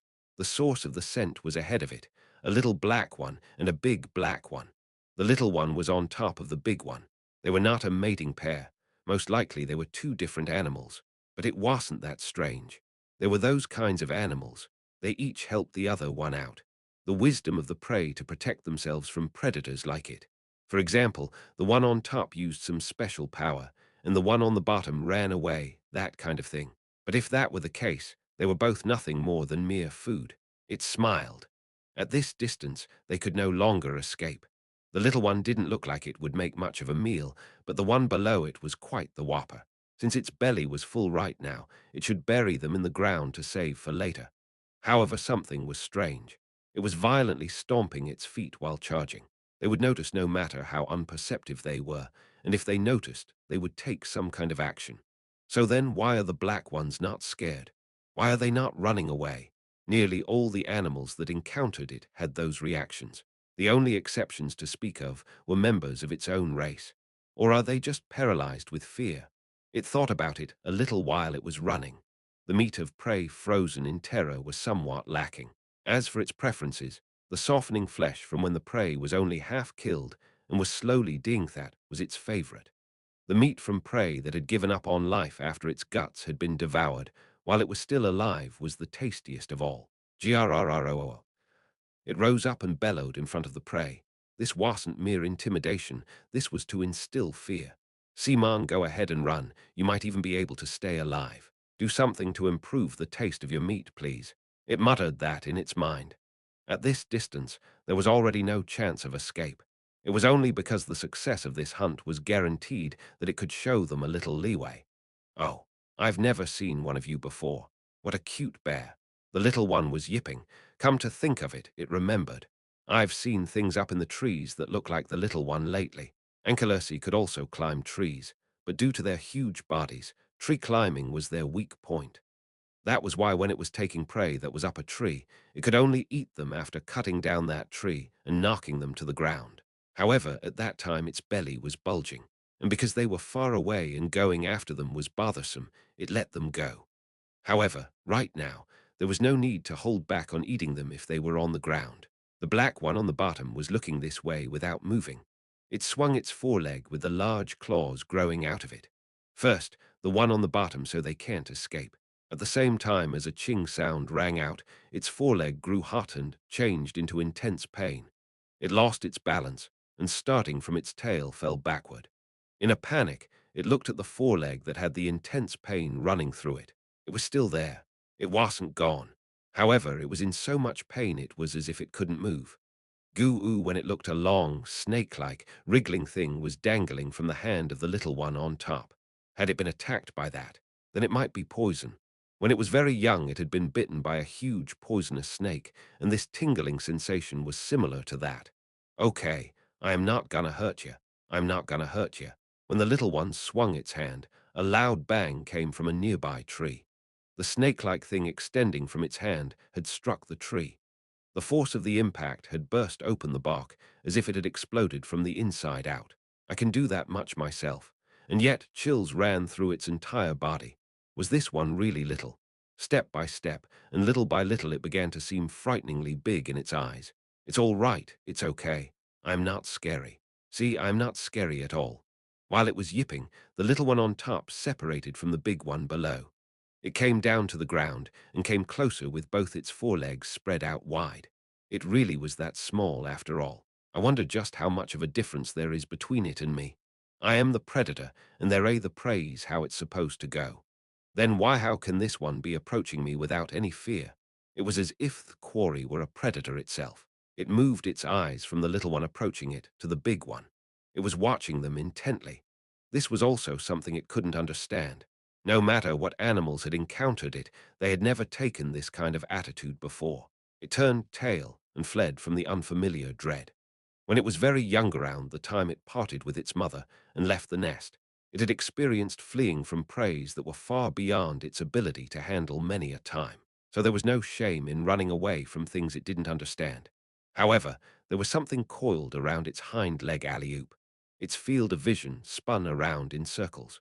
It was assailed by a sudden feeling of weightlessness, as if it were being hauled up, and then a shock ran across its back. For some reason, I am lying on the ground, half turned over. When it stood up, The long, snake-like thing was coiled around the hind leg that had been pulled, and that little one was holding the part beyond that. I have no idea what is happening or how, but does this mean that little one knocked me down? Me by that littleness, geez. I told you not to run away. The little one growled, baring its teeth. It was a sound that said, make no mistake, I am going to eat you. Maybe it was an ambush-type predator.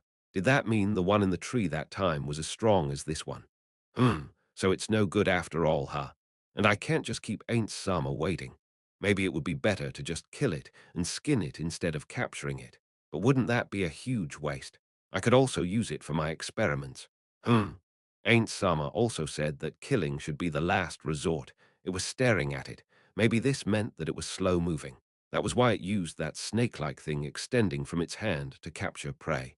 It tried tearing off the snake-like thing coiled around its leg. However, it couldn't. It was firmly dug in and wouldn't budge. In that case, it used the claws that it was so proud of. There shouldn't be anything it couldn't cut with them. Goo, it was baffled. It couldn't cut it. Even though these were the claws that had cut through everything until now, they couldn't cut. Yeah, whatever. I'm not gonna fight it. There was the sound of crunching dirt and sliding grass as its body moved. The coiled snake was being hauled in. It was steadily being dragged while leaving tracks in the ground. There was no longer any doubt. That little one possessed absurd strength. I guess it can't be helped. I don't really like doing this, but I'll try it once. I guess I'll kill you if it doesn't work. The snake-like thing was removed from its leg. Whoppy SSSH. Before it could even think I should run, a jolt of pain raced through its body. Guo-oo. The jolts of pain came in rapid succession. Arms, legs, face, belly, tail didn't really hurt that much. If it were going to try to cover some part of its body, it would be its back. If it twisted its body around its muzzle, it would be showered in agony. When it tried to endure the pain and flee, its body was pinned down by tremendous strength. When it looked, the big one had placed one of its legs on its back, immobilizing it. It was so powerful that it felt like it was going to be buried deeper and deeper into the ground. Can this really be happening? For one, let alone two, animals to appear whose power far surpasses my own. The pain continued. Each time that sound rang out, a sharp pain raced through somewhere on its body, never ending, like the sound of rain. Around the time it had already lost the will to resist, the sound finally stopped. There wasn't any part of its body that didn't hurt. Its whole body was on fire, and it had a feeling it had swelled up to 2 or even 3 times its normal size. There, now you're a nice and obedient, right? I'm probably going to be eaten after this. What I've been doing up till now is now being done to me in turn, that's all. Okay. All right then, looking good. Do you know who the boss is now? Well, shall we get going then? However, although it's baring its teeth, will the little one be able to eat all of me? Or does it intend to share me with the one below it? Now that I am the one who has given up on life, there's no doubt I will surely be tasty. Inside the green secret house, Ainz was working together with Mare. First, they lined up the food on top of an obsidian desk that was produced using magic. There was also warm soup, but it was put inside something to keep it warm, and they planned to serve it right before they ate. They prepared glasses full of ice for 3 and placed a bottle full of juice in the center of the desk. Even with the door of the green secret house closed, it was still perfectly ventilated.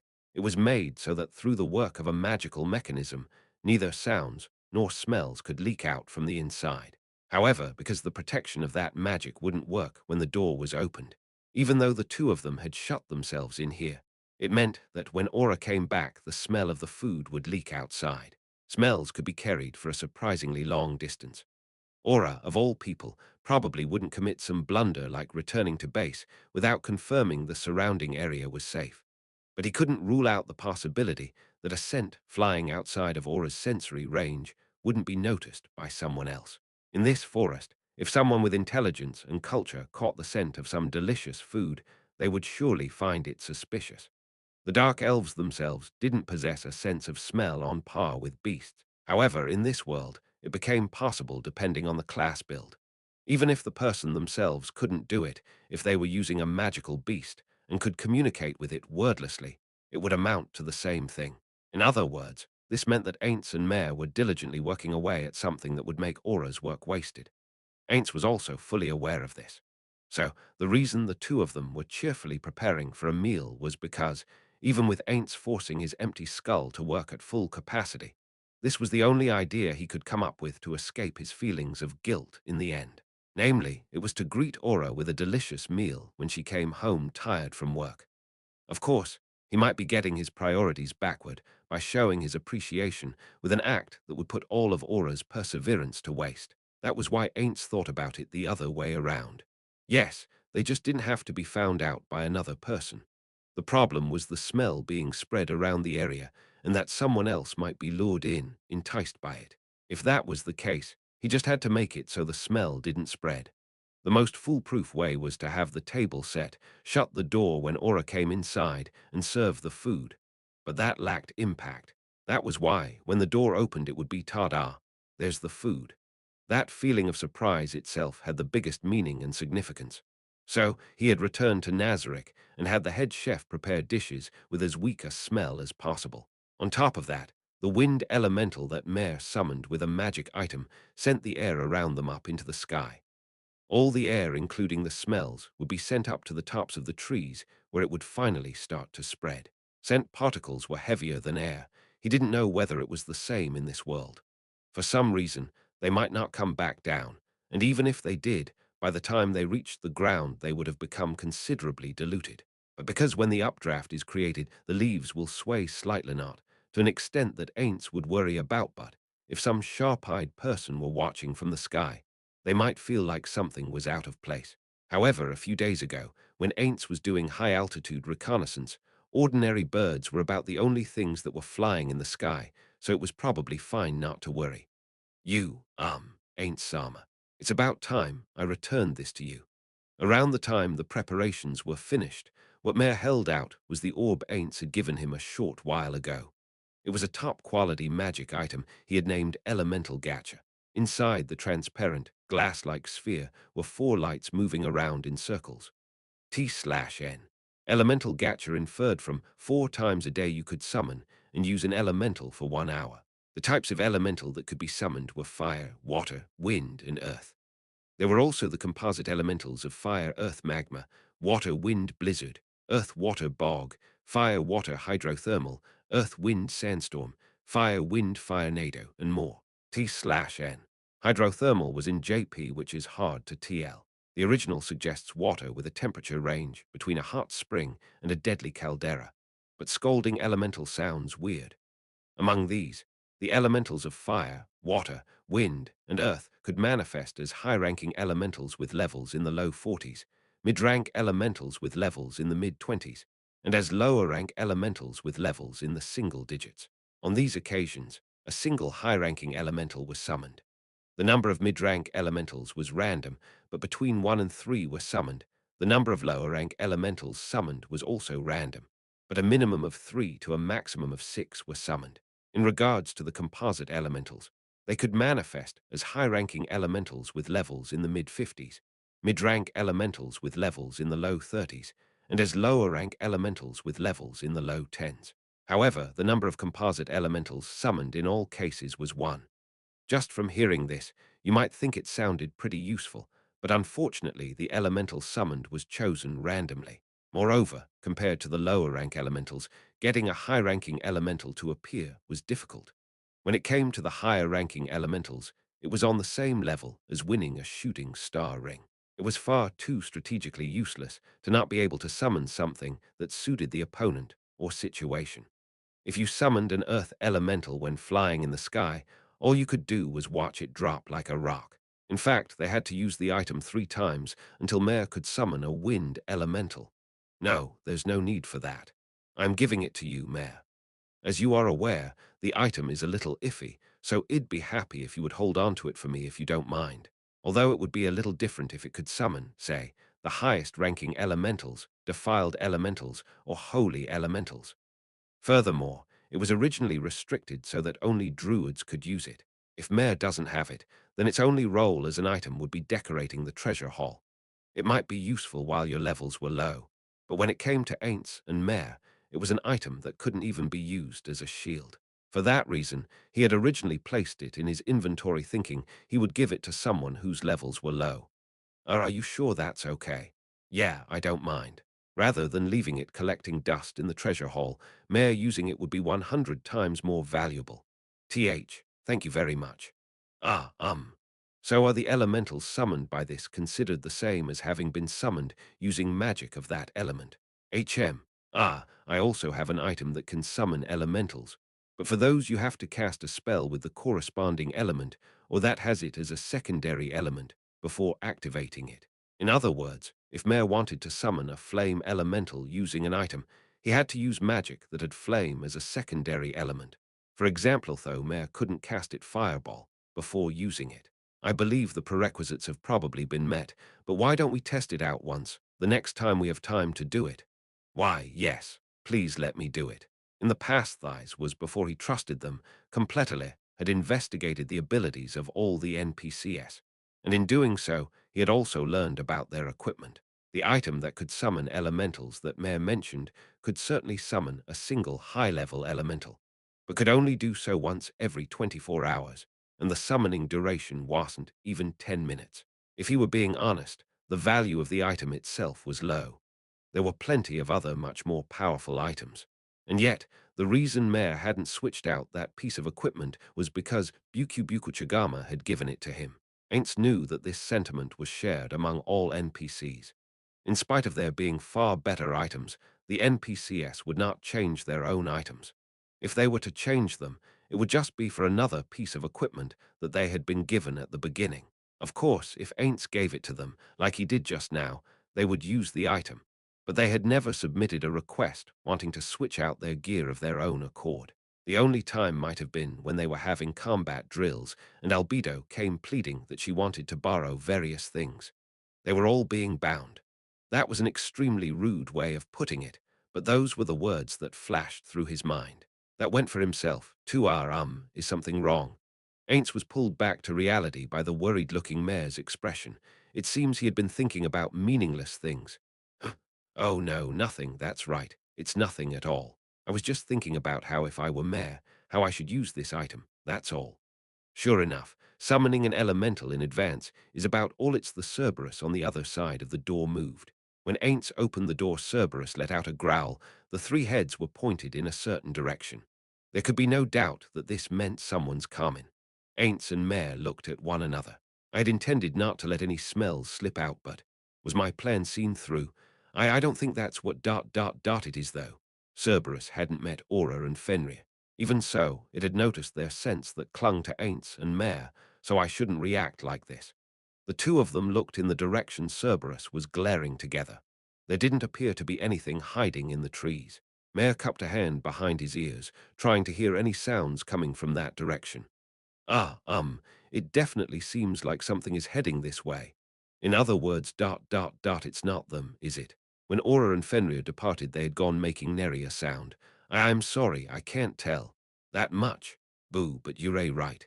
As Ain't Sama says, I think if it were my sister, she would be coming much more quietly. Boo, but I don't think there's any chance that she would make noise on purpose, just to let us know that she searched the area and that she knows there's no problem and that she's heading back. In other words, he didn't know. Then I guess it can't be helped. It'll be going as we originally planned. Ainz activated Perfect Uncowable and gave a command for Cerberus to accompany him. Unlike when it was necessary for him to give verbal commands, mental commands wouldn't be interfered with by Perfect Unknowable. However, because even Cerberus couldn't see Ainz, their positioning was important. If they handled it poorly, it was possible he would be sent flying by Cerberus. Perfect Uncowable really does come in handy. It's a shame that Pandora's actor, who can transform into me, is the only one who can use it. Well, there are others who could do it if I allowed them to use scrolls, but there are things like materials, time limits, and all sorts of other problems with that. While mumbling and grumbling in his head, Ainz walked following Cerberus' lead. Before long, even Ainz's ears could hear the sound of grass being trampled, and he saw an enormous shadow. A bear. However, this was different from your average bear. It seemed to have 6 legs and looked like its fur was soaking wet and clinging to its body. Maybe it was some sort of magical beast with the special ability to shoot out water. But what caught Ainz's eye more than that was Aura sitting on its back. She was holding a whip in her hand, and caused the bear-type magical beast to tremble in fear when she cracked it at a regular interval. On the side was Fenrir accompanying them. Aura didn't have that sort of magical beast under her command, right? What the hell is going on? No, he could just ask her about it. It seems they had noticed the Cerberus and were warily looking this way.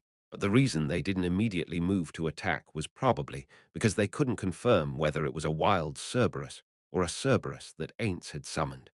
They seemed to be saying that if it were Ain's servant, it should somehow have that feeling to it, or would it be different for a summoned monster? Ainz cancelled perfect unknowable, Ain't Sama. In an instant Aura, the look of caution disappearing from her face, shouted in joy, "Hey, giddy up." Aura swung her whip at the bear that seemed rather reluctant to come this way.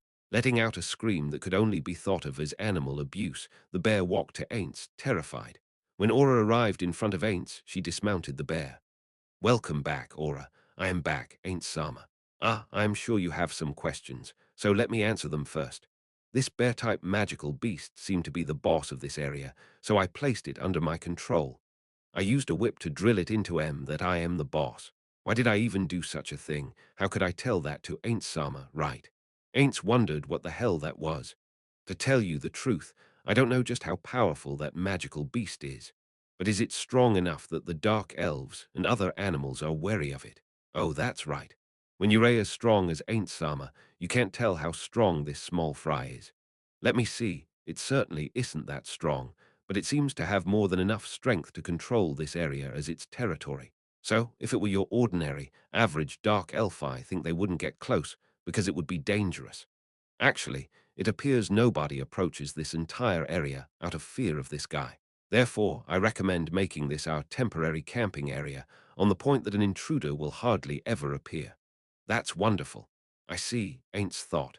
There certainly was a bigger merit in placing it under their control rather than just killing it, because it was unclear how much time they were going to spend searching for and observing the Dark Elves with this as their base. If that was the case, then if they killed the lord of the territory, the surrounding area would be in an uproar, and the Dark Elves were likely to come here to gather information. So it would be better to let it live, in the sense that they could also avoid that kind of encounter. Be that as it may, Aura. It's not as if I am questioning your judgment, but aren't you already controlling magical beasts to the limits of your ability? There haven't been any magical beasts within Nazarick that have been released from your control due to this one being placed under your control, have there? In most cases, it was customary for them to be freed in order from oldest to newest, not when one was to choose and release magical beasts, but when they were forced to be released. It was even the same for summoned and created monsters.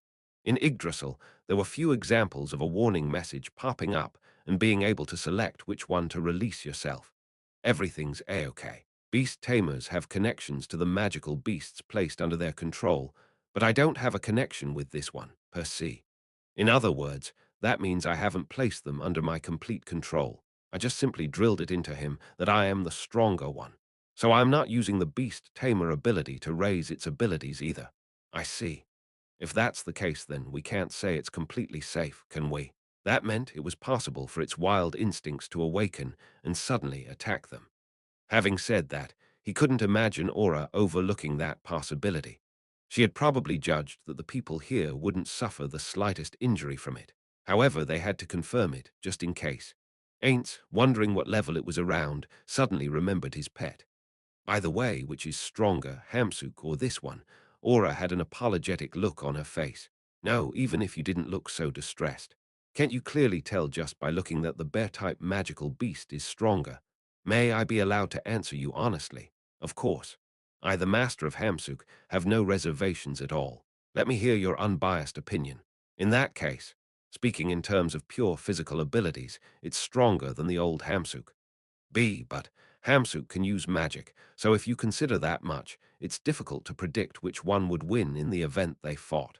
Because if magic is effective, the course of the battle will be decided instantly. On top of that, the current Hamsuk even has the warrior class. If it's in an armored state, I think Hamsuk would win without question. The image of the Hamsuk that just lazed around sleeping appeared in Ain's mind. And for some reason, there was a death knight next to him. He became slightly irritated. Certainly, Hamsuk was classified as a pet, so Ainz didn't mind that he lazed about. You could also say he was working just by walking around with Mammon. On top of that, Ainz also knew that he was working hard to acquire the warrior class and other skills, and yet it made him angry whenever he saw someone goofing off next to someone who was working hard. You don't have to go so far to stand up for Hamsuk, Aura, but he swallowed those words. It was out of consideration for Aura's feelings. She would never praise Hamsuk. I see could he say anything more than I see. Ainz, who didn't want to say anything like Hamsuk's pretty amazing too, was at a loss, so he decided to ignore it and move on. So did a magical beast that's strong just happen to be here?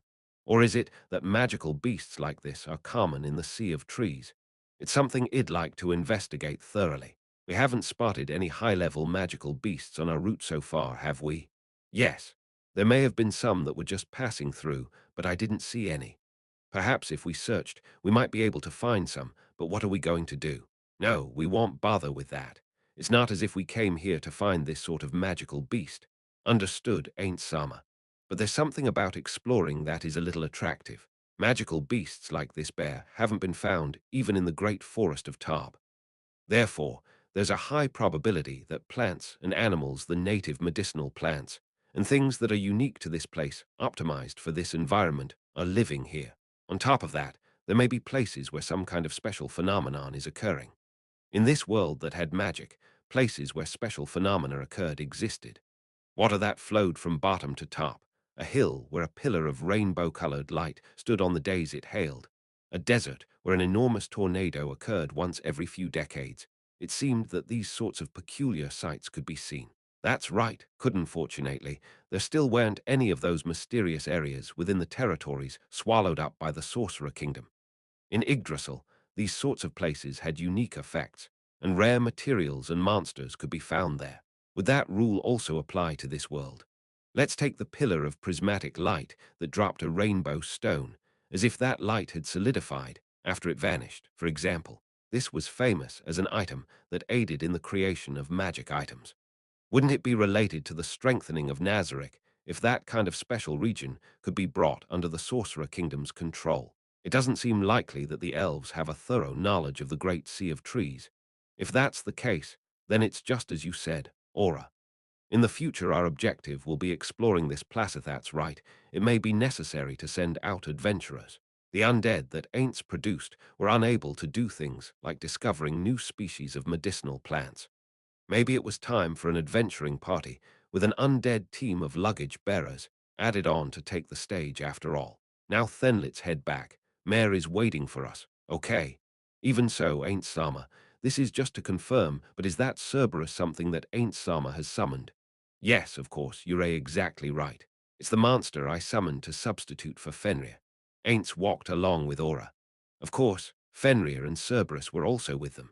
The magical beast bear displayed an attitude that it didn't want to go, but with just one crack of Aura's whip, it mutely came along.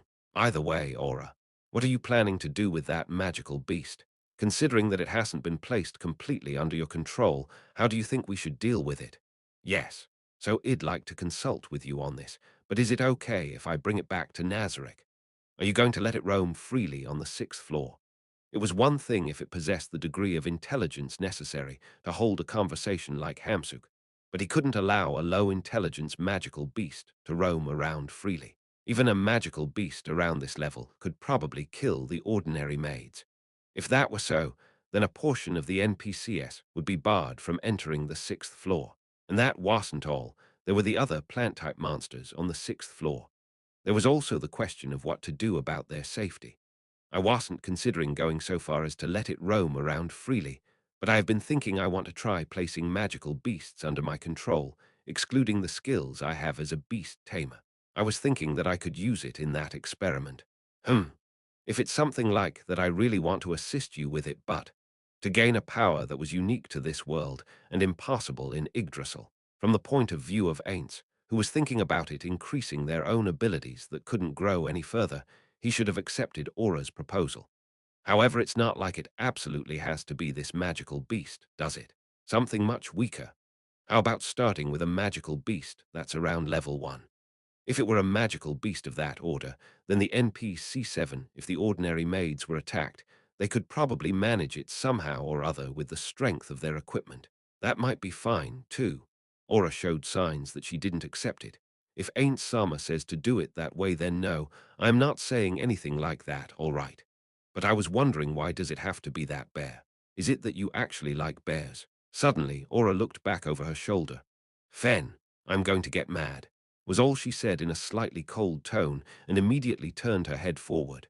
Sorry about that, Ain't Sama. It was because Fen looked like he was going to do something weird. Ainz looked back, but it didn't feel like he was about to do anything. However, that was probably because she had said something. Ainz returned his gaze and asked Aura a question. Ah, well, don't worry about it. Now then, why that bear?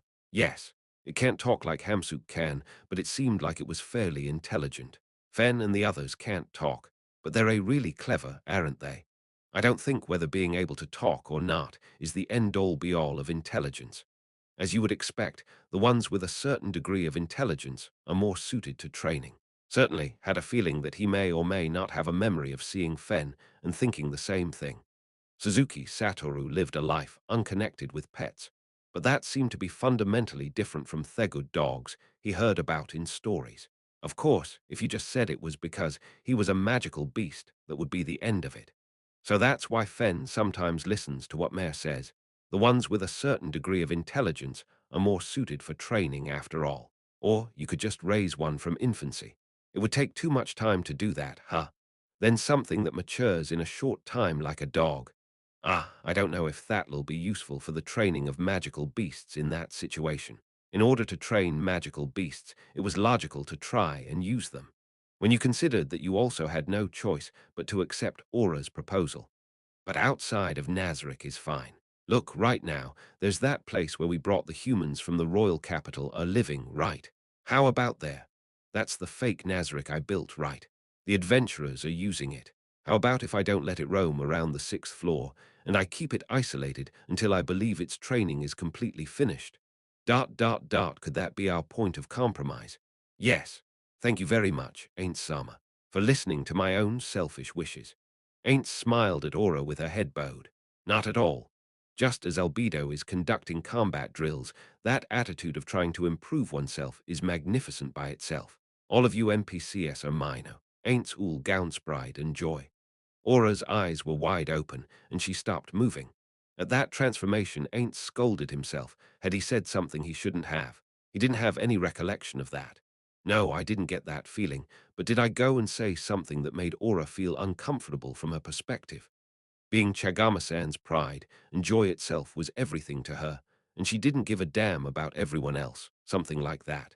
Or could it be that she's happy? It's not as if she's smiling. Maybe I should act anticipating the worst instead of expecting the best, but it would be even more awkward if he carelessly apologized. Therefore, Aints only had one measure he could take. Oh, that's right. To show our appreciation for all your hard work, we've prepared a meal. I prepared it together with Mare, you know. Oops, of course, none of us know how to cook, so all we did was carry it back from Nazarick. He glossed over the whole thing. Ha ha ha, while he continued to laugh, he took the opportunity to peek at Aura's appearance. She's not mad. It might be a forced smile, or it might be a smile of flattery, but she is smiling, right? Aura was smiling so broadly that he couldn't believe it was insincere. She might have been happy at hearing that a meal had been prepared, or maybe she was happy at being praised by Ainz. At any rate, I need to give the NPCs a whole lot more praise, don't I? Ainz hardened his resolve to do so.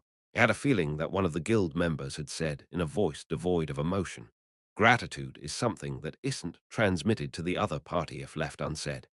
If you think you're transmitting it and say nothing, then before you know it, your wife's discontent will accumulate outrageously. Was that touched on? While he was desperately trying to remember, the green secret house came into view. When they were all standing in front of it, Mare, who was monitoring things from the inside, opened the door. Welcome back, sis. Yeah, I'm home. She could see a fully set dining table behind Mare. Aura's gaze raced over it. Ainz was also racked with tension. Wow, it looks so delicious. Seeing Aura's face break into a smile, Ainz was relieved. He had been a little worried she would say something like, and I was in the mood for katsudon today, while thinking that was something she would definitely never say. Because he rarely had the chance to share a table with someone, he had been worried that his pickiness about the food had become extremely dulled and crude. Yes, the head chef would be happy to hear you think so. In addition to that, I also had Fenrir's portion prepared, but they had placed an enormous, huge lump of meat, exclusively for Fenrir, on top of a stump they had prepared next to the base. It was a cow they had been raising for livestock, so fresh that it had only just been strangled, and the blood was still dripping.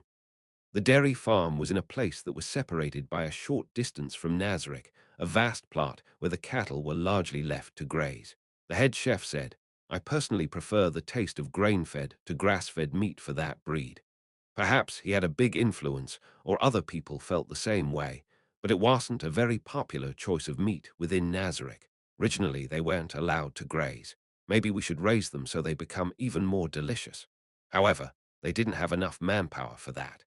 In Irantal, among the people who had been forcefully moved in order to create the demi-human district its nickname, there were hardly any people who had skills related to animal husbandry.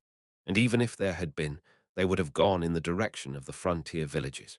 Be that as it may, it was just someone who was fussy about the taste talking. There weren't any problems if it were a magical beast's feed. What should we do about the portion for that magical beast bear? He'll be fine even if he doesn't eat. It looks like he ate right before he ran into me. On top of that, apparently one kind of training is not giving him any food until he completely understands that I am the boss and obeys me. Is that so? No, well, it might certainly be exactly like that. Even for humans or other races, the ones that have been mentally pushed to the breaking point fully obey us. They entered the green secret house while saying that and other things. You can go ahead and eat. When Aura said that before going through the door, Fenrir, who had been patiently waiting, sank his teeth into the meat. The magical beast bear just blankly watched that sight. That figure with the sagging shoulders certainly did appear human-like, and just like Aura said, it made you feel like it did possess some level of intelligence. Incidentally, Cerberus didn't need dinner. Even if you gave a summoned monster food, it would be pointless. It wasn't as if there weren't any cases when they were strengthened by giving them food that granted buffs. But at least right now Ainz didn't feel an ounce of necessity to do that sort of thing. Huh, you serious? Bullying is not cool. So hungry. Having decided that, Ainz had a hunch those were the reactions to his decision coming back from the Cerberus, but it was probably just his imagination. The three of them arrived at the table Ainz had prepared. Go on and eat. The two of them said, "Thank you for this meal," in unison. Naturally, Ainz was not able to eat. Aura was the first one to eat. Ainz Sama, this is delicious. Mare nodded in agreement with his sister's words. Ainz smiled at the two of them. That's great. I'll pass it along to the head chef. I want you two to listen to what I have to say while you're eating, but we know from Aura's investigation that we'll be fine even if we build a temporary base in this area. Therefore, we will choose a place to relocate the green secret house, and after that's finished, I want us to take action in order to find the dark elf village. The two of them stopped eating and earnestly listened to what Ainz had to say. Well, even Suzuki Satoru would have stopped eating if his boss started talking about something job-related. After that, we will establish friendly relations with the Dark Elves. As our plan to carry that out so long as Aura permits it, I want to carry out mission. Red Ogre cried. Ainz grinned. He had once carried it out with his friends, and those friends had dubbed it a dirty trick. In truth, right when he was thinking about using a monster he had summoned himself, Aura brought back just the right magical beast for the job. If she gave her approval to use it, there would be no other hand to play as magnificent as this one. It not being under her complete control was an element of uncertainty in the plan, but conversely, that would also increase the realism. He didn't know whether it differed by the individual or by their race, but there was no uniformity in the acting ability of monsters. The evil Lord of Wrath had given an outstanding performance, but according to Shizu it seemed that the circlet demon was a damn ham. T/N. Damn ham as in ham actor, the original is Cuso. Daikon, shitty actor. He had wanted to conceal their identities and strength, but wouldn't it be better if they could just slip right in? If it were fine to spend however many years on it, there might have been a much more different way to go about it. But when he considered the theocracy, he didn't think they had that much time. Cried because of sadness, or cried as in shouting. Ain't Sama just what is this plan? T/N. Original line had puns on cried, hard to TL. Ain't once more grinned at the curious Aura. At one time, it was one of the many things he had learned from his friends. It seemed that the strategy's name was based on something, but Ainz acted like he knew, without actually knowing. But he could explain what that strategy was if he based his explanation on his real experiences with it. Ainz opened his mouth. Oh, it's the Red Oni who cried, right. I read that book recently. Being the first time he learned the source of the strategy's name, Ainz closed his mouth and slowly looked up at the sky. If he had seen a majestic blue sky here, Ainz's mind, its own ignorance beaten into it by a child, might have also learned a thing or two. He might have received the consolation that he was small compared to the entire world. However, all he saw was the ceiling of the green secret house. After he had stared at the unremarkable ceiling for a bit, he turned his face to see Mare's pure and innocent smile. The possibility still remained that Mare was jumping to the wrong conclusion. Is that right? You're something else, Mare. I've never read that book before. You say it's called The Red Oni Who Cried. Yes. So the contents of that book Arrowhat were going to use that bear that my sister brought back to do, right? Oh yeah, probably. That's a bullseye. Aha. Yeah, you sure are amazing, Mare. And so, Ainz showed the two of them a smile. Chapter 3. Aura's hard work won the Dark Elf Village in the Great Sea of Trees. It was no different from the Elf Village. For example, the race called the Wild Elves were once ordinary elves. Shifting their sphere of living to the grassland produced changes, not only in the form of the culture, but also physically, to the extent that at present they had been recognized as a new species.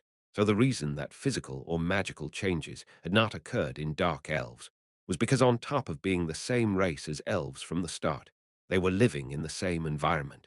There were also hardly any differences in culture, and their way of life was centered on the elf trees. Hence, the classes they gained were, just like with the elves, mainly ranger and druid.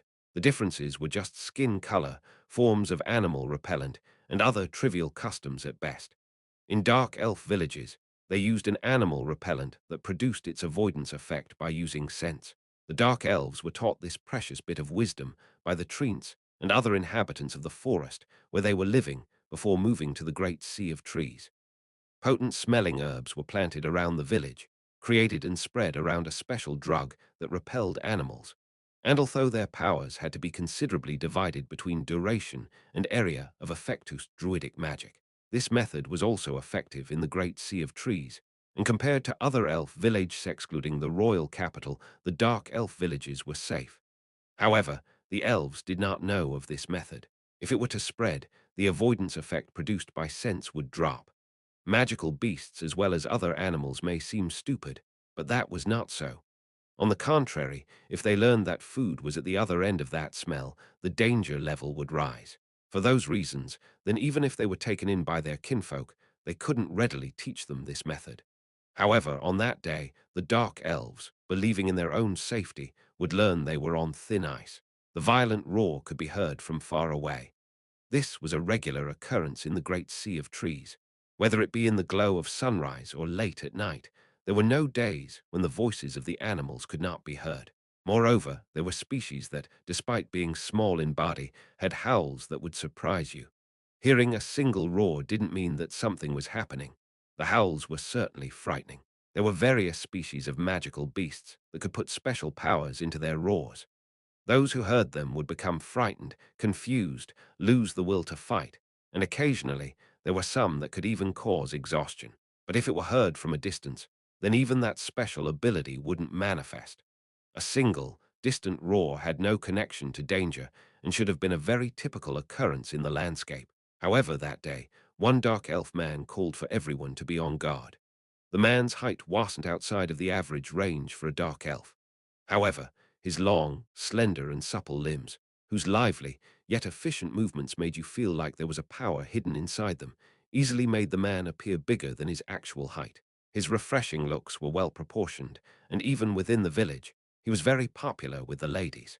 There was no one among the dark elves living in the great sea of trees who didn't know this man, a first-rate ranger who had accumulated vast amounts of experience, bearing the ancient and honorable surname of House Blueberryon of the 13 families of the beginning that became the central figures during the Great Migration. In his hands, the man Blueberry Egnia held a dark elf-style compound bow, of which there were only a handful even in this village. It was a bow one would not be permitted to use, unless they had earned an extremely good score at the archery tournament held in the season when the Bacoa flowers bloomidance every 3 years. Obeying Egnia's call, the Dark Elves soldiers assembled immediately. Although they were called soldiers, they were rangers that had not gone out to hunt, not full-time soldiers. The village where Ainz lived was the largest Dark Elf village in the vicinity. And yet, there were only about 200 residents, and they had no leeway to put full-time warriors in place. In front of his friends, who had assembled with puzzled looks appearing on their faces, Egnia moved his ears slightly while focusing on the distant sounds. He announced in a stiff voice, "There's no other reason I deliberately had you all assemble. That roar just now, I have heard it once before. That is the roar of an adult, a fully matured one at that, Ursus." Egnia sensed all those assembled immediately became tense. It was obvious as to why. If you were a dark elf living in this forest, even if it were a child, there would be none who did not know the name of the one magical beast that should be feared the most, Ankylosis. In the area around this village, there were a number of species of monsters whose danger level was high, but the Ankylosis was the one at the top of that list. Maybe it would be possible if it were an Ursus cub, but it wasn't an exaggeration to say that attacking an adulter, fully grown adult at that meant death. It had armor that repelled even arrows, and physical strength that could easily bisect a dark elf. Furthermore, due to all of its physical abilities being high, running away from them was considerably difficult. It was a truly terrifying monster. I certainly did hear some kind of roar, but did it really belong to an Ursus? Are you sure you didn't mishear it? One dark elf woman asked doubtfully, one of the 3 vice masters of the hunt, and a skilled ranger who held a composite bow just like Egnia's in her hands. It seemed that even she couldn't tell just from that roar whether or not it was an Ursus. Moreover, a cute bird called the howling bird, for example, could imitate the roars of various species of monsters. And there were other animals in this forest with abilities similar to this. With those kinds of animals inhabiting the forest, identifying the owner from a single, distant howl was extremely difficult. Her question was a reasonable one. However, Egnia was the greatest ranger in this forest. He surpassed everyone not just in his skill with a bow, but also in the sharpness of his senses, and even in his ability to analyze the information those senses picked up. Her question was not out of any distrust of Egnia. It came from her more than half wishing for this to please be a mistake. It's very unfortunate, but there's no doubt. No matter how much time passes, it's impossible for me to forget that roar that makes your hair stand on end, that makes you feel the overwhelming difference in strength. Even now, it's still stuck in my ears. It's not something that I could mishear. The next to speak was the master of the hunt. The pillars of authority in the village were the master of the hunt, the council of elders, the chief pharmacist, and the right master. The council of elders was composed of 3 people, so altogether there were 6 people, meaning he was one of them. There wasn't a composite bow in his hands. His specialty, if anything, was trapping, but even if you took that out of the equation, his abilities were far behind those of Egnia. Be that as it may, as a ranger there was no doubt that he was influential. And though he was younger than Egnia, he had a cool and collected personality, a person with nothing to criticize as master of the hunt, a mature Ursus howling, so we can confirm that something has entered its territory. In most cases, it would roar when fighting a strong enemy or a hostile member of its own kind. Otherwise, it was when it was announcing a victory or declaring its territory, or also when it was breeding. However, whichever of those it was highly likely that someone had entered the Ursus territory, because once an Ankylursus established its territory, the territory expanded. As its body grew, it would very rarely try to change it. And it was also very rare for it to go hunting outside of it. Therefore, it was reasonable to think that someone had entered its territory. Ha! What a nuisance. I don't know just what monster went inside it. I hope that the careless fools who disturbed the peace end up as the Ursus prey. The dark elves all around him agreed with the master of the hunt's complaint. Egnia gave a wry smile to those friends. Given the Ankylursus disposition, as long as they didn't thoughtlessly provoke it, it was a well-known fact that it could become the neighborhood balancer, in a sense. I will agree with that opinion, but we don't know whether or not it's even entered the territory yet. Yes. When I heard the Ursus roar before, it was when 2 of them were fighting, and the fight that time was being held outside of its territory. Excuse me, Egniasen, I have a question. I hardly heard it at all, but since you mentioned it, I do think it's true that an Ursus roared. But its territory is fairly separated from here, right? So why did you call us all here? Yes, I don't know if something happened to the Ursus, but it's a fact that some situation is occurring that is making it roar. Maybe it's changing its territory, or maybe the ruler of that territory is changing. Or maybe something even more different is occurring. For example, that's right. After taking a breath, Egnia continued and said, such as a powerful magical beast that is able to escape from the Ursus even though it lost, and is heading this way. So, we should simultaneously put the village on guard for anything that could happen. And even if it's tomorrow, we head in the direction of the roar and get a glimpse of the state of the forest. Everyone present agreed. It would be problematic if they did not quickly sense changes in the forest and share information. It was extremely important to those who lived by receiving the blessings of the forest. Today's hunt is cancelled. Maybe it would be safer to stop anyone from going into the forest altogether, let alone for hunting. We still have food, right? Well, fine. We bagged some huge game lately. But even so, we should still tell the right master what is going on right away, so we can have him start making fruit. We don't know how many days it'll take until we finish confirming if everything's safe, after all. After that, right, we should also talk to the elders about that. Well, have the elders devise a way to disseminate the information to everyone so that someone who doesn't know what's going on doesn't go into the forest. Prompted by Egnia's call for attention, everyone exchanged opinions. Nobody said, "You're overthinking it." The forest brought blessings, but it also suddenly threw misfortune your way. Stacking precaution on top of precaution, without overlooking the slightest ill omen, was crucial to living in the sea of trees.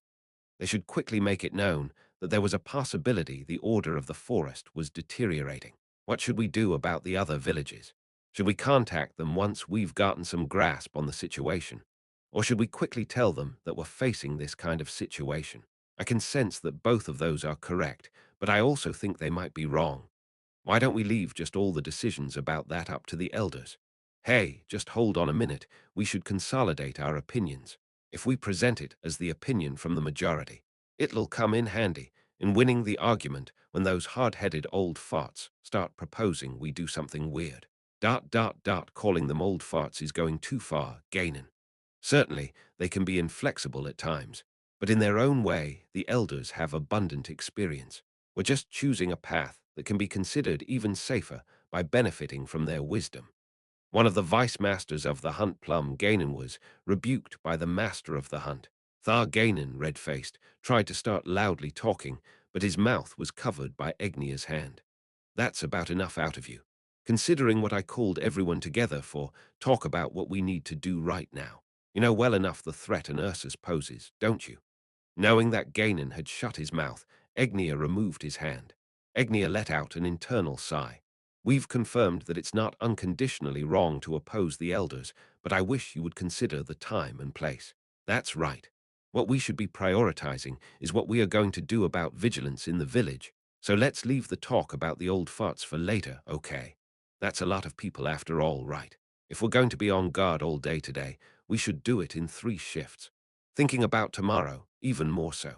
They were more or less used to keeping watch all day long, and if they had magic that removed fatigue cast on them, it would have any effect on the next day's activities.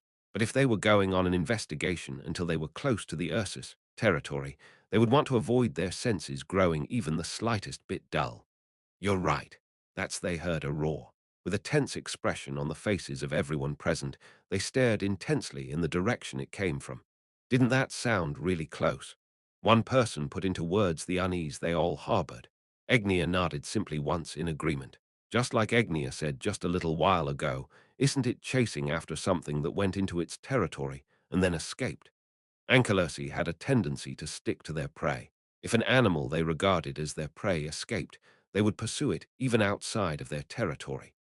Chasing after it while roaring was a little different than the image they had in their minds, but it was more comprehensible than it being beaten and driven out of its territory. If that's the case, then as long as the Ursus catches its prey that might even fill its belly, then this village might be safe. If there's fleeing prey, then do we lead it away from here and shoot it to death? Stop it. That would just result in pointlessly provoking it further. First, there's a good chance the prey has the ability to run away from the Ursus as much as it can. If the prey comes this way, we should at least drive it away. No, wait. It would be troublesome if the Ursus came within the vicinity of the village. It would be a nuisance if it considered this place to be a feeding ground. We should have a few people go outside the village, and if the Ursus or the prey look like they're heading this way, lead them in a different direction. It was fine for various opinions to be flying past each other, but it wasn't as if they could spend too much time on it. He didn't really want to butt in, but he couldn't say such a thing. Egnia clapped his hand once and drew everyone's attention to him. Whatever the situation is, the fact remains that this is an abnormal state of affairs. We should get to work immediately. If the Ursus returns to its territory, then fine. But if it doesn't, if it loses sight of prey, even after leaving its territory, Egnia looked out over everyone. And in addition to that, if it lets the prey get away in the vicinity of the village, it would make for a very long, awful day. The faces of everyone imaging just what would happen frowned. First, what is important is calling for the aid of everyone in the village, not just those of us here. The power of the druids will become absolutely necessary. Then, the chief pharmacist probably has a poison that will even affect an Ursus. For beast-type magical beasts like the Ursus, rather than trying to defeat them with physical attacks, magic that manipulated its mind was more effective, even against an opponent that was protected by a thick hide, fat, and bulky muscles. It was possible to deal damage above that of bows and arrows by using magic, for example. It would be damaged just from touching the flames of the fire elementals that the druids could summon and other such methods. They probably wouldn't win if they fought it directly, but if they used magic and other such methods, then even in the past they had somehow or other won against a magical beast that rivaled an Ursus. But gathering here just discussing things is only adding to our wasted time. We should seize the initiative, but Egnia looked at the master of the hunt. Could we leave it to you? The master of the hunt, reluctantly shook his head. I guess it can't be helped at this point. All right, you lot. Starting from all the ones with outstanding skills on down, solidify the village's defenses. The other half goes around warning everyone in the village. Those that have finished warning people will next guard those unable to fight. Beniri, I leave the division of personnel to you. Next, Gainan goes to the chief pharmacist and Ove to the right master and tells them about this. I will go to the council of elders. Come on, move, move, move. When Egnia tried to move out, the master of the hunt sent him a signal, so he ran over to him.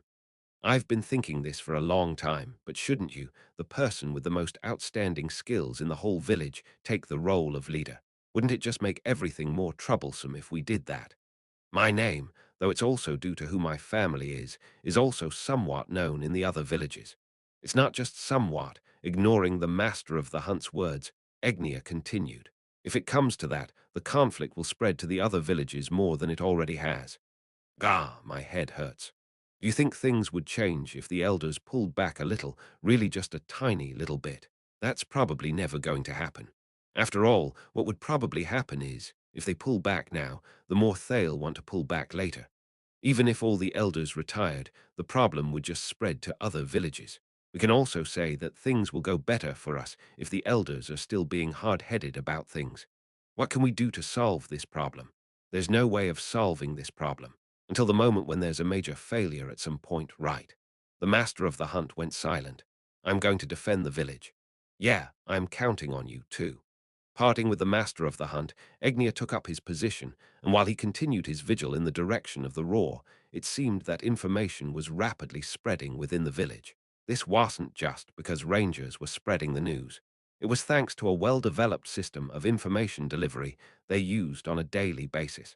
As a consequence of being a village with dangerous monsters living right next door. After not even 10 minutes had passed, the right master had started producing food. The chief pharmacist had also already sent Egnia the potent poison and its antidote, just in case. Time passed with them on alert for now. They hadn't heard the Ursus roar since then. The tension rangers that had assembled because of that began to recede. It was the same for Egnia. He relaxed his shoulders and massaged out the stiffness of the hands that held his bow. Had the Ursus caught its prey, or it might have returned to its territory because its prey got away. At that time, the master of the hunt was standing next to him. Just to be safe, it's probably necessary for us to quickly go and investigate its territory. Can I count on you for that? I thought this would happen. Leave it to me. He was already thinking about his movements when he entered its territory in his head. Egnia stared intensely in the direction of its territory, as if he could perceive the figure of the Ursus that should have been there in his line of sight, when he had a feeling that he had seen some large thing behind the trees of the forest. Chichiai, Egnia vibrated his lips and made a sound that was like the cry of a bird. This was no mere sound. This was a special sound Egnia could emit through the mastery of his class. It would tell his friends that heard it to be on guard. By doing this, allies that heard this sound wouldn't be hit by a surprise attack and be unable to move. The mood of starting to let their guard down instantly tensed back up. While feeling everyone's attention was on him, Egnia pointed in the direction where he had just seen the shadow using his chin, and without taking his eyes off it. Please just let it be my imagination. Please just let it be me mistaking it for something else. Please just let it be a misunderstanding. He had only caught sight of that shadow for just a moment. It just happened to be behind the shadow of many huge trees for just a single blink of the eye as far as his line of sight extended. It was more than possible that he had mistaken it for something else. However, as a ranger who possessed high competency, Egnia's excellent vision easily betrayed even his own expectations. It's the Ankylursus. In spite of the volume of the words that someone had reflexively let slip, that voice was frighteningly and clearly audible to the ears of everyone there. Yes, it was already obvious to anyone with eyes to see. A huge shadow was sluggishly approaching them from between the trees. What was there was the destroyer of the great sea of Triest, Ankylursus. However, Blueberry-san, isn't that thing huge? Are Ursi really that big? A young ranger swallowed his spit and asked. Because it was at a distance and hidden by the trees, they couldn't definitively confirm what that body was. By comparing it with the surrounding trees, they could get a rough approximation. It was far too big. No, it was too gigantic. Sumomo, the Ursus I saw before, wasn't that big. It couldn't have gotten any bigger. Its growth rate is abnormally fast, an abnormal specimen. If we're unlucky, what we're dealing with here is, Egnia said, as if the words were being squeezed out of him. A lord.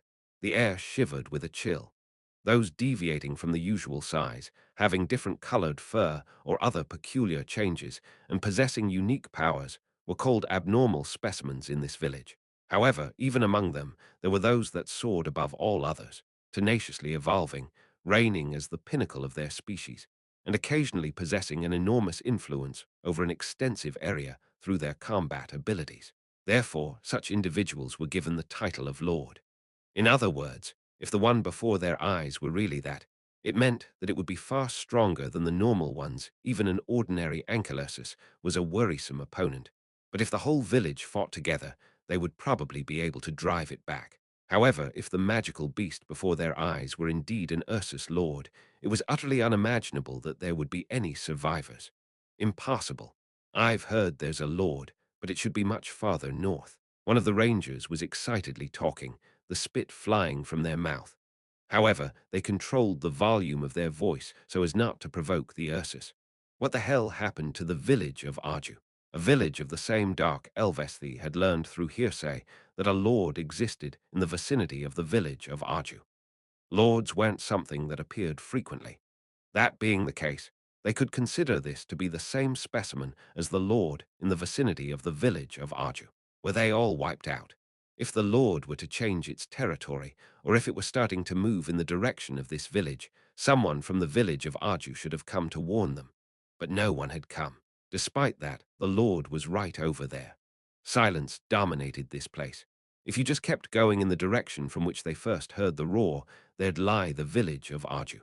The village of Arju turned into a feeding ground. The Ursus learned about the food called dark elves and relied on scents or something else to head this way. Nobody wanted to say it, but everyone had arrived at the same conclusion. The color of despair mixed with the tense atmosphere. Even if it had acquired a taste for dark elves at the village of Arju, it shouldn't have known that fresh food was here. There were many gourmets among the Ankylursus. They were omnivorous, but they had particular foods they preferred to eat. If dark elves satisfied its discerning tastes, they had to abandon this village, and even if they did that, it didn't mean that it wouldn't pursue them. Therefore, they should lead it away and separate it from the village. However, there was a problem. No, we can't declare that the village of Arju was wiped out. All eyes were on Egnia. As I originally witnessed, there was an Ursus building its territory in this vicinity. If the Lord came straight here from the village of Arju, it would have entered that Ursus territory. It would be strange not to hear two roars if that happened. In other words, the Ursus that originally marked out its territory in this vicinity probably grew up and became a lord. There was still a chance that it was the lord from the village of Arju. If the lord and the Ursus that marked out its territory in this vicinity were different sexes, there probably wouldn't be a fight. It was also possible that, if the two of them bumped into each other again, one of the Ursi most likely the Lord wouldn't roar. However, whether or not the village of Arju survived was, in these circumstances, not important. What they should be thinking about right now was, if there were no changing the fact that the Lord was heading for this village, what should they do? What would be the best move to make? If that was the case, fighting the Lord is suicide. There is no other way than to summon elementals and flee while they're buying us some time. You think that's something we can just do? There's no question we'll be attacked by that thing in the forest. More importantly, we can just give it all the stored meat and other food it wants and let it fill its belly. That's right. Ursi have a disposition similar to a bear's. They probably like honey too. Well, smear it on the meat too and hand it at that moment. A roar reverberated that seemed like it made the earth, the air, the forest, and the cores of their bodies tremble. It could no longer hide in the shadows of the trees. The slowly walking Ankylursus Lord was there. The breaths of the dark elves became quick and shallow. The minds of everyone in that place went blank. Whatever ideas that had just a moment ago were blown away. They could taste the difference in power with bodies, and they shriveled up. It wasn't as if that roar just now had a special effect that induced fear or other mental effects. This was just simply, and fatally, their reaction because the dark elves understood the difference in their positions as living things. In other words, it meant that the difference in strength was so big and to such an extent that the dark elves were merely powerless beings that would be trampled underfoot. This is bad. Nearly all the dark elves were convinced of the tragedy befalling them and were under the control of resignation. However, it was still too early to accept that. Move. It was a shout to scold and rouse himself. Mama, move, you say. And just what the hell can we do? How the hell should I know? Egnia replied to the female dark elf's shrieking question with a few brief words that hung heavy in the air like a machete. Ho, how the hell should you know? You're just lashing out. You can kuno. How is there any way that even I would understand or know anything about what to do in this kind of situation? Even so, we have to move. What can we do all huddled together like this? At least those ideas just now, or was its objective to also make them terrified? The Ursus Lord's pace was surprisingly slow. Its head was lowered trying to catch the scent of the dark elves from among the flowers that were planted around the village. For some reason, the word plodding suited that figure, and it gave an impression that it was truly miserable. Was it wounded?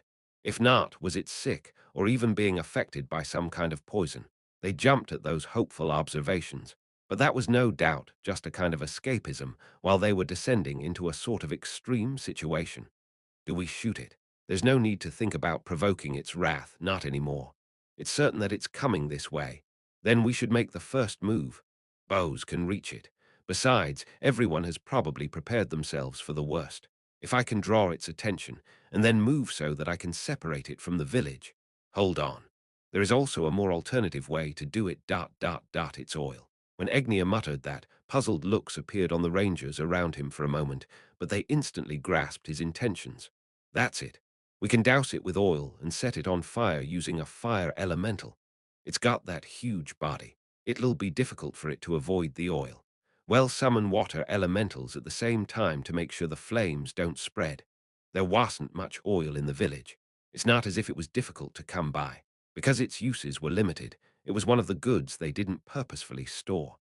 Shouting, "Ill go," one of the dark elves ran off, heading for the center of the village. He probably intended to tell one of the druids that should be in the storehouse.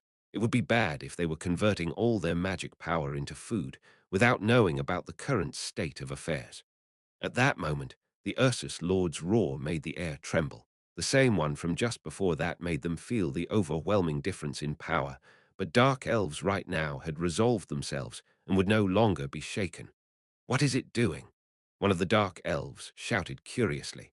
It wasn't just Egnia. All the rangers there held the same question. Because of the nature of Ankylosi, it should have immediately charged them the moment they were seen, but there was no sign of that. It was as if it had no motivation now. When it came to a lord, it probably had more alternative objectives. When they were examining the situation, this time the Ursus lord stood up and roared. Making oneself look big and intimidating your opponent was an action that wild beasts often did. However, what they didn't understand was, why wasn't it attacking?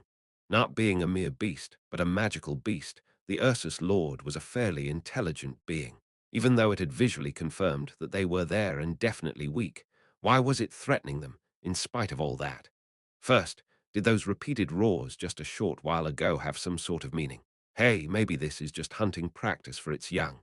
If that was what that odd behavior was, it was possible, and Egnia also mentally agreed with whoever's voice it was that said it. The parent would bring the child along when it went on a hunt. The child would learn by observing the parent's hunt and learn the skills for taking each type of prey.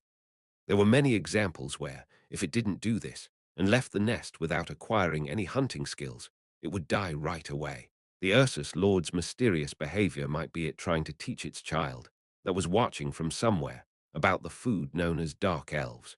If that's what this is, then considering the future, shouldn't we hammer it into the cub that dark elves are a tough quarry that can hurt you? It'll be a real pain if we're remembered as mere food. Won't the Lord go berserk if we kill its cub?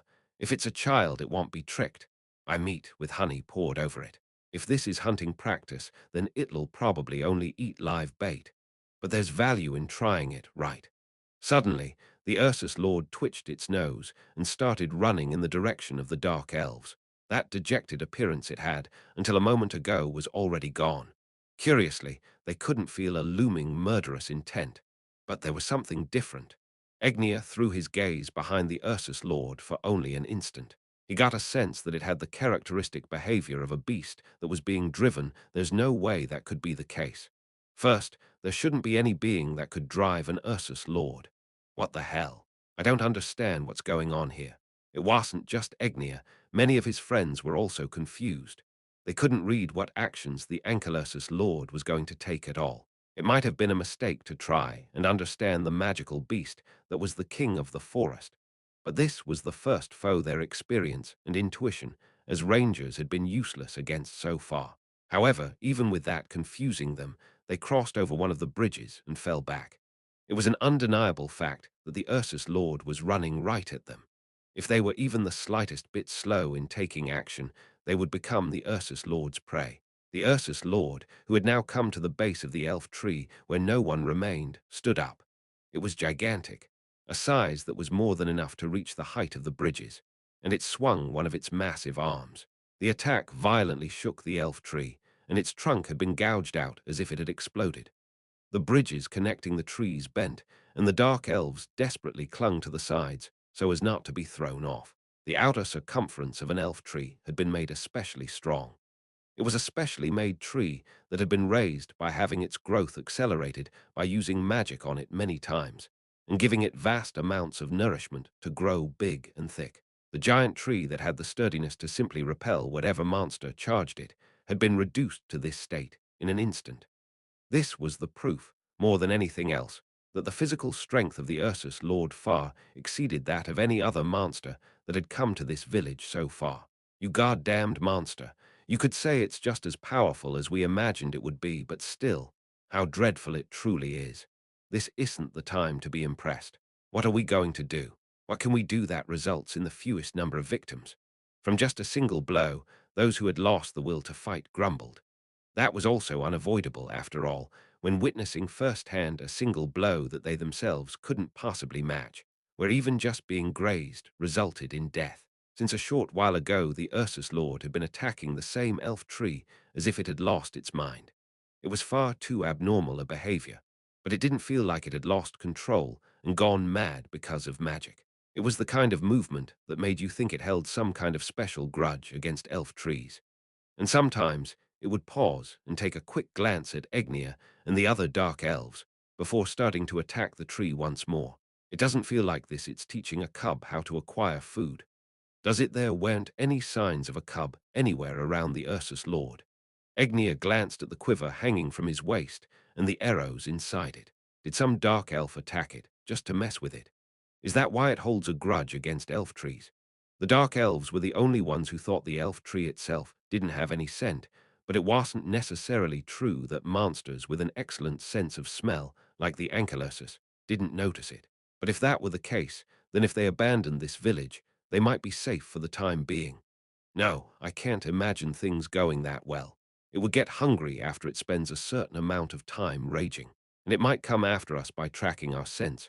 We should give it the honey-coated meat and pray that's enough to satisfy it, after all. But what worries me is that it sometimes peeks over at us, as if it seems to be observing us. The Ursus Lord really was throwing the occasional flickering glance towards them after all, and it attacked the elf tree each time it did. Could it be that its objective is to keep us pinned down here, so a different specimen is following it to the village from another direction? Would it even need to do that kind of thing? An Ursus Lord? It would be if its goal is to drive us out of the village, wouldn't it? Maybe there's another Ursus waiting to ambush us at the place we escaped to, or something. I've never heard of Ursi hunting together. But if that's not what it is, then it doesn't make any sense, huh? Then we don't have any other choice but for everyone to flee in every direction. And if each person takes meat or some other food along with them, it'll probably quiet down while it's eating the food then. Is that really our only choice? Don't give me that look. It's not as if we're abandoning the village. It'll be fine for us to come back once the Ursus is gone. There were those who were being comforted, but they couldn't imagine things going that well. That was because of the crunching sounds the Ursus Lord was making as it whittled away at the elf tree. Couldn't it be wanting to make this a part of its territory? If that was the case, then there was no other way than for Egnir and the other dark elves to leave everything behind and abandon the village. Through the effects of magic, the growth of an elf tree was unbelievably fast. But even though it had grown this big so far, it couldn't be accomplished overnight. To the dark elves who lived together with the elf trees, losing one was the same as having everything stolen from them. How many sacrifices would they have to make if they weren't allowed to sponge off the other villages until they could once more raise a big elf tree? Okay, let's leave the village while giving the honey-smeared meat to the Ursus. Everyone nodded in agreement with the master of the hunt's words. For the time being, Sumomo and Prune will prepare the honey-smeared meat. The others will remain here and draw the attention of the Ursus Lord so that it doesn't go into the village. The two young rangers ran off towards the center of the village. The Ursus Lord, who had already torn one elf tree to pieces and moved on to the next, suddenly stopped swinging those claws. Faster than Egnir and the others could even think, what is it doing? The Ursus Lord started moving in the direction of the center of the village. Stop! Egnir immediately drew two arrows from his quiver and knocked them. At the edge of his vision, he saw that his friends were holding their bows, ready to fire. He simultaneously activated a skill and fired the two arrows. Both arrows hit the Ursus Lord's huge body and both were repelled. The next moment, many arrows were flying toward it. All the arrows that were sent flying hit the Ursus Lord's face or forelegs and were repelled, and if they hadn't hit, they pierced the ground or trees right in front of it. It was not that they had missed. Even if it had started moving, its body was just so huge. It would be harder to miss. The aim of those arrows that had been loosed was not to deal damage to it. It was to draw their foes' attention and to buy some time. However, the Ursus Lord didn't stop for even an instant. All it did was sneak a glance their way. What the hell? Our opponent sits at the top of the ecosystem, right? What the hell is going on that it completely ignores being attacked by lower-ranking beings like us? It doesn't view the weak as being weak. It's behaving as if it had some objective. Has it attacked a dark elf village somewhere else before? Does it know that children and other weak people are in the center of the village? So it was trying to deduce its location by intimidating us. Perhaps it's because it learned this kind of hunting when it itself was weak. So rather than ignoring us, the Ursus Lord is aiming for the weaker targets. It was precisely because this kind of hunt had succeeded in the past that it would do the same thing over again, so it made perfect sense. That would hold true even if it had become one of those beings that took pride in their own strength known as lords. If you considered that, then it repeatedly attacking the elf trees was probably to gather the ones who could fight around it or some other such objective. When you thought about it that way, the contradictions in those odd behaviors vanished, and it all made sense. And even that might be based on a successful experience on a previous hunt that went well. Be that as it may, at the point they had guessed that, there was only one thing Egnia and the others could do about it, not allowing the Ursus Lord to head towards the village center where the children and the others should be. After it, the master of the hunt didn't even have to say anything. Everyone jumped off the bridge and ran across the ground. If you were to run across the bridges suspended from the elf trees, you would have to make small but inevitable detours. It was extremely dangerous to run in a place where the Ursus Lord's paws could easily reach them, but they had no choice but to do it. On top of that, it was because, even if the Ursus Lord were to turn around and start attacking them, they would still be able to buy some time. It seemed difficult for the large-bodied Ursus Lord to run through the rows of elf trees, and even if there was an overwhelming gap in their running abilities, it wouldn't have a lead over Themin running through the village. On the contrary, Egnia, who took pride in having the most outstanding physical abilities among the Dark Elves, succeeded in closing the distance between them. He could hear screams coming from the direction they were headed. It wasn't from someone being attacked. It was because even the people in the center of the village had seen the figure of the Ursus Lord. Godamnit. There was a place called the Plaza in the center of the village, but it wasn't on the ground. It was a place that looked like a wooden tray hanging in the air and was held in place by the bridges that extended from the trees. When the Ursus Lord arrived at the plaza, it rose up. When it spread those two thick, terrifying arms, it roared again. It was louder than the ones from just a short while ago. It held more than enough force to make everyone in there freeze in place. The plaza was separated from the ground for the time being, but the Ursus Lord's huge body could easily reach it. The roar that made you feel the difference in status as a living being, and that massive frame that terrified all who saw it. Those two together gave it a fighting power that left countless people low-skilled, novice rangers, and children petrified. Egnia threw aside the dark elf-style compound bow and emptied both his hands. These bows were the treasures of the dark elves. The materials used to make them were not from this forest, but were taken from the land where they once lived. There were few spare parts to repair them with, and they could never be made again. He would probably be reprimanded by the elders for treating one so roughly. However, he didn't have the time to carefully store it away. Egnia howled to raise his own morale and jumped on the Ursus Lord to try and draw its attention away from the crowd. When he clung to that huge body, he used the hard, rugged hide as a handhold to clamber up it as if he were running along its back. The Ursus Lord raged, twisting its body to try and brush Egnia off. In an instant, his body stood out against the background, and it seemed like he would be pulled free and sent flying by centrifugal force, but he somehow managed to withstand it. He was able to reach the back of its head like that. The Ursus Lord's rage grew even more violent. It was obvious as to why. Even a dark elf would probably act the same way if a bee was buzzing around their neck. Egnia drew himself closer to the Lord's neck, as if he were stuck to it, and desperately endured it so he wouldn't fall off. It was strange that it wasn't rolling on the ground or scratching at him with those terrifying claws, but it was good luck for Egnia, and he should be thankful for it. What the hell are you doing? Run. He hadn't wanted to make a sound, but it couldn't be helped. In fact, the Ursus Lord's movements seemed to become more intense in response to his voice. Arrows came flying as if to hinder it. If it were someone with a skilled arm, then even in this situation, Egnia would almost never be hit. However, not even one of Egnia's shots had pierced one part of its hide.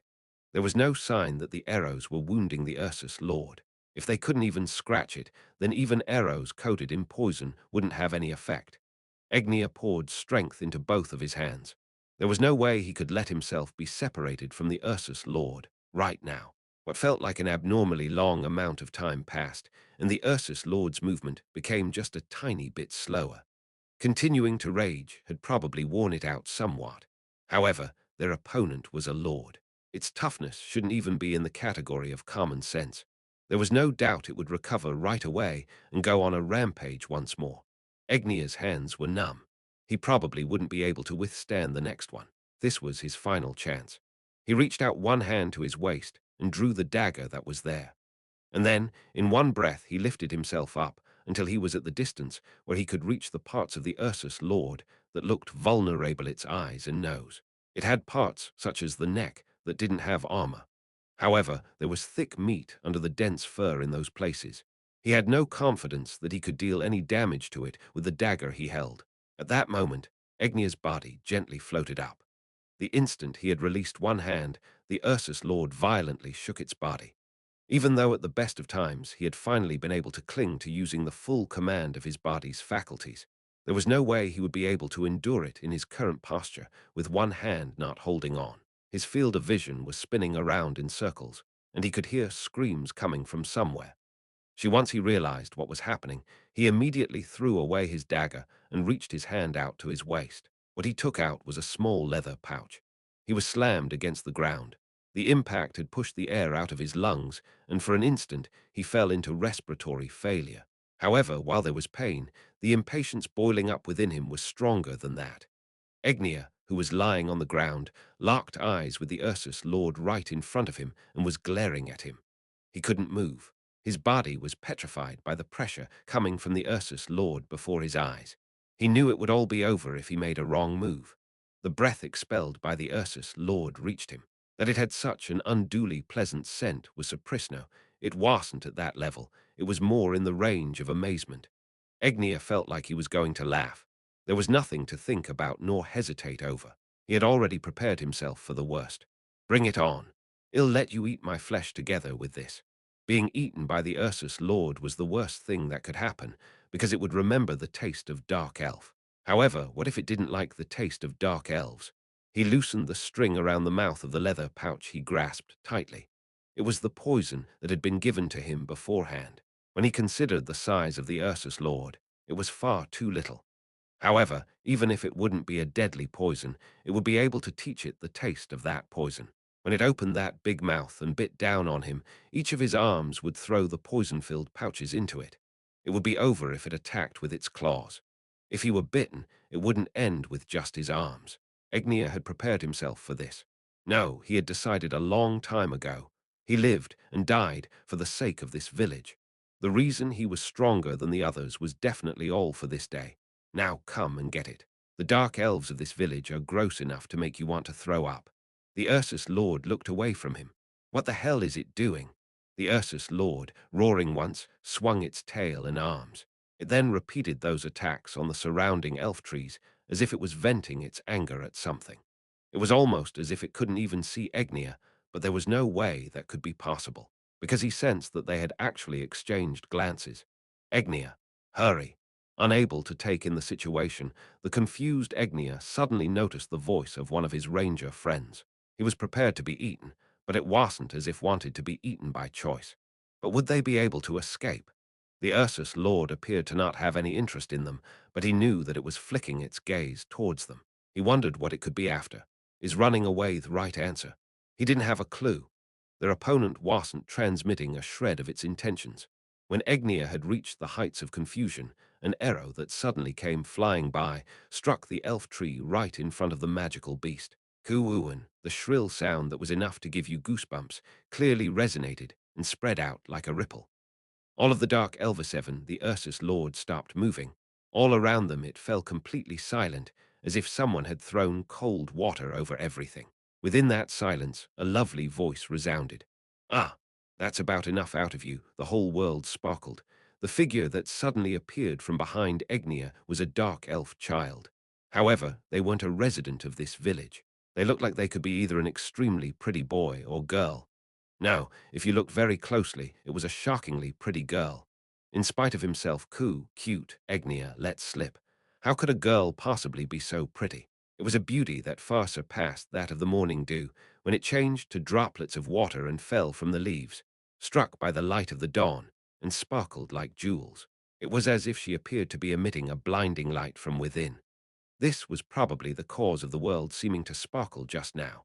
Moreover, it was as if the glimmer of life was enveloped in a smell that came from her movements. Egnia's nose was twitching in spite of itself. If he could take even just a tiny bit of that scent into his lungs, it would be to have it fill his entire body through the blood circulating in it. What is this fragrance? It was as if each and every one of his cells were dancing in joy. In the hands of that girl of unmatched beauty was wearing gloves, so not being able to see those fingers was frustrating how she was grasping a shockingly exquisite bow. That marvelous workmanship was definitely not just for display. It held more power than any other bow Egnia had ever seen, and his intuition as a ranger was screaming at him. But who cared about all that? The unbalancedness of the girl having a bow that was out of proportion for that body became one of the factors that increased her cuteness again. Everything about her was charming. She was sparkling. Hey there, monster. Go on, get out of here. He'll never let you do more violence than you already have. Cute. Too cute. Super cute. He definitely should have heard it just a moment ago, but at that time that beautiful face had caught his attention, and he didn't remember hearing her voice. However, this time his brain was properly responding to her voice. It repeated over and over again in his head like a refrain, and every time it did he was on the verge of breaking out in goosebumps.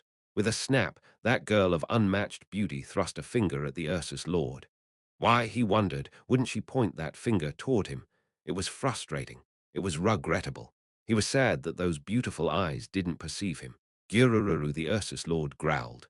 That wasn't a growl meant to intimidate prey. That was a growl out of fear. The Ursus Lord was wary of that girl of unmatched beauty. Naturally, whoever they may be, when a girl of unmatched beauty to this degree appeared right before their eyes, would shrivel up. They would think that perhaps she was a goddess. Of course, there might be those who believed that magical beasts couldn't have that sort of aesthetic sense. However, that way of thinking was far too foolish. Egnia strongly denied it. He had grounds on which he could deny it. Magical beasts that possessed mighty powers were beautiful. If so then, paradoxically, it wouldn't be at all strange if this girl of unmatched beauty possessed absolute power. That's right. There wouldn't be anything strange about it. The instant the Ursus Lord gave a sign that it was going to try to move, Egnia opened his eyes wide in surprise. The girl of unmatched beauty already had an arrow knocked on her bow. After the girl of unmatched beauty had revealed herself, Egnia hadn't taken his eyes off her for even an instant. Even a blink of the eyes would have been sacrilege, and he shouldn't have done it even once. Nevertheless, an arrow was knocked on her bow. No, it wasn't strange. She was a girl of unmatched beauty who looked like the world itself had created her. That being the case, there was no doubt that she was capable of that much. Egnia had that conviction. A flash of light raced past him. Guo, the Ursus Lord screamed. He didn't care where the arrow was headed. More importantly than that, he didn't want to take his eyes off that girl of unmatched beauty for even an instant. The mouths all around him were saying something. It was annoying. Shut up. I won't be able to hear that girl of unmatched beauty when she says something. From the point of view of Egnia, who was trying to make out the girl of unmatched beauty's voice, it was all just excessive noise. The footsteps of the Ursus Lord were fading into the distance. I said, shut up. How are you going to make up for it if I can't make out what this girl is saying because of you lot? You okay? The girl of unmatched beauty was talking to him, to he himself, not to anybody else, to he himself. Egnia was petrified from excitement and couldn't get any words out. Unable to think, he didn't know what he should say. It had even gotten hard to breathe. Even so, taking this kind of attitude was absolutely disrespectful. That notwithstanding, mustering up all the energy throughout his body, Egnia squeezed out the most suitable reply. Quthm. What was that? The girl of unmatched beauty looked at him doubtfully. That expression was also unthinkably lovely. No, he was certain that if it were her, then any expression at all would be cute. My apologies. It seems that Egnia is confused from his fear of the Ursus Lord. That was all the girl of unmatched beauty said in a flat voice in reply to the master of the hunt's words. And there Egnia, who had finally recovered a little bit of sanity, blushed at his own blunder. Yeesh, Utin Thenki. Oh, thanks for shooting that arrow, is what Uray's saying, isn't it? The rangers around them also probably remembered the first thing they should say to that girl of unmatched beauty. When they came down from the trees, scrambling to be the first one to speak, they lowered their heads to that girl of unmatched beauty and voiced their gratitude. Yeah, you're a welcome. No, that wasn't right. He wasn't thanking her for saving him. He had to thank her for appearing before him. Yeesh. Are you sure you're really okay? Did you hit your head really hard when you got sent flying? Shouldn't you get yourself checked out by a cleric? Or would it be a druid here? That magical beast might have had some kind of special ability. You're right. It seems that Egnia hit his head pretty hard, so it would be better to carry him. He was carried away on a stretcher made from 2 wooden poles and rope. He didn't have any pain from when he had been sent flying, but it was entirely plausible that the reason why he wasn't feeling any pain was just because of his excitement from seeing the girl of unmatched beauty. People were able to forget about their own pain and take action in extreme situations. That being the case, it would be reasonable that you wouldn't feel any pain if a girl of unmatched beauty were right in front of you. To tell the truth, he wanted to accompany her. He wanted to breathe the same air as her right here. However, if he really were injured, the girl of unmatched beauty might be worried about him. Because she was this cute, it was common knowledge that even her heart was kind. So that was a situation that should be avoided. As a result of his reason desperately persuading him that that was his own desire, Egnia decided to obediently be carried away. While following the back view of the girl of unmatched beauty who was talking with the master of the hunt, Egnia thought, "What is this violent throbbing in my heart? Could this be?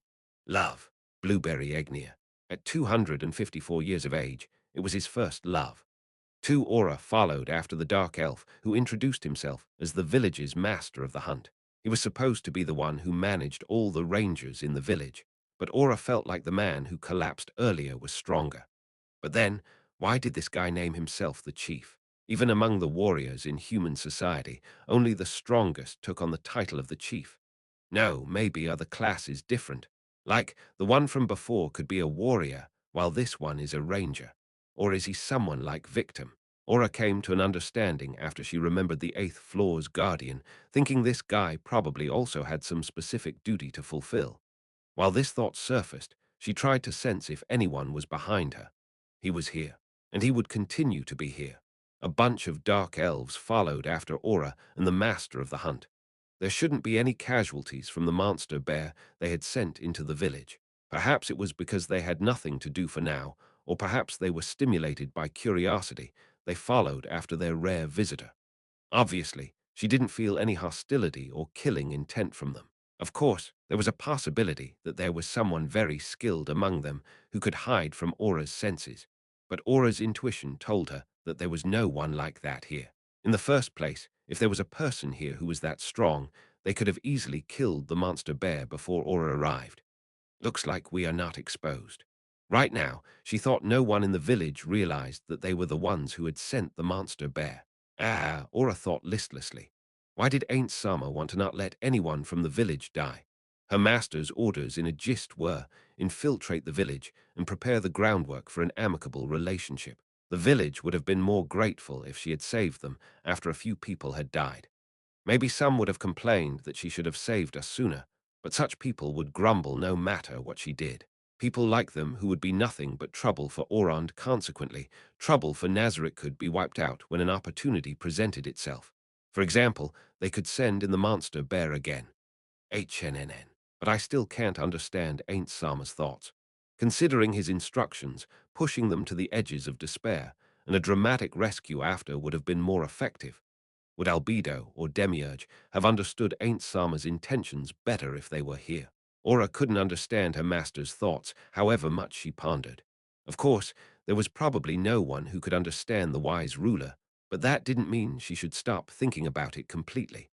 Their master wished for their growth. Furthermore, as the top brass of Nazarick, floor guardians were supposed to act as role models for every denizen of Nazarick. HNNNN. HNNNNNN.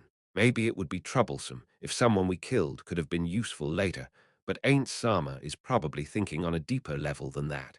It was also the same for that monster bear. When she asked if she should just kill it while the dark elves were looking, he replied that it would be wasteful, and there was a big demerit in doing that. Certainly, it was a rare specimen unknown to her, and it also looked like it could be considered strong for this world. She agreed with her master's decision because they were uncertain whether they could find another strong specimen like it. Sure, she was the one who proposed a way to put the monster bear to good use, but killing the monster bear would be better to allay the village's suspicions about them. Her master agreed on that point, but it felt like he refused because didn't want Aura to kill the monster bear with her own hands. Since she wasn't informed of any demerits of that act, she continued to contemplate on the possible reasons. With Ain't Sama's intellect, troubles or mistakes shouldn't occur if I follow his orders to the letter. But just following orders without thinking is not good.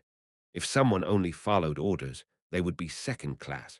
Only those who could understand the intention and aim behind the orders and also bring about a better result could be considered first class. Albedo and Demia do enough first-class work to be praised by Ain't Sama. I can't lose to them, but HNNNN. Maybe I should have used the weaker monster bears around this village instead of killing them all. Would that have been better? Aura looked at the master of the hunt, who was walking ahead of her. He was silent the whole time. Normally, if the savior turned out to be a kid like me, they would be flooded with questions. I didn't even tell them my name. Is this normal for the Dark Elves? I don't think so, but it didn't feel like he hated talking with her or that he was just not in the mood for it. She couldn't feel a dismissive mood around him. His gait also supported her hunch. He was making his steps shorter, slowing his pace down to match Aura's. If he could show such goodwill while also managing to hate her, he could only be considered a complicated person then. He was likely just an untalkative person, or maybe he was not used to speaking with children. Frankly, he was a failure as a host, but it's not like Aura wanted some kind of grand reception either, so it would be wrong to criticize him on his quality as a host. Perhaps it was a mistake in not selecting a more amicable person to approach first. Seems like it can't be helped. I should just start the conversation from my side. She should probably start with a conversation starter to relieve the mood, but with a short distance to their destination in mind, she went straight to the point. Elders, right. We are going to meet the people who didn't show themselves even with the monster bear's attack, right? Monster bear. Is that how the ankylosis is called where you come from? HN. That's how we call it, Aura smoothly lied.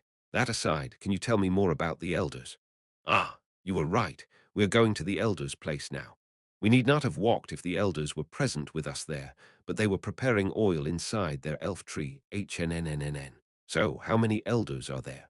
The master of the hunt turned his head back for the first time to look at her. Ah, is it different at your place? There are 3 of them. The place I lived, a city far away from here, doesn't have anything like an elder council as far as I know. I see. It sounds very different from our village. I've also heard the elven city is ruled by a king. I heard that a city is like a village with more residents, so could it be something like having 3 elders just isn't enough? Well, there are barely any dark elves in my country, so I am not sure about those things. Aura shrugged. She wanted the other side's information, but didn't want to give her own out as much as possible. First of all, until she found out what kind of authority the elders wielded and what kind of people they were, she couldn't just give random answers. Secondly, she couldn't agree with his opinion about the city's administration being the way it was because it required more people to properly govern it. She had her master as a counterexample. If we had 3 Ain't Samas, it would be perfectly possible to rule the entire world without needing any of us. As Aura thought about her master, the master of the hunt widened his eyes in surprise. Aren't you here on a journey from the country of the Dark Elves? NN. That's wrong. Just like I mentioned before, there are barely any dark elves in my country. It was better not to give them accurate numbers, so Aura gave a general answer. It's mostly populated by other races like humans, goblins, lizard men, orcs, etc. We went through the trouble of traveling here after hearing people from our race lived in this forest. Is that so? Aura wondered about the heaviness in his response. She wanted to ask him, but decided that she shouldn't be impatient and didn't try to inquire further. She wanted him to notice the we in her sentence instead, but to think that many races can coexist together. I am surprised, is that so? It didn't matter however many races there were. As long as there was an absolute existence that stood above everyone, it would only be natural for everyone to bow down to said existence's grandeur. On the other hand, if there's a world where that didn't happen, it could only mean that such an existence was absent. That was why they had to spread the name of Ainz Ooal Gown across the world. Ain't Sama should rule over all the living beings of this world. As the absolute ruler, this would give rise to absolute peace. If anyone desired such a world, they should bend the knee to the supreme being. Aura felt pity for the dark elves who didn't know of her master. It was the type of compassion a civilized person tended to reserve for ignorant savages. Albedo would probably get angry about their ignorance, but that would be truly cruel. The important thing is kneeling to Ainz Sama after learning of him. But there could be one more reason why someone wouldn't bow their heads other than sheer idiocy.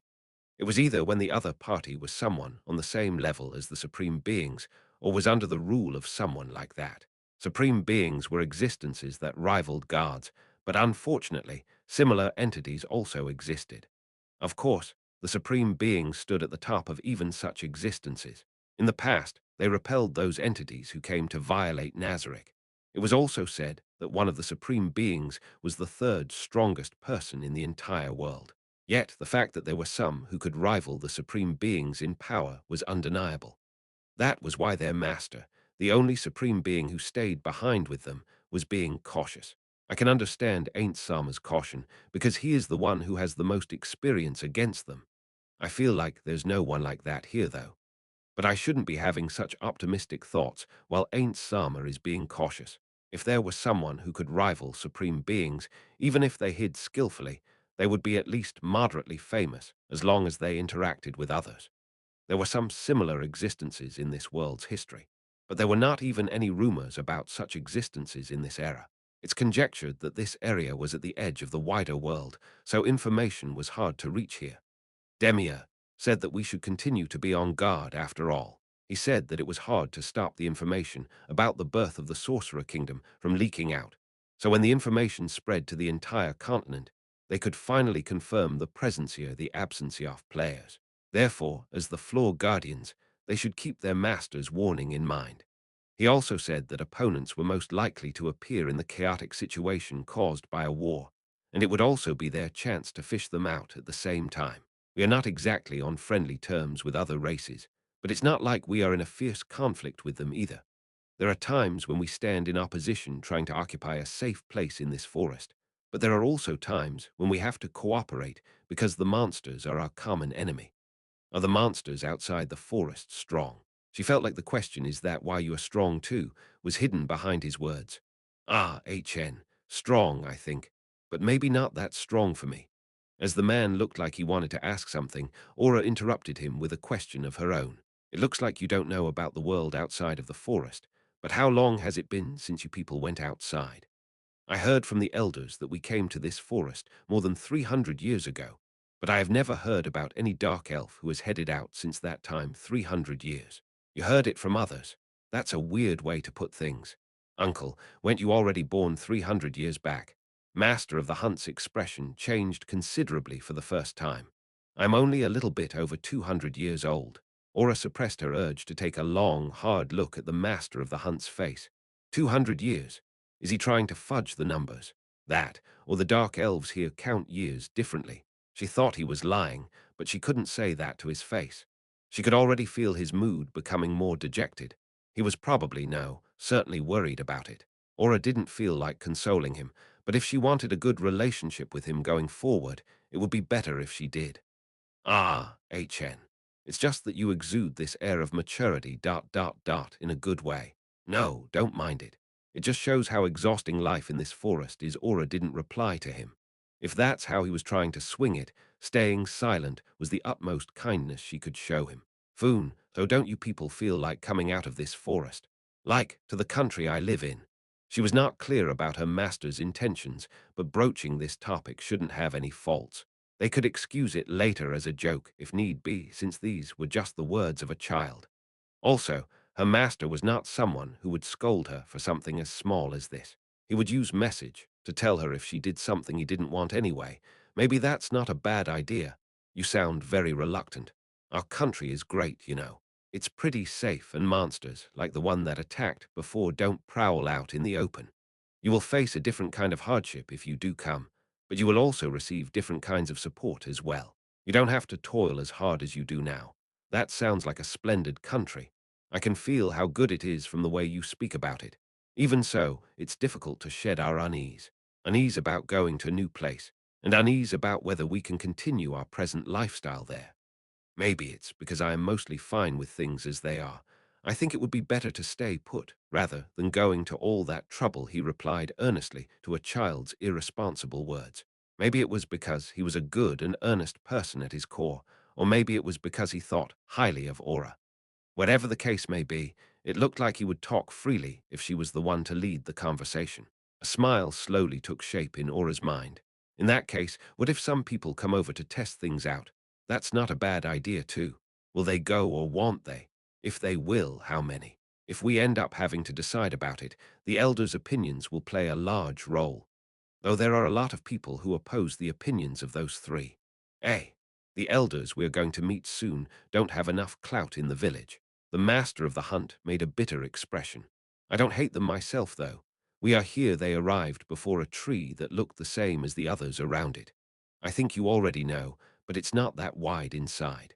Let's call the elders out elders. We have a guest. He raised his voice a bit. Gradually, 3 dark elves appeared and climbed down from the hole in the tree. The group consisted of 2 men and a woman. Even though they were being called elders, they didn't look that old. When compared to humans, they looked like someone in the later part of their 30s. It's hard to guess the dark elves' ages from their appearance after all. I already made a mistake by calling this guy an uncle. Maybe I should have called him brother instead, but he really doesn't look all that different from these elders here. While Aura was having such idle thoughts, the dark elves that followed them fanned out into a semicircle behind her, surrounding them. Guest, these 3 are the elders of our village. Elders, let me introduce our guest to you. She was the one who fought back the Ursus Lord, a traveler who came from a country where different races live together in peace, and where not many dark elves live in. A place beyond this forest or abode, slightly at the master of the hunt's words, though instead of a bow, it's more like a nod. She felt like her future status in this village would be jeopardized if she gave in too much. Even if Aura was a child, she was also the savior of this village. It would be bothersome if she was taken lightly because of her age. Ainz Sama's directions were to become friendly with them, so would it be bad if I acted like I am absolutely superior to them? I am Aura Bella Fiora. Pleased to meet you, Umu. You have done well in coming here. Sapling from far away, Aura Bella Fiora, the man who stood in the middle, probably their representative, answered her with somber words. The gap between his appearance and his serious attitude was a bit striking, because he didn't really look that old. Someone in the group of dark elves surrounding them suddenly spoke in a voice just loud enough to reach everyone. Shouldn't you be thanking the village's savior first? And why are you referring to our benefactor without honorifics so naturally? Yes, that's right. They shouldn't have greeted her like that if they were truly grateful. Maybe they are being arrogant because the other party is a girl. Some of the women raised their voices. Frankly speaking, Aura didn't think the elder's greeting was rude. This was probably what people meant when they say that the same action can look different for people with goodwill and for those without. The representative of the elders grimaced. HMPH. We were just about to give our thanks now, Aura Bella Fioradona. We are extremely grateful to you for repelling the Ankylursus Lord and for saving our village, that's right. The youngling's impatience is troublesome. There exists an order for the conversation to follow when the female elder who stood beside the representative said this. A woman somewhere else started murmuring. Your order of precedence is wrong in the first place. It would be bothersome if your brains are also getting fossilized as you grow older. Glancing at the master of the hunt, Aura found him making an expression as if he was having stomach pain. He was questioned about whose side he was on in the past, probably.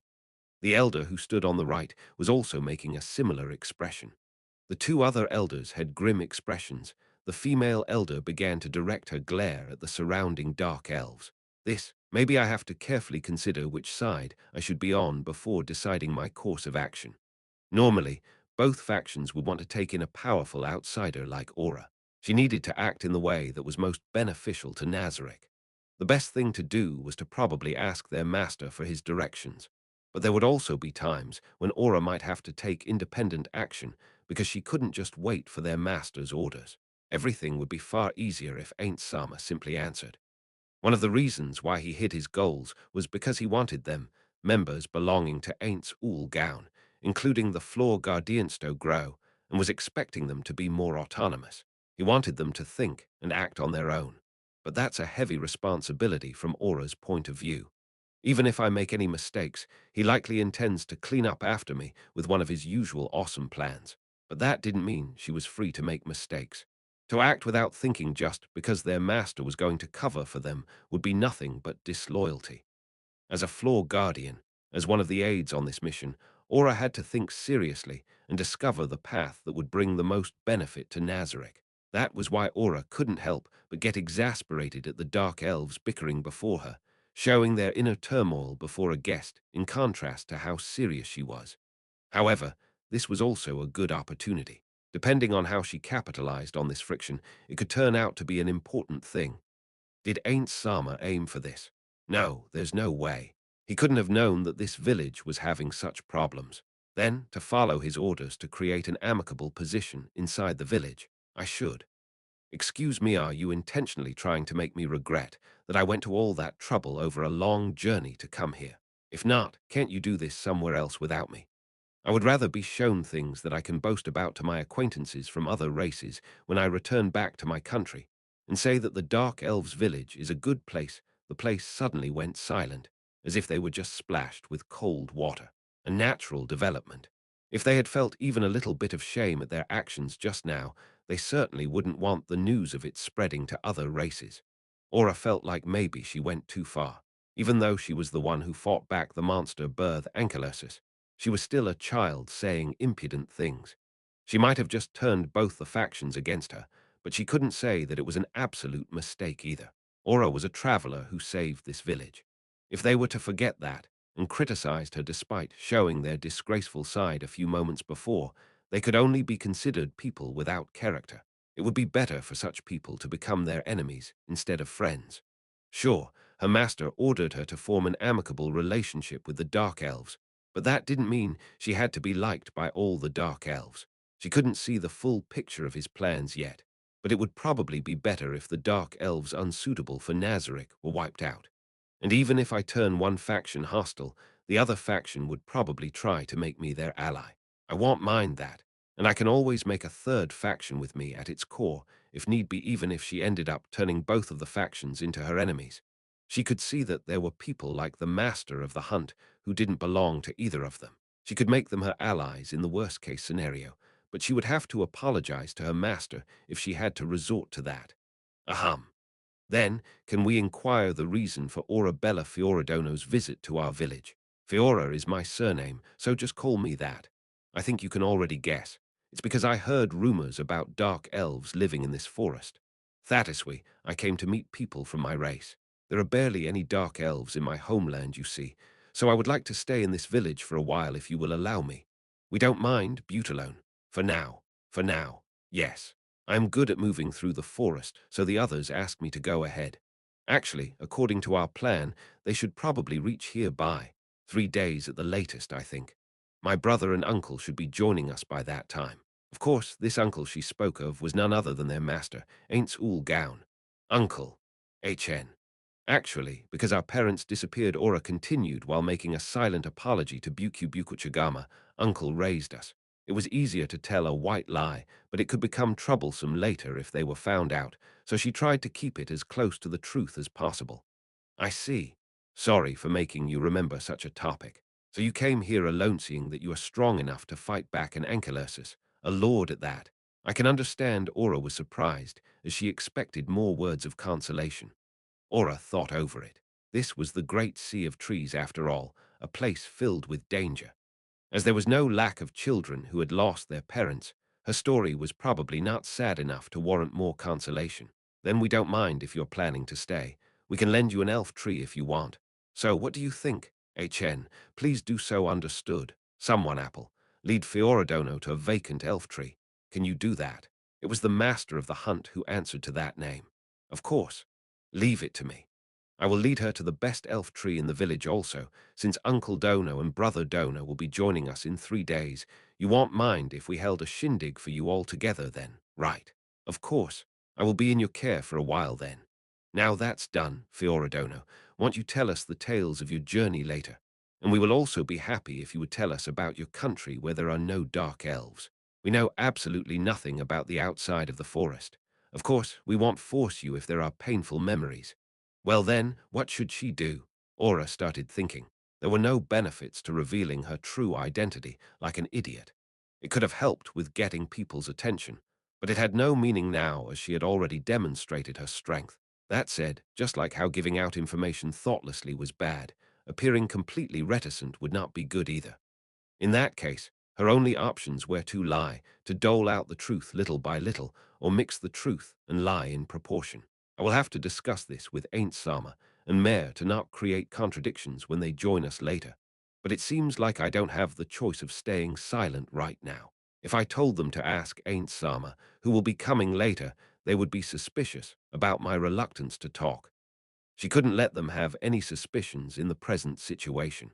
Until she could get a read on their master's final goal, she should continue to work towards departing this place on friendly terms. HNNN. There's no message. Yet so Ain't Sama is probably telling me to think of the answer by myself. But what kind of answer would Ain't Sama like? Fiora Dono, is something the matter? It seemed like she was silent for too long. Aura returned a smile. Ah, I was wondering if you will believe what I am going to tell you. Well, it's probably fine to talk a bit about my home and travels, like about the Trail of the Fae. The Trail of the Fae, isn't that supposed to be just a legend? Someone among the dark elves surrounding them asked. Things like the Moon's Road and the Trail of the Fae do exist, although they're inside Nazarik's sixth floor, Aura added internally. But I can't talk in detail about these things with people who are not chosen by the Fae Fufu. Sorry then. Theo. No, is it fine to call you Oradono? The female elder's eyes were burning with passion. The answer was already decided. Although Aura didn't really want to, she couldn't refuse her considering her master's orders. I don't mind at all then, Oradono.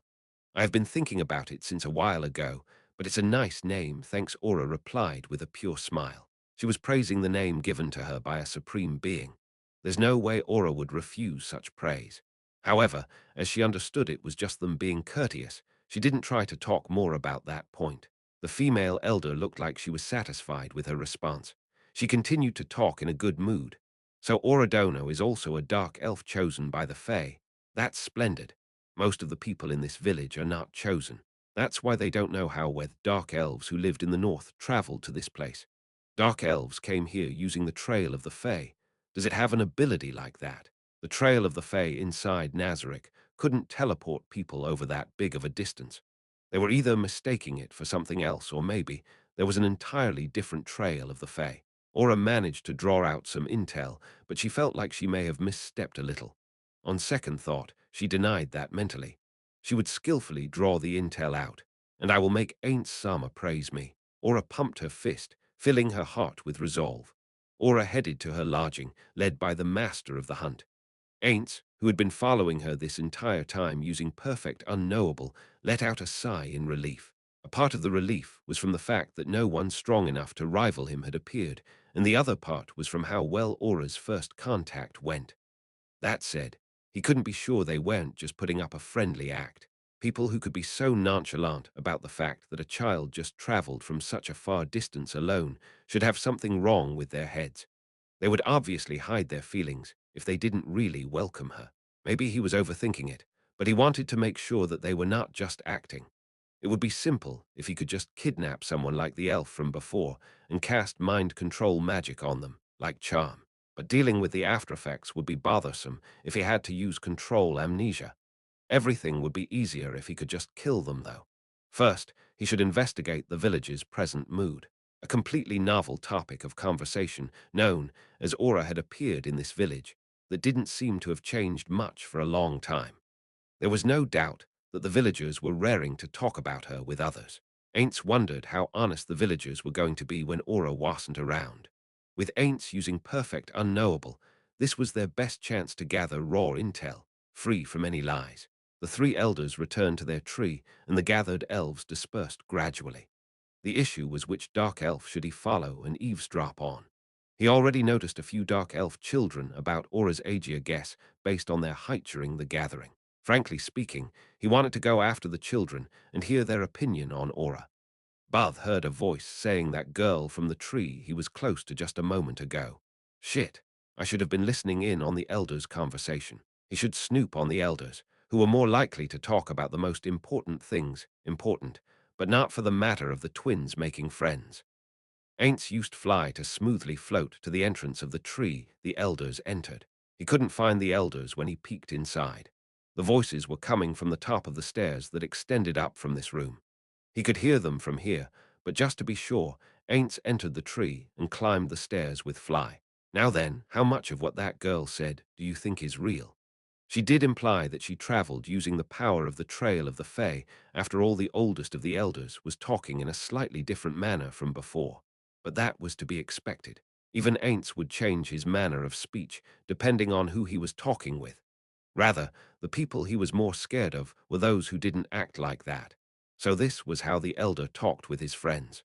I don't think all of that was a lie. Wouldn't it be difficult for a little kid to travel such a distance without using the Trail of the Fae? You can't be sure about that. She is strong enough to repel that Ursus Lord you know. Ara, isn't that the strength of that weapon? You saw it right.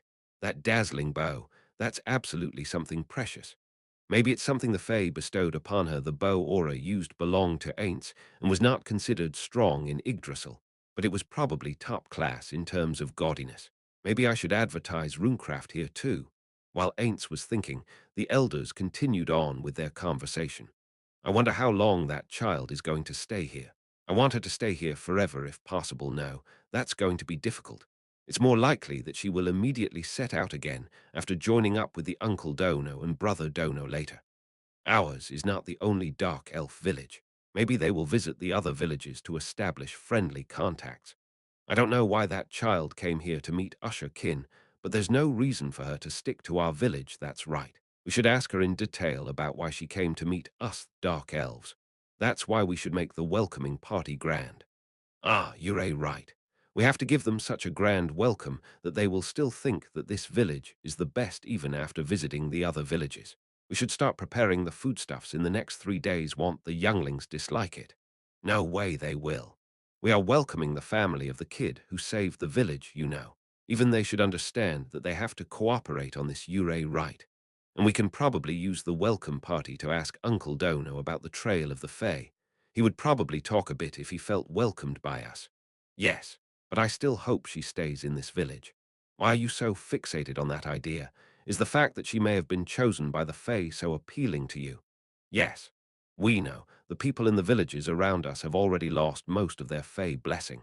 If that child stays here, you are not thinking about lording over the other villages with that, right? I will oppose everything you do if you're planning on that, you know. I'm not planning on anything that warrants your opposition. It's just, if we can learn how she received the Fae blessing, maybe we can get ours back as well. Ainz felt like the Fae they were talking about were not racial beings, but something closer to spirits. Yggdrasil also had the concept of the Fae blessing. Maybe the native Fae of this world had such abilities naturally. It's also possible that they were building into classes similar to Seelie Court and Unseelie Court. Those classes should have a special teleportation ability similar to the Trail of the Fae, if he remembered correctly. I should probably make sure of this thing. He should also share this information with Aura. The elders continued to talk while Ainz was thinking about this and that. If we can do that, the younglings will also change their opinion.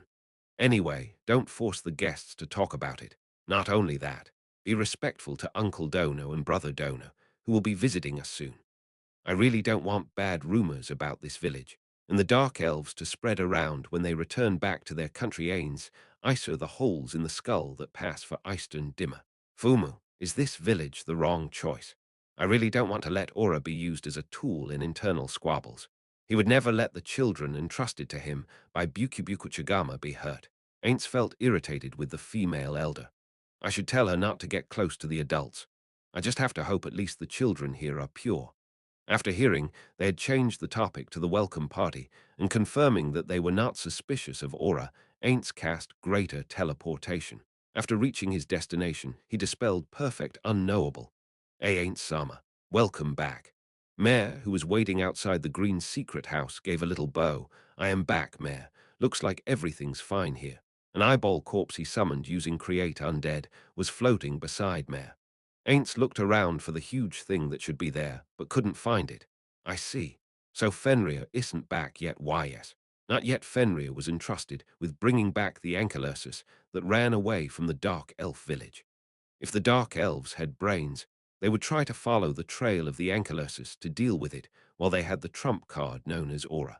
So they would have to fool the hunting party's eyes first if they wanted to bring the Ankylursus back to this temporary base.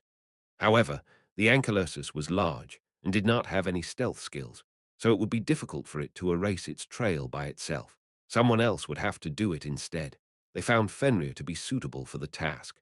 Fenrir had an ability called Forest Walker. The plan was to make Fenrir carry Ankylosis here on its back so that there would be no traces left behind. Of course, Ainz could go there and teleport back with it using greater teleportation. Or he could carry it with fly like Narbarul did. But Ainz had to go along with Aura to the village to gather intel. In case there was an emergency, he would also be responsible for exterminating the enemy or helping Aura escape, so they entrusted that task to Fenrir. Looks like my prediction is off. I thought they would immediately send out a team with Aura to finish off the Ankylosis. Maybe I should just fetch it myself if there's still time. I see, then let's wait here for a bit. Anyhow, you are probably worried, so I will tell you. Well, you probably guessed it already seeing me returning alone. You didn't receive any messages from Aura, right? Mare nodded at Ainz's question. Well, that's how it is. Seems like Aura infiltrated the Dark Elf village without any issues. The twins had an item that enabled two-way communication between them. If Mare didn't receive any distress signals from Aura, it meant that she was safe. Still, it was possible that Aura wasn't able to respond to an emergency swiftly and ended up being incapacitated. They couldn't be careless. There was also the fact that Aura changed to far weaker gear in order to blend in better with the villagers. It was far easier than usual to kill Aura in her current state. The fact that Ainz didn't appoint something to guard her in secret, while he knew this, was because they as a group had decided not to. After a discussion with Aura and Mare, they ended up choosing not to deploy any guards around Aura. This made Ainz worry so much that he would probably go unconscious from stomach pain if he had a stomach. Ainz continued to regret it even now, wondering if they made the wrong decision. Perhaps there was a better idea out there.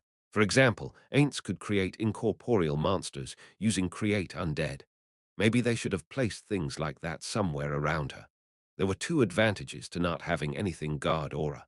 One was that they would be free to summon monsters that were more suitable to deal with the emergency situation that might arise.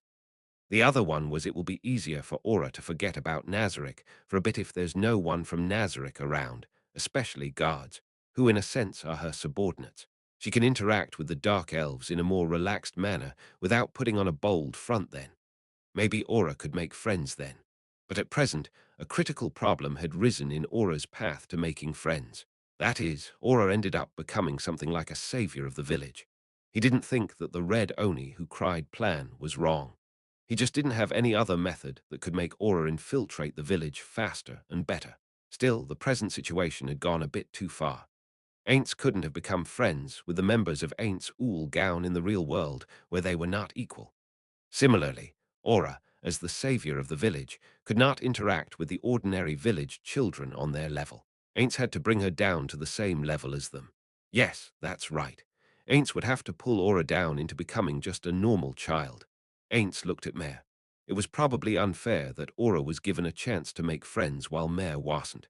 He wanted to give a chance to Mare as well. Aura and Mare were children entrusted to him by Buku Buku Chagama. He should then treat them equally. Of course, he should take their personal characteristics into account while nurturing them. That said, they should both be given equal opportunities. First of all, it's absurd for someone like me who has no experience in raising children to think about things like these. Who should I go asking for advice on being a father? Ain't suddenly thought of Enfira. Not a bad choice. He is a good father. But yes, there's one problem with Mare, and it's not his timid personality. It's about Buku Chagama-san making Mare cross-dress to match her tastes. He already noticed that most of the dark elves in the village wore long trousers. There were also some who wore long skirts, but all of them were women. Furthermore, he felt like they were still wearing long trousers underneath those skirts. He couldn't be sure as he didn't go around peeking under the skirts after all. Maybe those were tights, not trousers. Aura explained that exposing bare skin was a bad idea when you live in a forest, so maybe that's why they were wearing trousers underneath. Perfect unknowable gets dispelled when you attack someone. No, to be more precise, it's when you do something that can be considered harmful. In that case, would lifting the skirt a bit and peeking under it be considered an attack? Such a doubt never came to Ainz's mind until now. Ainz took a quick glance at Mare's face. Ah, what's the matter? Am I an idiot? What the hell am I thinking? The non-degenerate side of Ainsno, the normal side of him, scolded himself. Of course, he knew he couldn't do something like that, but his curiosity about an unexplored area of magic was strongly urging him. Stop, me. What are you thinking? Wanting to peek under Mare's skirt is already beyond the bounds of curiosity. Although Mare would probably allow it if he asked, what am I even imagining? What happened? Nothing, my mind just went to some weird places. I will probably try it in the future, but it's not a matter for the present, and I will test it on someone else if and when I do it. Ainz didn't feel the need to explain more to the puzzled Mare. Anyway, Albedo was the better choice to experiment with, at least the more acceptable choice compared to Mare. Another voice inside him objected that Mare was different from Albedo. Ainz cleared it from his mind, along with his prickling curiosity.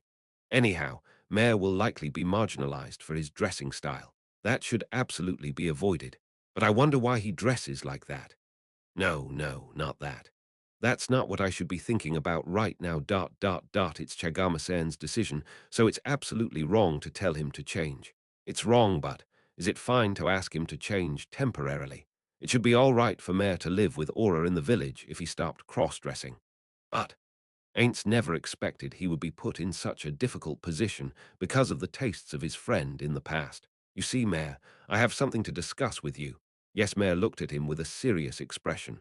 Chagama-san, am I doing something wrong? A pink blob surfaced in Ain's mind. He got a little irritated at the pink blob, which was giving him a thumbs up for some reason. Excuse me. Sorry, Mare. I was thinking about something. Ainz let out a sigh from his non-existent lungs and turned to look at Mare directly. Mare, I want you to stop wearing female attire for a while. That was too short of an explanation. Ainz understood this and continued before Mare could change his expression. Listen, just as I said, it will be temporary, because you do know I am planning to take you along to the village to act as Aura's support. So because the clothes you wear are too striking as a part of preparations for infiltration, I hope you can change to different clothes for this mission. Ainz talked on and on at a hurried pace. Mare continued to stare at Ainz. He was probably thinking why he was the only one being told to do so, because Ainz didn't say anything like this to Aura. Ainz couldn't get any more words out. No feasible excuse came to his mind. Actually, it's illogical to consider a man dressing like a woman weird, but not vice versa. Did Bukubuku Chagama think so far ahead? No, it's her taster more like her fetish. She is Peroran-san's sister. After all, his only option was to deceive Mare then. Luckily, Aura also changed most of her gear and weapons, because the equipment they usually wear in Nazarick was just too striking. He never thought that would come in handy in a time like this. I also asked Aura to change her gear a bit right. It would be bad if they were to get suspicious of our overly powerful gear. So how about it? This is underhanded. Letting Mare decide is the same as pushing the responsibility onto him. You understood. Leave it to me, Ain't-sama. Is that all right? Why, yes. If it's for eye infiltration, I think Bukubuku Chagama-sama would understand. Is that so? She would certainly understand our reasons. Ain't sensed Mare's feelings for Bukubuku Chagama through his devotion to his attire. He tried to think how his friend in the past would have reacted in this place. It's highly likely that she would just faint in agony and start apologizing to Mare. No, the opposite reaction is also entirely probable, I think. With this, he could probably consider Aura and Mare's friend-making plan to have proceeded into the final stage. Good. Then let's complete our preparations and join up with Aura 3. Aura stood holding a bow at a place some distance away from the village. Made of metal, it was far more burly than the ones the Dark Elves normally used. It was also taller than Aura. Aura drew and loosed the string repeatedly, making the bow screech. It was a great bow that originally belonged to the village, one that even the strongest of them weren't able to draw.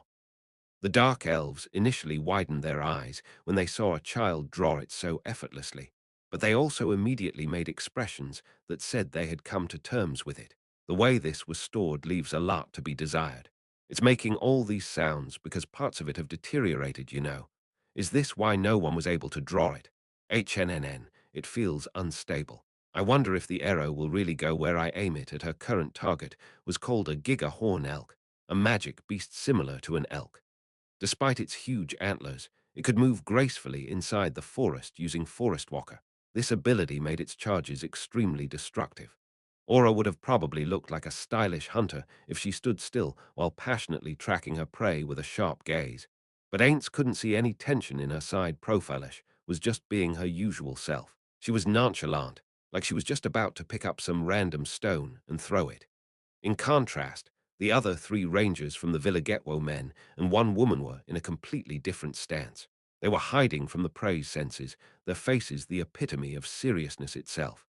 Aints didn't know how they did it, but they were also wiping out their presence by clearing their minds of all thoughts. These dark elves had yet to knock their bows, although they were holding them. Normally, they would all shoot at the same time to prevent the prey from escaping and to also reduce the chances of a disastrous counterattack. But they were not doing so now because they didn't want to get in Aura's way. The fact that they all stayed on the ground this time showed their intentions. Normally, dark elves positioned themselves on trees that were as safe as possible, fearing counterattacks from prey. They would then wait for the kind of prey they could deal with. Bushwhack-style hunting, so to speak. The fact that they were on the ground despite that demonstrated their trust in Aura. And what was Ainz doing as the one worst at stealth among the members of this hunt? The one and only perfect unknowable. He was using it so much that he started to feel uneasy whether he was relying too much on it. Anyhow, after he hid his presence with it, neither the prey nor the dark elves looked like they had noticed him. He had been following them this entire hunt, but Aura was the only one who sensed him. Aura released the arrow. About the same timer, maybe just a little later, in the time it took to blink, the Giga horn elk moved its head to observe its surroundings. It probably noticed the twang of the bow that sounded out of place in the forest. Ainz thought that should not have been possible as the sound was extremely low.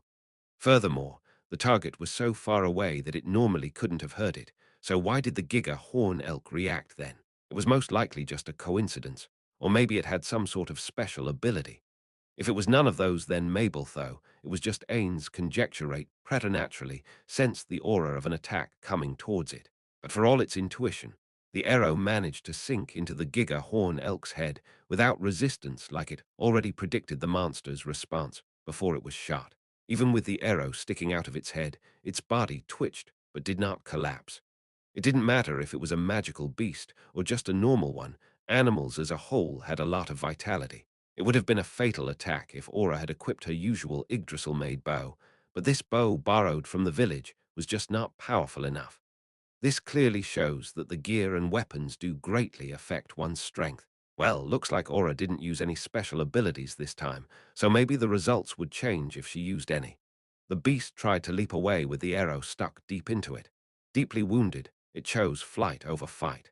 Aura loosed another arrow without any hesitation, like she had already predicted the elk's reaction. Pierced once more in its head, the Giga horn elk finally collapsed to the ground. Well, that's how it's done. As expected of Fiora-sama. In contrast to Aura's calm, the nearest dark elf man raised his voice, full of passionate admiration. He's Plum Gainen, the village's vice-master of the hunt and the leader of the hunting party this time.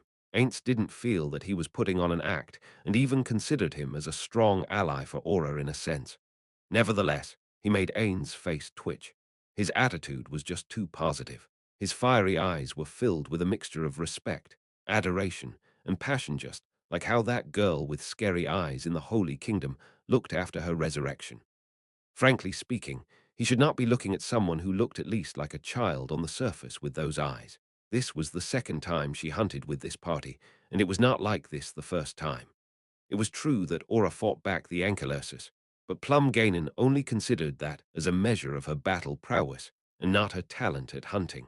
In fact, while under perfect unknowable, Ainz heard him saying that he proposed the hunt because they wanted to estimate her skill as a ranger.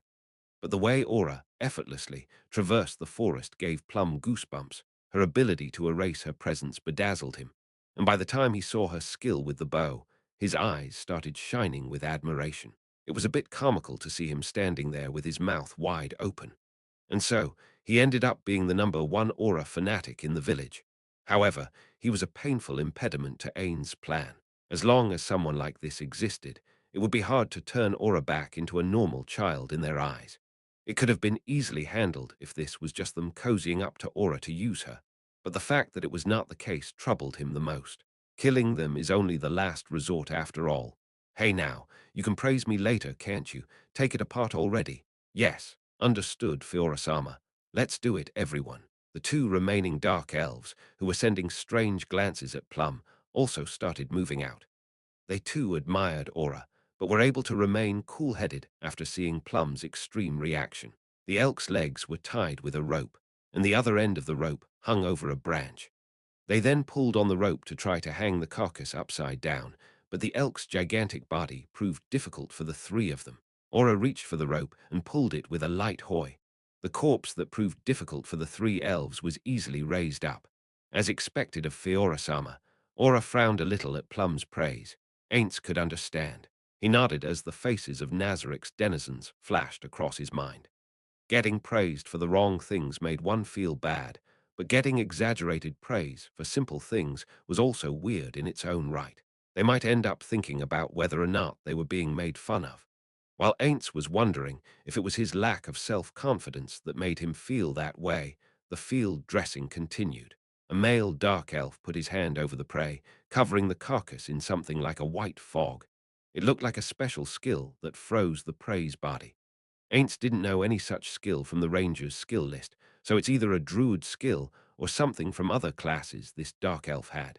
After that, they bled out the body and collected the blood in a bowl underneath. He heard that they did it to prevent the germs in the blood from multiplying. Maybe the aforementioned dark elf's power wasn't enough to freeze the entire body. The blood collected in the bowl was also used for cooking. During their first hunt, Ainz heard that they rarely took back the blood with them for the fear of drawing predators toward them. They dug a hole and threw the head and entrails into it. They would also take some of the offal with them usually, but the elk's carcass was too large for them this time. They stopped field dressing the carcass after that. The Dark Elves' custom was to perform the steps like skinning only after they had brought the game back to the village. Although Ainz called it the Dark Elves' custom, as if he was knowledgeable on hunting, if one were to ask him what's the normal custom then. He could only answer that he actually knew nothing about hunting. Maybe the Dark Elves' custom was the same as the common one. The Dark Elves lowered the carcass to the ground and tied it to a pole. With a heave-ho, they raised it. It looked like they found it quite heavy. Although Ainz couldn't be sure, it looked like the adage half of what you bag is what you get to eat holds true. Aura was not helping them carry it, as she was entrusted with the task of guarding them. The party started their journey back to the village. Generally, a successful bushwhack hunt took a lot of time. However, thanks to Aura, this hunt has been completed relatively quickly, resulting in the joyful expressions on the Dark Elves' faces. Though the Dark Elves lived in the forest, leaving the safety of the village exhausted them mentally. Fiora-sama was totally awesome. That was some great shooting today. Plum was the first to start talking after they started to walk back. Those were not words of flattery, but what appeared to be his feelings from the bottom of his heart. Really? Well, maybe it's awesome for you people, but there's always someone better than the best. How should I put it? A relative. And then maybe it's rude. Well, anyway, there's someone more awesome than I am. Ah, I was not talking about my uncle, by the way. I heard that the uncle Dono and the brother Dono will be reaching the village today or tomorrow, but are they excellent rangers too? No, they are not rangers. Is that so? I thought they would be skilled rangers, considering the two are crossing the forest alone. Then what kind of people are they? It's true that they are skilled people. As for what they are exactly skilled at, you will understand soon. Look forward to it. That aside, sorry, but can you let me concentrate on guarding the party? I can easily escape by myself, but with everyone in mind, noticing a threat even a second faster could be a matter of life and death, right? She was probably unsure about how much she could talk about Ainz and Mare, so she used a good excuse to cut him off. The question was how the other side took it. Could someone really accept if the person you were having a pleasant talk with suddenly cut you off, even if the reason made sense? Wouldn't the person feel hurt, depending on their character? I think it's fine because he is a fanatic, but he is also someone powerful in that village. I should prepare countermeasures in case he starts to hate Aura and drag down the village's opinion of her. Ainz thought that a fall in Aura's status in the village was not necessarily a bad thing at present, but it would be troublesome if it deteriorated too much. But Ainz's worries were useless, just as he had predicted. Please forgive me. To think I didn't notice it. Plum bowed with a tremendous force. If he weren't carrying the carcass, he would have probably performed a doge or some elven form of apology equivalent to it. This kind of excessive response was why he was thought of as a fanatic. Ah well, you are moderately skilled yourself, so you probably would have noticed it normally, right? Looks like you were taking it a bit easy because I am here, but that only means you think highly of my skills, right? I'm happy about that, but I want you to pay a bit more attention to time and place. Who she is good at consoling someone from a superior position. Maybe that is her experience as a floor guardian speaking. I feel a bit happy if this is a sign of an NPC's growth. Or maybe is it something Bukubuku Chagama-san left in her? That would be a thing worth celebrating in its own right, because it's a sign of Chagama-san living through aura. Imagining a pink blob behind Orahitch certainly doesn't make for a good picture. Ain's immovable face made a smile. The party heeded Aura's words and continued their journey back without disturbing her. And like that, they reached the village without being attacked by beasts even once. After he confirmed that they had reached the village safely, Plum raised his voice. Everyone, rejoice. Fiora-sama bagged a big one this time as well. Ainz clicked his tongue. He expected this would happen, but also realized that he could do nothing about it. It was natural for hunters who headed out into danger to be proud of their kills, and it was also natural to let everyone know who hunted it. Plum probably did it especially because Aura was an outsider in order to make her position better. But Ainz didn't wish for such goodwill. Villagers who were walking across the walkways, spanning the elf trees, gathered together, looking at the massive carcass with looks of admiration. Okay then, I'll be going back. Yes, please leave the remaining work to us, Fiora-sama. Leaving the work to Plum, Aura headed to the house the village lent her. He wanted to go after Aura, who was walking back alone, but he couldn't do that. He needed to know how Aura's position was changing inside the village. Aura continued to walk, only turning her head back to look for Ainz, who stood still, floating in midair. She looked so lonely. Maybe it was just Ainz being too sentimental, but that's what her side profile told him. In this village, there were people who looked at Aura with awe, and there were people who respected her, but there were none who approached her as a friend. She was not being seen as a girl on a journey, but as an existence above them all and someone to bow to in respect. Just like Ainz had thought before, that was not a bad thing in and of itself, but it was bad for Ain's goals. I have to turn Aura from being the village's hero to just a regular child. But that's difficult whichever way I look at it. If I try to undermine the position she built up before I reached this village, I will be turned into a pariah instead. Well, that's natural. After being helped by her, the village will obviously value Aura more than the relative who came afterward. Ainz remained in that place as the other dark elves started to gather one by one. Naturally, there were also dark elf children around Aura's height in the group. The carcass was being divided up and handed over to the villagers to cook. Now, remember to be grateful to Fiora-sama for hunting this. Every time a dark elf received their portion, they spoke words of gratitude with their faces full of smiles. Even skilled hunters like dark elves cannot succeed in every hunt. It would appear that getting hold of such good meat was a rare occasion.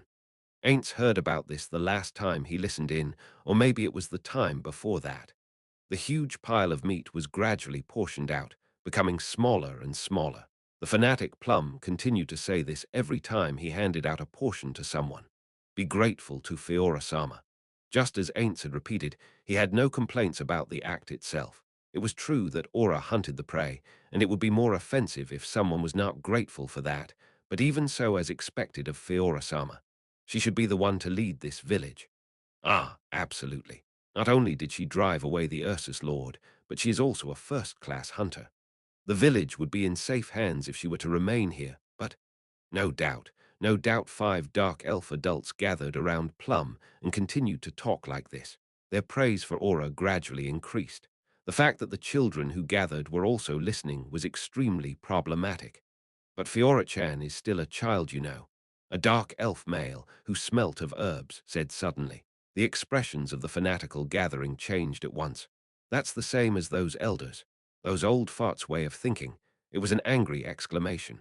Plum, who had been smiling a few moments before, now looked completely different, breathing wildly. What is age? Is just being older something great? No, certainly, there are people who have accumulated experience and have become skilled with age, but that's not something that naturally comes with age. Age cannot be the absolute yardstick we measure everything against, but, you see, only ability can be absolute. Ainz agreed with that opinion. He saw it many times at his workplace. People who were good at something were good at it from the start, while those that were not would never become good no matter how many years they spent on it. Superior talent. That's the only power that can protect the most people in this dangerous place. Only ability is absolute, even if it is someone young. But isn't Fiora-chan a bit too young? Another fanatic replied coldly to the woman who objected, "Isn't that how those elders think? So you are the same as those elders, ha ha." The woman looked at the dark elf with hostility. Ainz could clearly see that the elders were very much hated. Frankly speaking, I feel like they are not doing anything that could cause so much hate. He didn't understand the reason why the younger ones had such a bad opinion of them, but it's been only 2 days since Ainz started observing this village. It's not like he was observing everything either, so Ainz may have just missed it. In order to reject the ideology of the elders that, which prioritizes one's age, should we not instead defer to talented dark elves like Fiora-sama, and even possibly make her lead the village? Stop, please, Ainz grimaced. This was not why he sent Aura into the village. If Aura heard this, and if he was unlucky, she might just agree with them and proceed to bring the village under her rule. You could even say that this was a great idea for Nazarik's expansion, but this was not what Ainz desired. Ainz turned his gaze to the children watching the adults quarrel. Unlike their expressions of joy at the food before, their faces were now clouded with unease. This is the main problem. Ainz wanted to make friends for the twins. Unlike the children in Suzuki Satoru's world, the children of this world like Nemu could approach Aura with innocence and curiosity. However, from what Ainz had witnessed, and from what Aura had said, there was no one like that here yet. Maybe they were used to suppressing their curiosity because growing up in a dangerous place like the Great Forest required them to do so. However, what was more likely was that they sensed the adult's attitude towards Aura and formed an image of her as someone who lived in an entirely different world from them. In their eyes, Aura was a child who was also not a child. He had even felt like he should directly intervene and make the village's opinion of Aura fall just so the children could approach her. It's probably hard to be intimate with, no, friendly with someone deeply respected by the adults. For example, even if the object of respect doesn't differ much from their age. Or maybe it is all the more awkward because she is the same age. At least in the conversations I snooped on, I didn't hear parents telling their kids to not approach Aura or ordering them to treat her with the utmost respect. But is that a good thing or a bad thing? Ha! Ainz ended up letting out a sigh. There was no way they could make friends if this continued. In that case, should I make a move here and directly ask them to become friends? But I can't be sure that would lead to a good result, or maybe I should just hope that the situation will change. I wonder if every parent has to go through such hardship. Pondering over the same question as he had before, Ainz activated greater teleportation, clutching his head at the final words he heard before he teleported. First of all, what do you mean by Fiora-chan? It should be Fiora-sama. For a dream. I'm having a dream. I know this is a dream. What was it called again? Yeah, right. A lucid dream. A dream where you are aware that you are dreaming. I am a kid in the dream. And I was sent flying. It doesn't hurt. Yes, it doesn't hurt because this is a dream. Yet it hurts. My face throbbed with pain. I probably have a cut inside my mouth from the impact. It tastes full of blood. I can taste it even though it's a dream. Strange. Is this really a dream, I wonder? A hand came into my view, a small hand covered in dirt, so it's a dream after all. My hands are no longer so small. I am relieved. This is just a dream. My vision moved. No, I don't want to stand. Yet I stood. I stood again, picking up the club I dropped. Mother is standing before me. She is expressionless. It's like she was wearing a mask. She is looking down at me with cold eyes. She held a club in her hand to beat me until I won't be able to stand anymore. And then she swung it. The present me could take it, but it was impossible for me at that time. Just as I started to feel the pain, I am flying through the air. More pain coursed through my body after I got knocked to the ground. My vision blurred. It's the tears. Suddenly, I wondered how long it had been since I last cried. My gaze moved once again. Mother is saying something. I look at the club on the ground that left my hands at some point. Mother probably told me to stand, but I can't. It's painful and difficult. I probably replied something to that effect while crying. Mother's expression didn't change, but she slowly lifted her club and took a stance, like she wanted me to see her doing that. I hear a voice. I move my eyes, and I see a plump woman running towards us. She is someone who helped with our household work. She made delicious food. It's Aunt Nazaire. Her runny omelets were excellent. They were my favorite. Her cooking was the taste of my memories, and also the standard by which I judge other food. Unfortunately, she has already passed away. If I am going to dream anyway, I would rather dream about eating her food instead of training with my mother. I later learned that mothers are supposed to cook, but I don't have any memories of eating my mother's cooking. But I do remember someone saying that she likely had her hands full with my training. I accepted that explanation back then because I was ignorant. But now after becoming an adult, I can say for sure that was wrong. I don't even have many memories of eating together with my mother. Most of my memories were of me eating alone. Good morning. Color returned to the world. Am I going to wake up? They should have woken me up sooner. It's not like I forgot about it. Yes, I can understand. My mother hated me. She probably found the child born from her rape extremely unpleasant. So my mother never celebrated my birthday. I never received any words of encouragement from her, like thank you, or congratulations, or isn't that great, even such common words. In the first place, did my mother ever call me by my name? I wonder who named me. But if she really hated me, she should have just killed me. She could have easily done that, but I was not killed. So it stands to reason that I was not hated. Maybe it's nothing more than a pitiful hope of mine. Please hold, Fane Sama. She is still a child. It's not good to continue her training in this state. Aunt Nazaire does not back down even after receiving mother's glare. Thinking back, Aunt Nazaire wasn't an ordinary person either. She will need to rest soon. I will prepare drinks. She's fine. I will tend to her wounds while Fane Sama's having a drink so. She's fine. All of my wounds were healed by a wave of mother's hand. The pain went away as well. You are fine, right? Mother brought her face closer, a pair of glass-like eyes and a face devoid of any expression. Repulsive. Yes, I feel fine, that's right. Mother turned to Aunt Nazaire. Are you satisfied? She is still all right, and she is already strong enough to withstand resurrection anyway. See, there's no problem at all. Yes. Undurst, good morning. Excuse me, is Zeshi-sama in there? She faintly heard a woman's timid voice. This was not a voice inside her dream.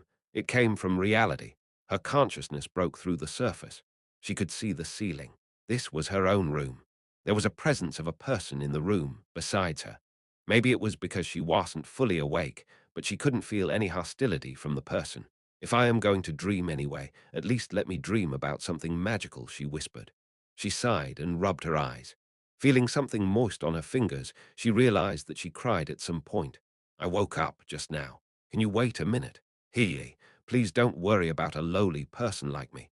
I will wait however long it takes, so please take your time. She didn't say a single thing to threaten the woman, but she was extremely scared. Feeling like sighing again, Zeshi rose from the bed and put on a coat that hung on a nearby chair. She knew who came to her room from their voice.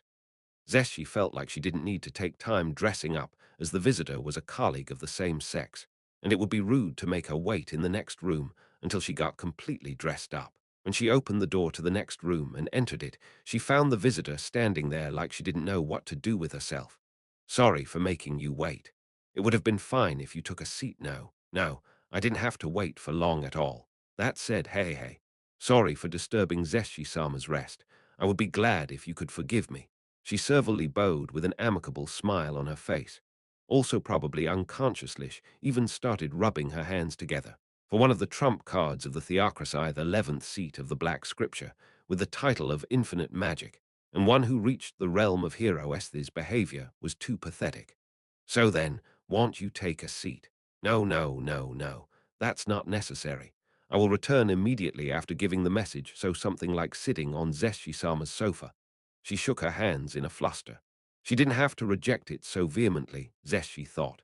Nothing will happen just because you took a seat, and it's not like I will get angry, you know. No, I really won't. You don't have to be so abject. Aren't we colleagues?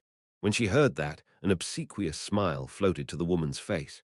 I apologize that Zeshi-sama has to call a worm like me her colleague. No, you don't really have to go that far. You see, among the people I've dealt with, among the members of the Black Scripture that I had mock battles with, you are the most servile, you know. To think that you used to be so conceited. The Black Scripture was a gathering of heroes. Therefore, occasionally some newcomers would think too highly of themselves. One of Zeshi's duties was to break them in. Therefore, even though all of the Black Scripture were her colleagues, she was only acquainted with the haughty guys. That said, it was something she did to every member of the Black Scripture who grew arrogant, so it's not like this woman was special. Even the captain, who she disciplined harder than this woman, sometimes even regretted that she might have gone too far with the captain treated her normally now. Yet, only this woman acted like this. Maybe just getting broken in was already a bit too much for this woman. I should take into account things like their personality next time. It's bad to be arrogant, but couldn't you at least act a bit more confident? Hey. I can't do such a thing before Zeshi-sama. She started rubbing her hands even more intensely. Zeshi thought she didn't do anything that would make her go this far. She only advanced while taking the woman's magic head-on, mounted her, and just single-mindedly punched her in the face and, because it was supposed to be training, took care to not kill her while beating her into a pulp. Zeshi had seen her not recognizing her defeat, throwing out her spells even when pinned, so she admired her as someone with a spine. Since then, she had even learned to cast spells while bearing the pain. She was someone with a desire to improve herself. Zeshi felt a little sad seeing a person she had high opinions of acting like this before her. And so, what's the matter today? Though I have an idea what it is about, all right. As expected of. Enough with the flattery. Why yes. As the elf subjugation army started advancing further, I was entrusted with informing Zeshi-sama to start her preparations to head out. Is that so? The woman's face twitched when she saw Zeshi smiling. Zeshi wondered why, because she wasn't making a scary face, but just smiling normally. I wonder if I could clear one of the bones stuck in my throat at last. Intermission, upon amassing even greater magical power, the entity formerly called an Elder Lich would advance to a more powerful existence called a Night Lich. Only a few of such beings were recorded in the annals of history, a fact which many people were grateful for. It is because Night Liches were tremendously powerful beings. They could use multiple spells of the sixth tier, said to be beyond the realm of humans. With that much power, they could even hold their own against the older high dragons. In addition to that, they also possessed many special abilities, counted many undead as their followers, were highly intelligent, and took residence in impregnable fortresses. With all of their accolades, it's as if they were the rulers of nations, existences worthy of being called the lords of the undead. In fact, the renowned three-Night Liches, the Draconic Knight Lich Qfantara, Argalos the Night Lich Titan Huon, and a Night Lich, probably, a lord of the shadows known by his moniker of Fear, famously ruled over domains the size of small kingdoms and were dreaded existences who inspired fear in the countries around them. And thus, Night Liches were considered beings straight out of myths and were whispered about in tones of fear and awe. They were the same as natural disasters to the people concerned. One of these fearsome Night Liches, who moved behind the world's veil with the nickname of the Abyss Bangery Anchas, came out of a huge room while bowing. With 6 arms and 2 heads, proficient not only with arcane spells, but also spells from other systems. This Night Lich was a fearsome being that humans could never dream of defeating. If he ever chose to act openly, the aforementioned 3 Night Liches would probably have to become 4. He was an ancient undead who was the founder and a member of the innermost core of that organization. The organization was called the Corpus of the Abyss. Formed by undead magic casters, this gathering's original goal was to cooperate among themselves so that their interests would not clash. That said, it was inevitable for immortal beings like magic casters, who spent an eternity researching magic, to come into conflict with beings similar to themselves. The undead tended to have some other desires in place of the 3 basic desires absent in them. For undead magic casters, it generally manifested as a desire for knowledge. So, when there was a conflict with a piece of knowledge at stake, they were prone to not hold back, resulting in fights to the death. Hypothetically, if one concentrated all 3 of the fundamental desires of the living into one, someone with that singular desire would also find it extremely difficult to restrain themselves. There were many undead who had met their end because of this, though other times the living would seize the opportunity to eliminate both combatants. This resulted in more and more undead who realized that it was better to share instead of trying to monopolize knowledge or magic at the cost of their life. If it was not possible, they should bargain amongst themselves. And so they created a list of names. That's the tablet known as granizo inscription in the later times, a stone tablet that contained the names of many beings adept at magic, even though the tablet itself wasn't magical in any way. T/N. Granizo was TLD as Granhal in the bonus volume, probably since it was JPCNN.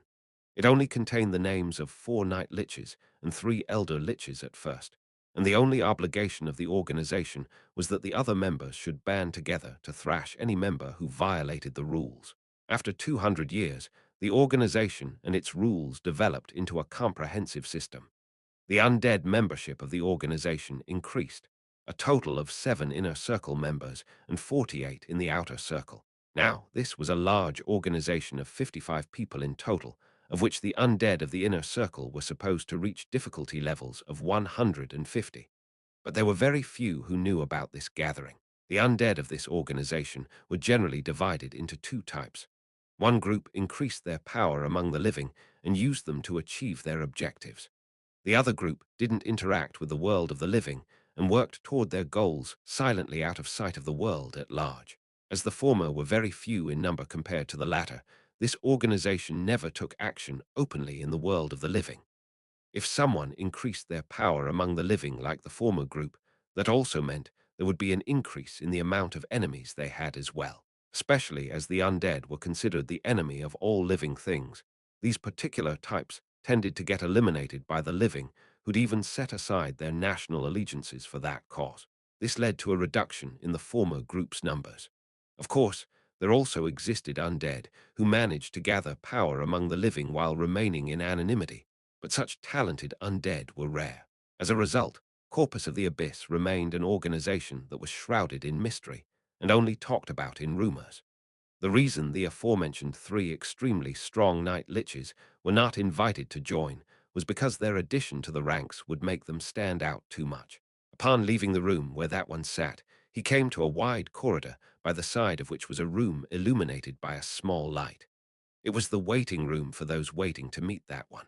That one would never prepare something like this. It was not kind enough for gestures of that naturiso Bangery, and others petitioned for it, and received its permission to make one themselves. The person in that room called out to Bangery, "So you have returned. It should be my turn next." As Bangery had waited together with them in that room just a while ago, he knew who the person talking to him was without seeing them. In fact, one wouldn't enter here without being summoned because it would anger that one, so they couldn't be a surprise visitor anyway. The only ones summoned here today were the members of the inner circle. After 400 years had passed since the founding of the organization, there were 9 members in the innermost circle at the present. The Abyss, the Saintess of White, the Death Rider, the King of Decay, Crimson-Eyed Duke, Wise Wolf, the Elder of the Hosts, the Eaton, the Revenant of Yellow. All of them were gathered here earlier and were summoned in turn. There was only one left now. The Saintess of White, Grazan Raka, an undead with skin like white wax who wore a white veil and dressed in white, an appearance that was completely white from head to toe. She was someone who had reached the 8th tier of magic and was aiming for the 9th now. Bangery could not help but recognize her as the better researcher. She was also the favorite of the organization's present leader. No, that one doesn't like anyone. That one only finds everyone unpleasant, but bears with it so that one can use them. He could sense as much from his conversations with that one. That one didn't try to hide this at all, even calling the magic Bangery and others use filthy. So being highly valued was nothing for Grazan to be happy about. No, that one only ever took from them and barely gave them any benefits in return. There shouldn't be anyone who could be happy being used by that one. This was even truer for a talented researcher like Grazan. Of course, no one would express their feelings before that one. Regrettably, there was no chance of victory even if all of them were to rebel against that one. "Ah, you are next. After it's done, want you have a talk with me. It's been a long time after all. What do you mean? I see. Understood. I got it. Of course, I will happily accept. The usual place, right? Yes, I will be going ahead then." Bangery left her and walked through the darkness for a while, something he could do without discomfort only because he was an undead. There was no need for that light in the waiting room either. He didn't know who arranged it, but that was probably just for decoration. The floor was a single slab made smooth by magical means, but the ceiling and floors were still rough. unhewn stone. This huge cave was not natural. The leader of their organization had spent time and effort excavating it. They visited this cave once every few years when they were summoned, but he couldn't help but sneer every time when he saw the effort spent in digging such a cave. Night liches who were good at magic generally looked down on physical labor, but this scorn was more for what this cave represented: the cowardly side of someone who acted so high and mighty before them. After he made sure that he put some distance between him and the room, Bangery activated teleportation twice to reach his destination. He arrived before a castle built deep into the mountains. It was the residence of Crunwy Log Entesh Na, Crimson-Eyed Duke of the Inner Circle. Among the Inner Circle, Crunwy was the one who loved keeping things neat and tidy the most, and surrounded himself with the best stuff. That was true for his residence too.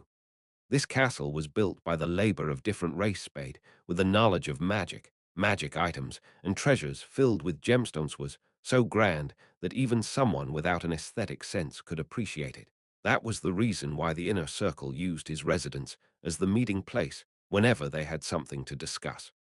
Upon reaching the gate, one of the undead under Crunwy appeared and led Bangery into the castle. After being led to a room, he found that everyone from the Inner Circle except Grazan was already present. Sorry for the wait. Good work dealing with that one. The one who spoke was the lord of the castle, Crunwy. His most striking feature was his extremely pallid-looking skin. He was not a natural undead, but a former human who turned himself into one using magic. Maybe that was why they could see traces of his past self in his obsession with surrounding himself with fine things, while the others always wore the same clothes magic items with copious amounts of magical power. Alone wore a different spotless outfit each time, but his clothes did not have any magical power. For other members, clothes were something used for strengthening themselves, but for Crunwy, they were things to decorate himself with. I want to wait for Grazan before we start. You don't mind, right?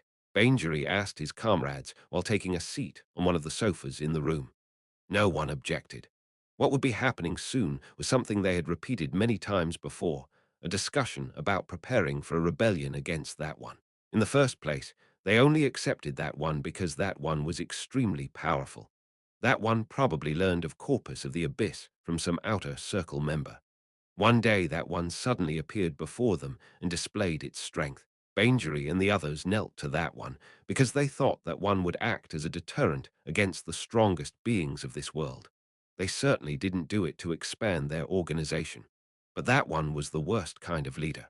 First of all, Corpus of the Abyss was not founded to create disturbances in the middle of the continent. They would be troubled if that one thought they were just some convenient force that could be lent out for some pacts that one had. So they decided to prepare a new deterrent against that one. It is the general consensus of everyone in the Inner Circle who got to meet that one the most. Normally, the more members were included in the plan, the higher the chances were of betrayal. If no one betrayed them, then that would be a demonstration of their lack of loyalty towards that one. And at least for now, no one had betrayed them yet. The fact that Bangery and others were still alive was proof of that. Everyone here would have already been destroyed if they were betrayed. That one ruled the organization only to selfishly take Bangerous and the others' research to strengthen itself. That one had been nothing more than a parasite feeding on them. Even so, that one would never think of tolerating their clandestine actions just because they were useful to that one. Without a doubt, that one would take action to wipe out Bangery and other conspirators if it ever doubted them. That one didn't have the leniency or open-mindedness a ruler should possess. That one was too wary about everything. Therefore, the fact that they were safe showed that one hadn't noticed their moves yet. Fortunately, that one lacked the ability to dominate the undead. T/N could be interpreted either as not being good at something or the complete absence of an ability. Who that one was supposed to be changes depending upon which meaning you chose, so this was left vague considering the difference in their strengths. That one could have easily controlled Bangery, and others if that one specialized in this field. Don't think you can keep extorting us forever. Bangier swept away the huge form of that one he just met from his mind, along with his silent bellow. Overlord Character Profiles, the 41 Supreme Beings Compilation Postscript Anniversary Edition Illustration Cards.